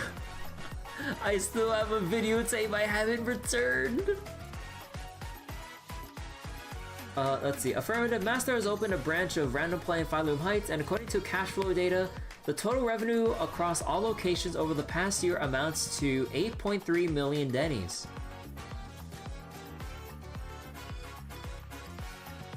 God damn! Put Sweetie's New Year's outfit in the shop. We need it. Not bad at all for our total revenue. Looks like there's no shortage of film lovers among the residents of Fanloom Heights and Buastrom. Emphasis: the video store's booming business owes a big thanks to one agent in particular. So this program is proud to award them the honorary title of Promoter of the Year. Oh god, wait. Who did I put out to promote the shop every day? Cause like, I rotate out based on whoever I'm currently trying to skill up. Oh god, wait. Is it Alice? So who exactly is this esteemed Promoter of the Year? It's time for the big reveal.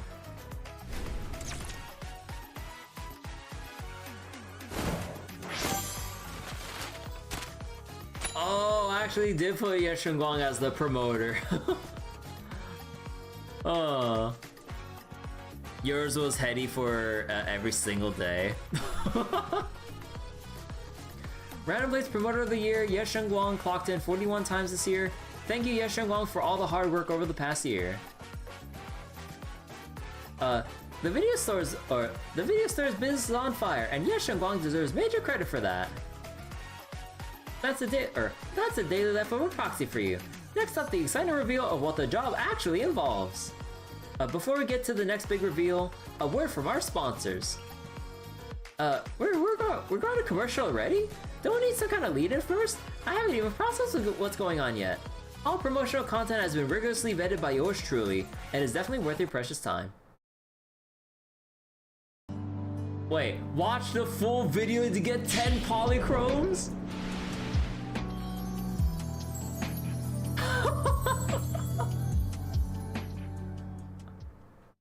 Oh my god, they did not just...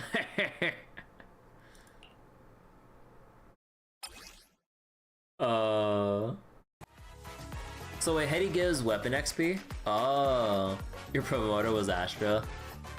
The music coming through the headsets is so heavenly. No surprise there. It's the Angels of Delusion. If you're into their shows, make sure to check out the tickets at 404. What could it be? I'm so excited. Ever sing along to Heartbeats in a Temple? Was that an advertisement? But Fairy, wasn't that ad break a little too abrupt? I was just about to reveal the next story of the legendary proxy. I'm dropping serious cash for an ad for the cunning hairs. Eos, you're the cutest little kiddo in the whole world. Oh no. Let's start again from their companions. Besides the Angels of Delusion, how many new friends has Belle made? Show the stats, Fairy. 38 agents. Over the past year, Master has established official partnerships with 22 agents, bringing the total number of partner agents to 38. That's one impressive network. Gotta hold Nicole to that promise. Alright, you guys gotta keep it in mind for next year for when we actually have a Cunning Hairs ad for the 3rd anniversary. You made 15 with 35. With all these agents by our side, no commission is too tough. And let's not forget, and let's not forget all our Bang Boo buddies.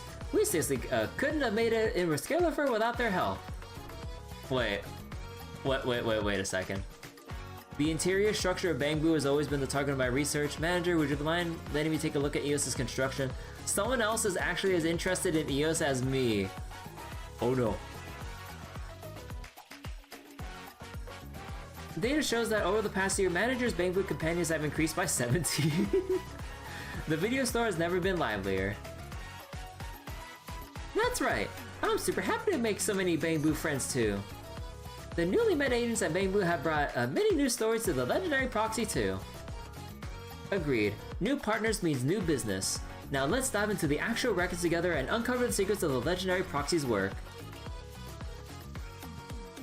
Video records and extra travel logs retrieved. Master's footprints can be found in every corner of New Eridu. Disclaimer, the stream only covers part of the record. Master's full itinerary is classified at the highest level and won't be made public for now. We appreciate your understanding. Hey, it's the photo! This is a group photo from Phylum Heights. It was a bit rushed when we took it, but everyone from Yukoi Summit is wearing the brightest smiles that just make you feel so happy. The legendary proxy store in Phylum Heights began at Swabian Temple. Fortune sticks, divination, questions, answers, and mysteries stall called Swabian Temple today. A place you can visit yourself to seek out your own story to your audiences. So you got 23 new agents with 42 in total. God damn! I remember this one. It's from the Fantasy Resort Beach Music Festival. That midsummer. No matter how much time passes, I can't forget these memorable days. I was at this music festival. I actually got to see Astra in person. Sobs. I was a huge help that time. Big thanks to Lucy for the help. No summer plans yet. Come visit Fantasy Resort. A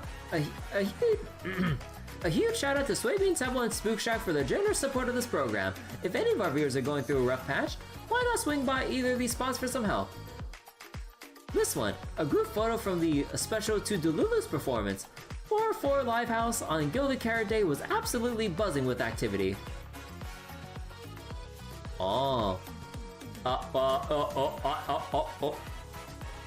are from the movie theater. Wait, these? How many followers do we? Oh shit. They all saw how many people we went on movie dates with. Oh shit. Is this part of the job for a proxy? Manager, I knew it, you invited someone else too. Oh shit. Live feed has been temporarily cut. Reason: unrelated footage outside the scope of the stream's content has been revealed. Suspected system filtering error. Someone took a screenshot. Wait, what I missed is something go down. It's just a tiny little accident. The rest of the show will totally go on as planned. Gravity Cinema's big blowout sale is still waiting for you in the new year. Oh yeah, shout out to Gravity Cinema for the support. Even in a new year, we definitely wouldn't resist the allure of the big screen. Now that we've taken in those gorgeous group shots, let's dive in and reveal which agents have formed a deep partnership with the legendary proxy. I mean, everyone's super curious too.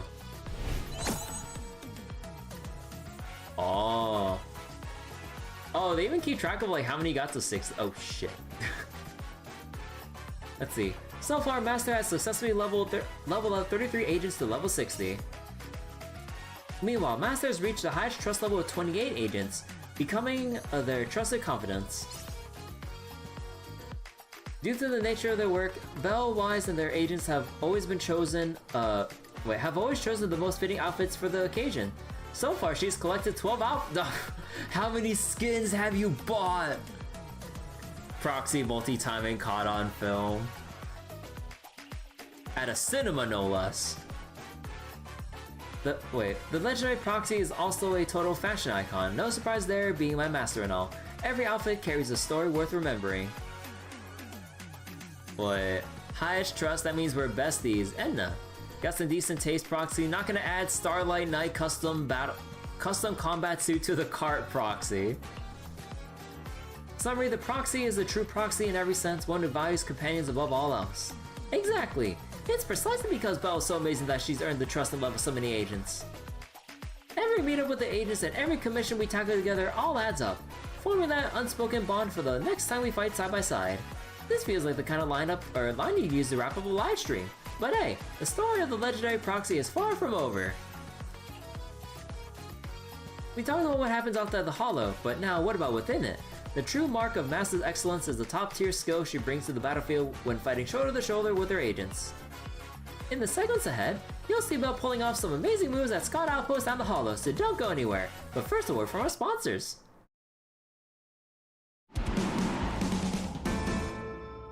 Bro.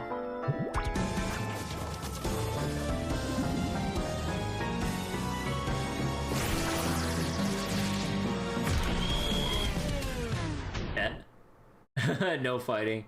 Lose a fight, end up in the hospital. Win a fight, end up in jail. Bonds never pays, keep the peace, foster a community. You wish FGO Granblue had an event like this yearly? Yeah, that'd be fun to have like an annual recap in like FGO or other games and stuff. Hugo actually agreed to shoot this. How many dendies did they pay him? It's for a good cause. I'm performing for free. Just a small favor, am I right? Mr. Personal Housekeeper. Don't try this at home. Perfect timing. I use a commercial break to check my shift schedule. Let's see, whenever Belle and Wise are around, conflicts always get smoothed over. Unity and camaraderie between companions are super important when you explore the Hollow. And that concludes our ad break. Now let's hand it over to Fairy, who'll be diving into the data to take us deep into the world of a proxy. First thing first. The past year, Master has been relentlessly leveling up her own combat strength and her agents, burning through 136,720 battery charge and training. God damn! Wow, but when it comes to electricity consumption, Barry still takes the crown. And now for the big reveal, and my favorite segment, Belle's combat commission data from the past year. In HIA's high-risk enemy combat training system, Deadly Assault, Master has left behind some combat data worth mentioning too. Over the past year, Master participated in 26 seasons of Deadly Assault. Hey, you can't expose my lack of 9-star clears like that. Hey. Oh shit. A legendary proxy's goal is never simply to participate. In 6 Deadly Assault seasons, Master has achieved a 9-star rating.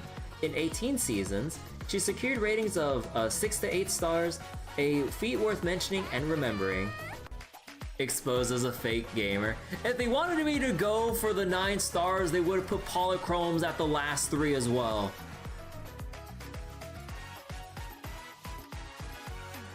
According to historical battle records, Master has achieved the highest challenge score of the year in Season 23 of Deadly Assault that began on 2025 on Halloween.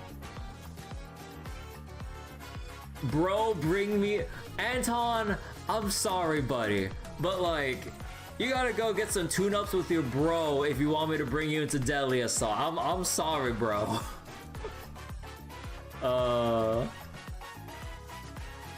9 stars is for the love of the game.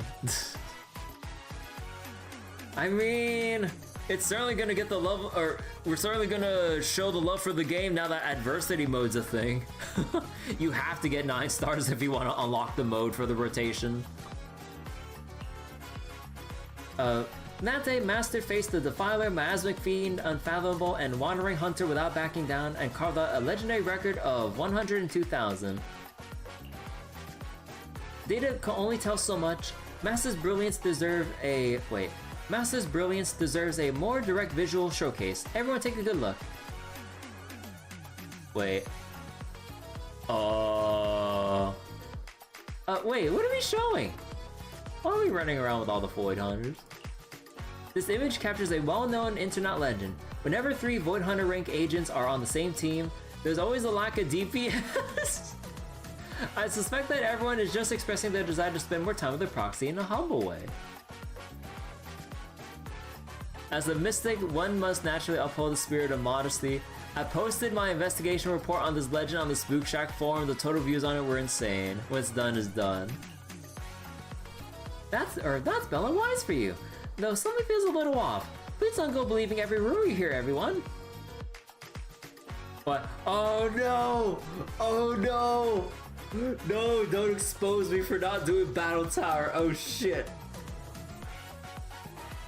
Master Strength is also put to the test in the High Difficulty Simulation Combat Simulated Battle Trial, brought to you by HIA Club. No, stop. No, I swear, I could have went higher than that.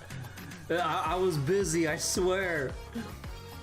In Battle Trial Glory, Master's challenge up to floor 21. Even in the toughest combat, Belle always breaks through the odds and pulls off achievements that regular participants can only dream of. Not even the floor 20, or not even floor 25 for the rewards. Don't worry about it. Master's success across all kinds of combat wouldn't be possible without the Aegis by their side. Now the best partner of the legendary proxy is about to be revealed.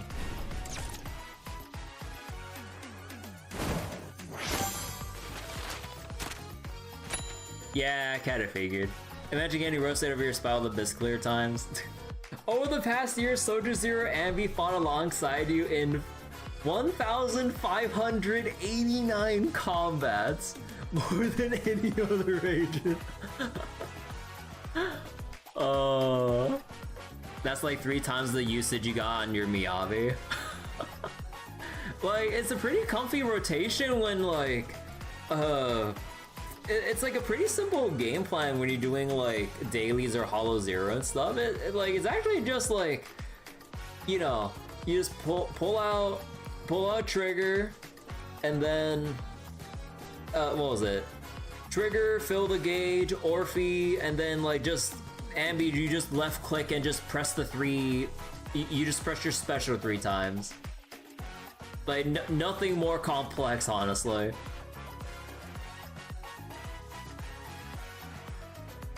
Hey, Obo Squad. Let's see, Orpheum, Magus, Trigger, and Soldier Zero Ambi fought side by side with Master through 913 combats. These ages remain inseparable from Master, creating new epic moments that will last through the ages. Yours was Astra, Nicole, and Miyabi. Over the past year, Belle and the agents have shared so many special moments. That's quite a journey that data alone can't quite capture. Only video footage can let the audience truly feel the magic of those moments. Every fight we share with our agents, every chance encounter and reunion, they all weave together the most unforgettable chapter of the past year. And now the moment you've all been waiting for, the legendary proxy's best moment of the year is about to be revealed.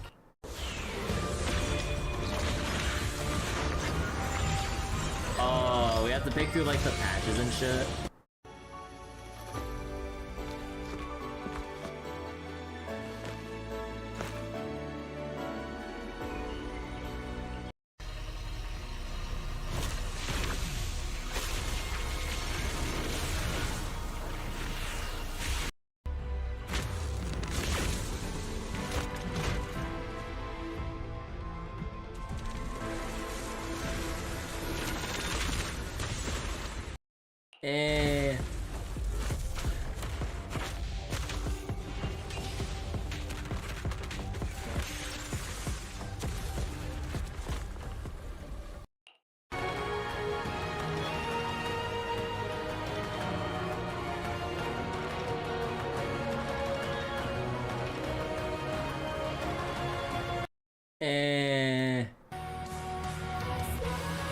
And then we have the Angels of Delusion.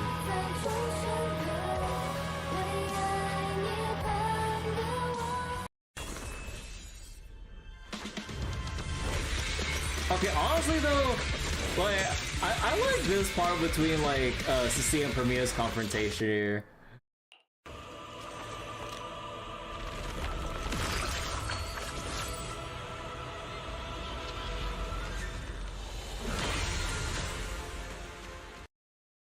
They don't show any more than that because it just leads into the battle.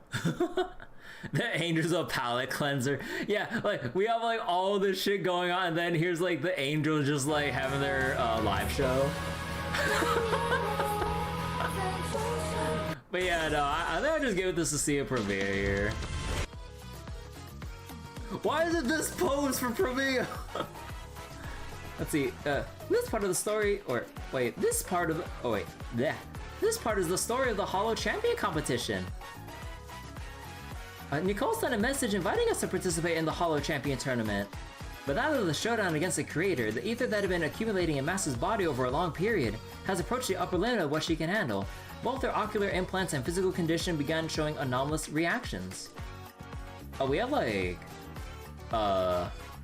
ether? I mean, technically... okay. Just then, the video star received two visitors of unknown origin, Valina and Norma. You went with Alice Yuzuha as On Its Own. It was really well put together. Yeah, like, the Alice Yuzuha, like, is definitely in, like, my top 3 of, like, the moments for Season 2 and everything. Let's see. Just then, the video store... oh, I already read that. Norma showed off a bamboo-cha made from a material called flint porcelain. It's a composite of porcelain and a special metal that seems to have an extraordinary effect to stabilize ether. The moment Master's ocular implants made contact with the porcelain, the anomalous response showed significant signs of relief. Data credibility high. Wait, unknown origin on the chief technician of the ESD, you know. Flint porcelain has a special property of stabilizing ether. For the manager, this might just be the cure.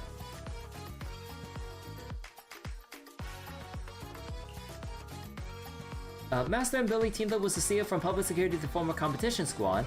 Meanwhile, Premia, a judge of the Krampus Compliance Authority, began making her move in the shadows.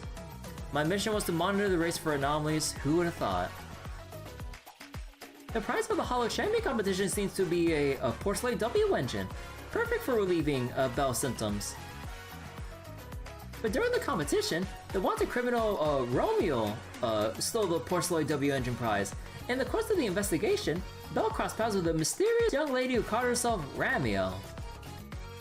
She was unmatched in strength, shrouded in mystery, and seems to be seeking a certain item related to porcelain. Just as Belle and the others defeated Remielle, God. Like, trying to like say the names back to back like feels like a tongue twister if you try to speak fast enough. Remielle swooped in first, leaving behind the words, "I'm going to use it to take back what's rightfully mine," and before snatching the W engine. The competition was forced to a halt, and Master decided to go all in on tracking down Remielle and reclaim the W engine, which was perhaps the only clue to curing her eyes. Rom. And that's all the official content for this episode's of Phaethon's Grand Reveal of the Year. Thanks for watching, everyone. Good work, worth a watch. Got thoughts on the program? Hit us up with your feedback. Your Gold Star customer service rep Dylan is here to help. Official content, is there gonna be unofficial stuff too? No. It's precisely because of everyone's companionship that the memories from this past year are so precious. In commemoration of our journey thus far, Fairy and I have prepared a special surprise raffle at the end of the show. Send a bullet comment for a surprise. The curtain never falls on legends. Is it gonna cycle through all of our agents? Oh my god. Send a comment, oh boy! Thank you all for your kind words. We shall accept this blessing on behalf of Belle. The winning results are in. Congratulations. Whoa! I won? Oh my god, thank you! Lucky winner, Phaethon!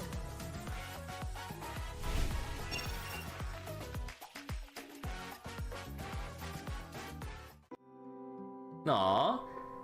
Hello everyone. We've already settled into our new place in Roscalifer.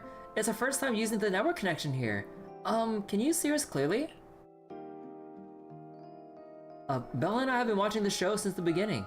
Once we figured out who the two hosts were, we just had to get camera ready ahead of time.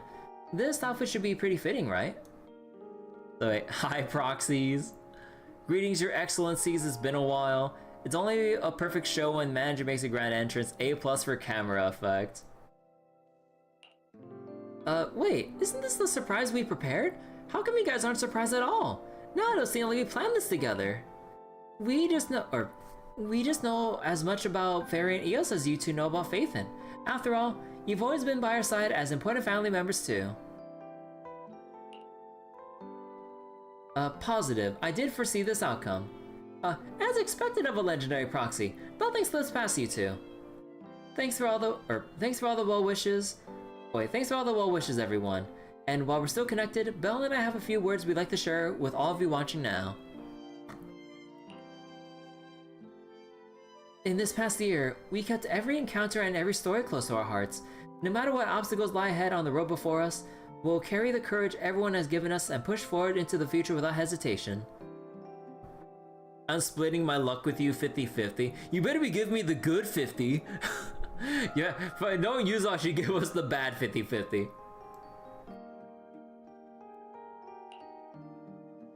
Beautiful memories are the light that illuminates the path ahead. The legendary story of Phaethon is still being written. A temporary farewell doesn't signify the end. It's so we can meet again someplace even better. A new journey has begun. See you all in Roscalifer.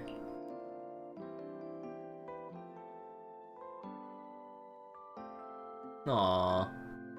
Let's see, you can create your own exclusive name card. Tap personal name card to check out the details.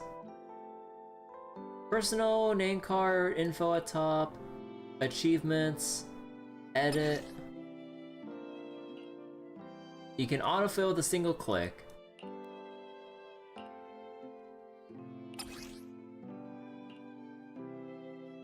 Aww. Completed all of Phaethon's story before data collection cut off.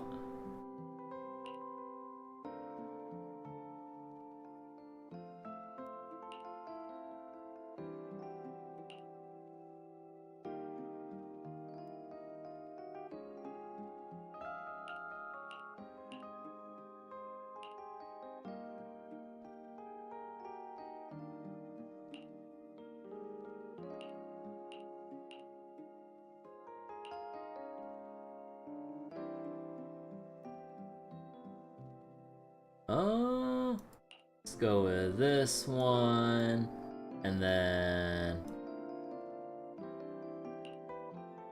VR Combat Master and Power Hungry. So wait, July 5th still counts as day one? Yeah, I got no idea. It's close enough to day one, right?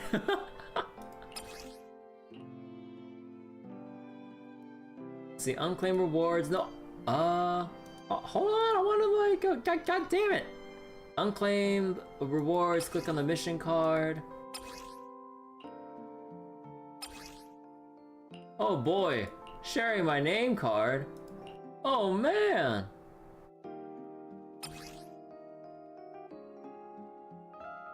Copy.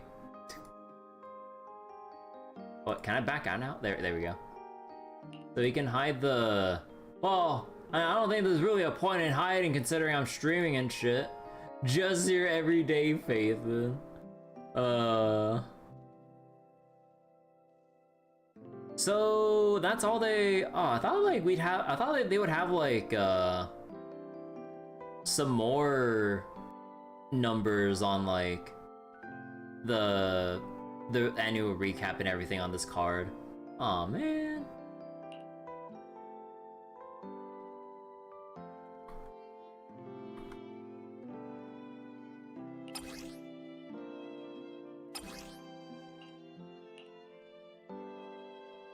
And yeah, that's about it. Cool.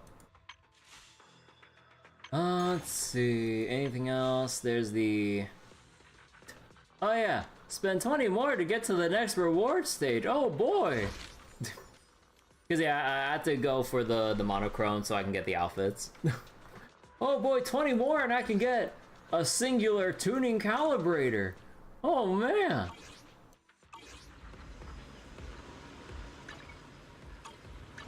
What else is there? Oh yeah, there's like the summer... Actually, wait.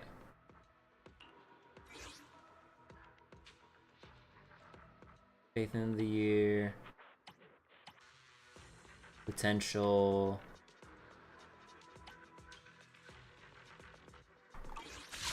Okay. Let's go check out the summer event.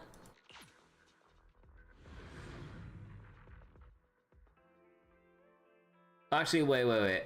Hold on, wait. What time is it right now? Wait, holy shit, it's almost midnight already? God damn, wait.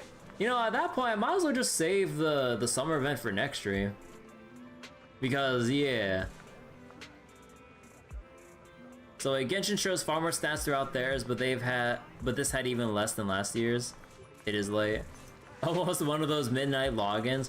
Hey, I've been logged in since before midnight, so that doesn't count.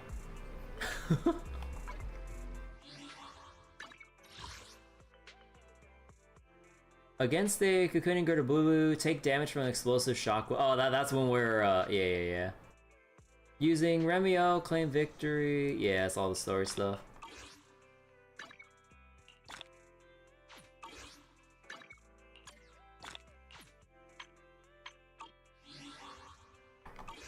And then, let's see, what do I still need right now? Oh yeah! This brings back This weather's perfect for a little exploring. Yeah! Okay, wait. How many of these, like, gray XPs do we need to go from 50 to 60? Okay, wait.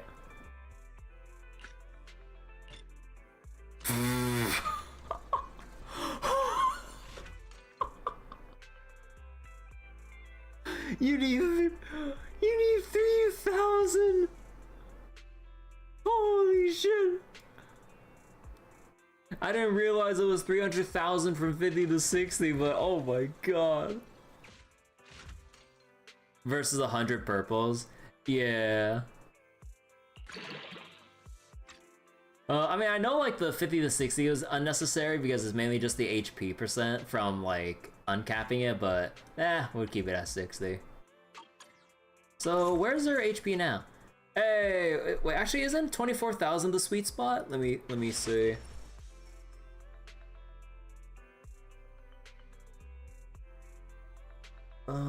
Was it this one? Yeah, when initial max HP reaches 24,000, you'll be at your max effect. Hey! So you imagine it gave you extra rewards if you hit certain goals? Not wait. You think you recall last year showing like how much Denny's were spent and such? Oh. How about a little late night adventure? This brings back memories. Do you remember when we first met? Okay, hold on. Yeah, actually no, I should probably do the expert challenge. Let's see, Airspace Sentinel. After it's parried by an agent, damage taken increases. Oh boy, I wonder who they want me to bring in.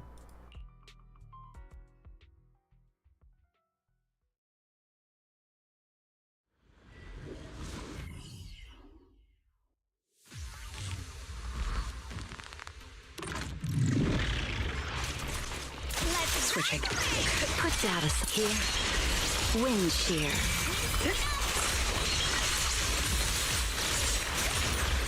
No matter how often we do this, it always ends the same. I need an answer.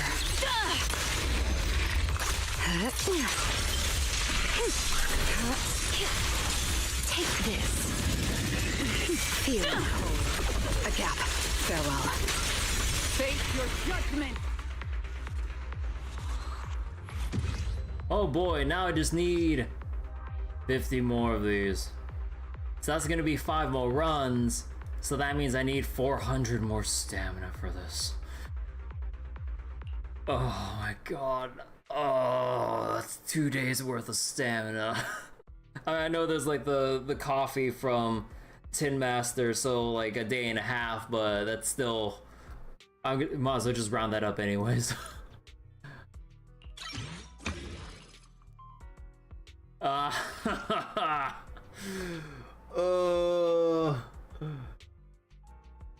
Fucking poverty mode sucks, man. Black or white? Which side do you prefer? But yeah, we'll probably have like a good amount of, well,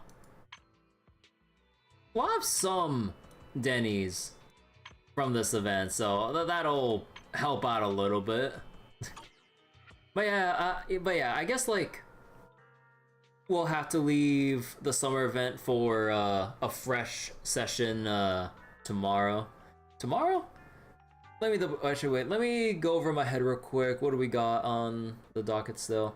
Like, it's still slow going with Grand Blue Relink farming because, you know, I do want to get like my CPU team farmed up to do like a like CPU run with the big 3 bosses for, I'm assuming, nearing the end of Endless Ragnarok.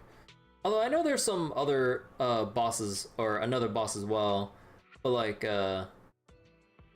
yeah, like there's one I kind of like mentioned this during the end of last night's session for Relink. But yeah, like the grind curve is really tedious when you want to actually equip like more characters in the roster. Like they really kind of push you in terms of trying to get through the game's content, building no more than like 1, maybe 2 characters, and then just pushing through with like public parties.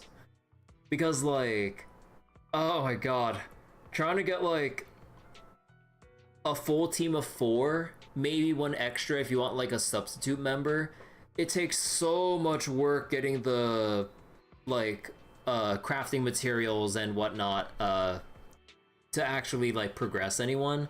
And then like the grind for extra sigils and shit, and then like other stuff, it's like, and this is only for like potentially 5 characters out of like the entirety of Relink's roster. It's so like time consuming, it's crazy. The grinds like keep the online scene alive for as long as possible. I mean, not even, because like a lot of the grind you do, you could just kind of do it through Conflux for the most part. So then like, if they really wanted to keep the online scene more active, they wouldn't have made conflux a thing, so that it would push people, it would force people to basically keep going with online questing. But conflux gives you, at the end of every run, a select package of like certain materials for specific enhancement categories. So then you could just get it all in one place conveniently without having to go questing. So like on one hand, it's for the player feedback of like how tedious it is for grinding for the lower end of things or some earlier parts of like Ragnarok's enhancement progression. But at the same time, it like, you still gotta do like so many runs. It's like I wanna toy around with like other characters to like check out their play styles, like now that we have all the new fancy stuff in the Endless Ragnarok expansion, right? Like I actually want to go try Io again with all the stuff I've been hearing about her. I want to go try out like what was it? Like Lancelot or like some other characters I never got around to building in base game relink. But then like you just need so much to get all their other enhancements going to get them onto a equivalent stat level if you've just been sticking with one character the whole time. It's like when you go through the game, like when you go through Endless Ragnarok's like main quest progression, like you naturally get gifted essentially enough materials to fully upgrade out one character as you're questing along the way. But then like if you try to branch out for more than one, then it's like, all right, now you really gotta buckle down for all this shit. It's just like, oh, I don't know. And the fact that like when they have something like the mastery point grind, you have people trying to full auto it, like we're trying to full auto in the Grand Blue Gacha, which for an action RPG is a little bit excessive. Like, usually we're kind of used to at this point for like gacha games that allow for automated farming or skip tickets or something like that. But in like a retail game that's expected to have more online play, but then you have like a gameplay feature or accessibility, depending on how you want to view it, that basically lets you full auto in Relink. It's just like, you know, like it's just like you really got to sink in a lot of hours, and people are trying to set up grinds to basically like repeat farm stuff while they go out on a jog or go to the gym or some shit. To be fair, people try to automate Grand Blue Rising's RPG mode. That's just how we're wired. But yeah, but basically like I think like the grind curve in terms of the material requirements just to try out other characters like could have been lowered a bit so that we'd be more encouraged and less intimidated by the material grind required to get characters up and running. Because like it's one thing to mess around with a character and then see if their playstyle is like something to your liking, and then it's a different thing getting them like endgame content ready. So then you have to go through all that material grind just to maybe get one more character up to speed. And then by the time you get to that point, it's like, oh my god, it takes like so long to just like get that character to their best potential as you can possibly get them. And then it's just like it kind of like makes you think back, going like, man, I probably should have just kept farming on my like original character that I like stuck with this whole time, because it just feels like a mountain. It feels like you're repeatedly climbing the same mountain again and again and again for every new character you feel like you want to like actually try out, to the point where it just feels discouraging like once you see just how much is, or if it feels like, what was it? They just don't make it any easier to just try out other characters like by end game state. That's basically just my main gripe.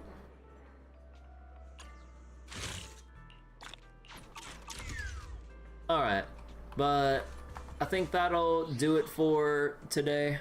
Let me go close out Zenless for now, and we'll go start with the summer event probably tomorrow. But yeah, I didn't finish my line of thought earlier. Yeah, so we have the summer event, Ordeal Call 3 for Fate Grand Order, Relink, which is still on the back burner, so I can just get more like offline grind done. And in terms of other things, is there any other thing? Oh yeah, so if I do manage to get into the MapleStory Classic beta, I do want to stream that so that we can actually see like how Nexon will actually handle the game, or at least like the balance and whatever they're implementing for Maple Classic. Because knowing Nexon, monetization methods will be heavily subject to change because they're not going to do that shit for a goddamn beta. So, oh boy. Yeah, there is a time limit on OC3, so I shouldn't wait too long. But our time limit is the end of August, right? Let me double check. Yeah, it's like around the end of August. Or was it August? Let me see. Oh no, wait. 1, 2, 3, 4. Wait, what month? Wait, what month did they specify again for the Ordeal Call 3 time limit? Or was it September? I think they said 9/30, right, for September 30th. But you know, I'm not gonna wait that long. I'm not gonna put off Ordeal Call 3 for that long. But Ambi's most persistent soldier. I mean, like, the one thing I really like about Ambi's like moveset, it's just very simple and straightforward. Like everyone else or well, I wouldn't say like everyone, but like a lot of other characters probably has some other things that like require, well, I mean, I don't know, like the more I keep thinking reductively about like how Agents Kit plays out, I mean, technically it's not really that complicated if you look through it through a more reductive lens on like breaking down character kits. But I don't know, but yeah, the game plan is pretty simple. It's just you set up your stuff either 2 characters and then switch to Ambi, and you basically just keep left clicking or dodge countering until you just press the 3 buttons back to back to back. But burger. But yeah, either way though, yeah, like I should get around to Ordeal Call 3 sooner rather than later. Also, on a side note, I actually forgot to get around to the second Ogama request, the water one. But I think I'll probably put that off until we get through Ordeal Call 3. So yeah. So I think you'd even do the first. And yeah, also oh right, the teapots already expired. Well, not like I had any left over, but I think like the next time they bring out the teapots for extra bond points, then I'll probably get around to doing the water Marie quest. And let's see, so FGO stuff, there are new teapots now. Oh, they put new teapots in already? Well, shit. God damn it. But alright, so yeah, we'll focus on Zenless for now still, and then probably when we clean up whatever Zenless stuff there is for 3.1, we'll get through Ordeal. Wait, time to eat my words. Oh shit. Well, I mean, it's not like the teapots expire right away, so I mean, I can always do it a little bit later. But yeah, just repeating the what's on my mind right now. So Zenless until we exhaust the 3.1 content? Or do you call 3 for Fate Grand Order sooner rather than later? Because there is a time limit for the story for some odd reason. And then eventually we'll get back to Grand Blue Relink. It's just, I think with all the grind I've been trying to do, I just felt like a little bit slightly burnt out from like getting around to streaming it. But yeah, also on top of like everything else gacha-wise. And then if I do get into the MapleStory Classic beta, I do want to stream it and see how it holds up with all the things I've been hearing about it so far. And whether or not I might see any worrying things about it. Although we'd only really see worrying things about it when it's actually fully released, when Nexon will actually put in their monetization shit. Because, you know, they're not going to do that during the beta. So we'll see how Maple Classic is if I get in the beta at its core. And then whenever the hell it releases in the West officially, we'll come back to Maple Classic and see whether or not, like, if there's any egregious, like, pay to win or extreme pay for convenience shit like they do in Modern MapleStory.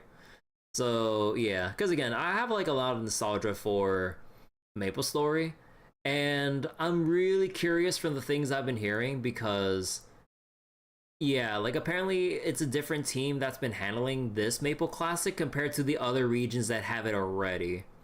So, yeah, we'll see. But okay. Bye-bye, everyone. Thank you all so much for watching, and I will see you all later. Take care.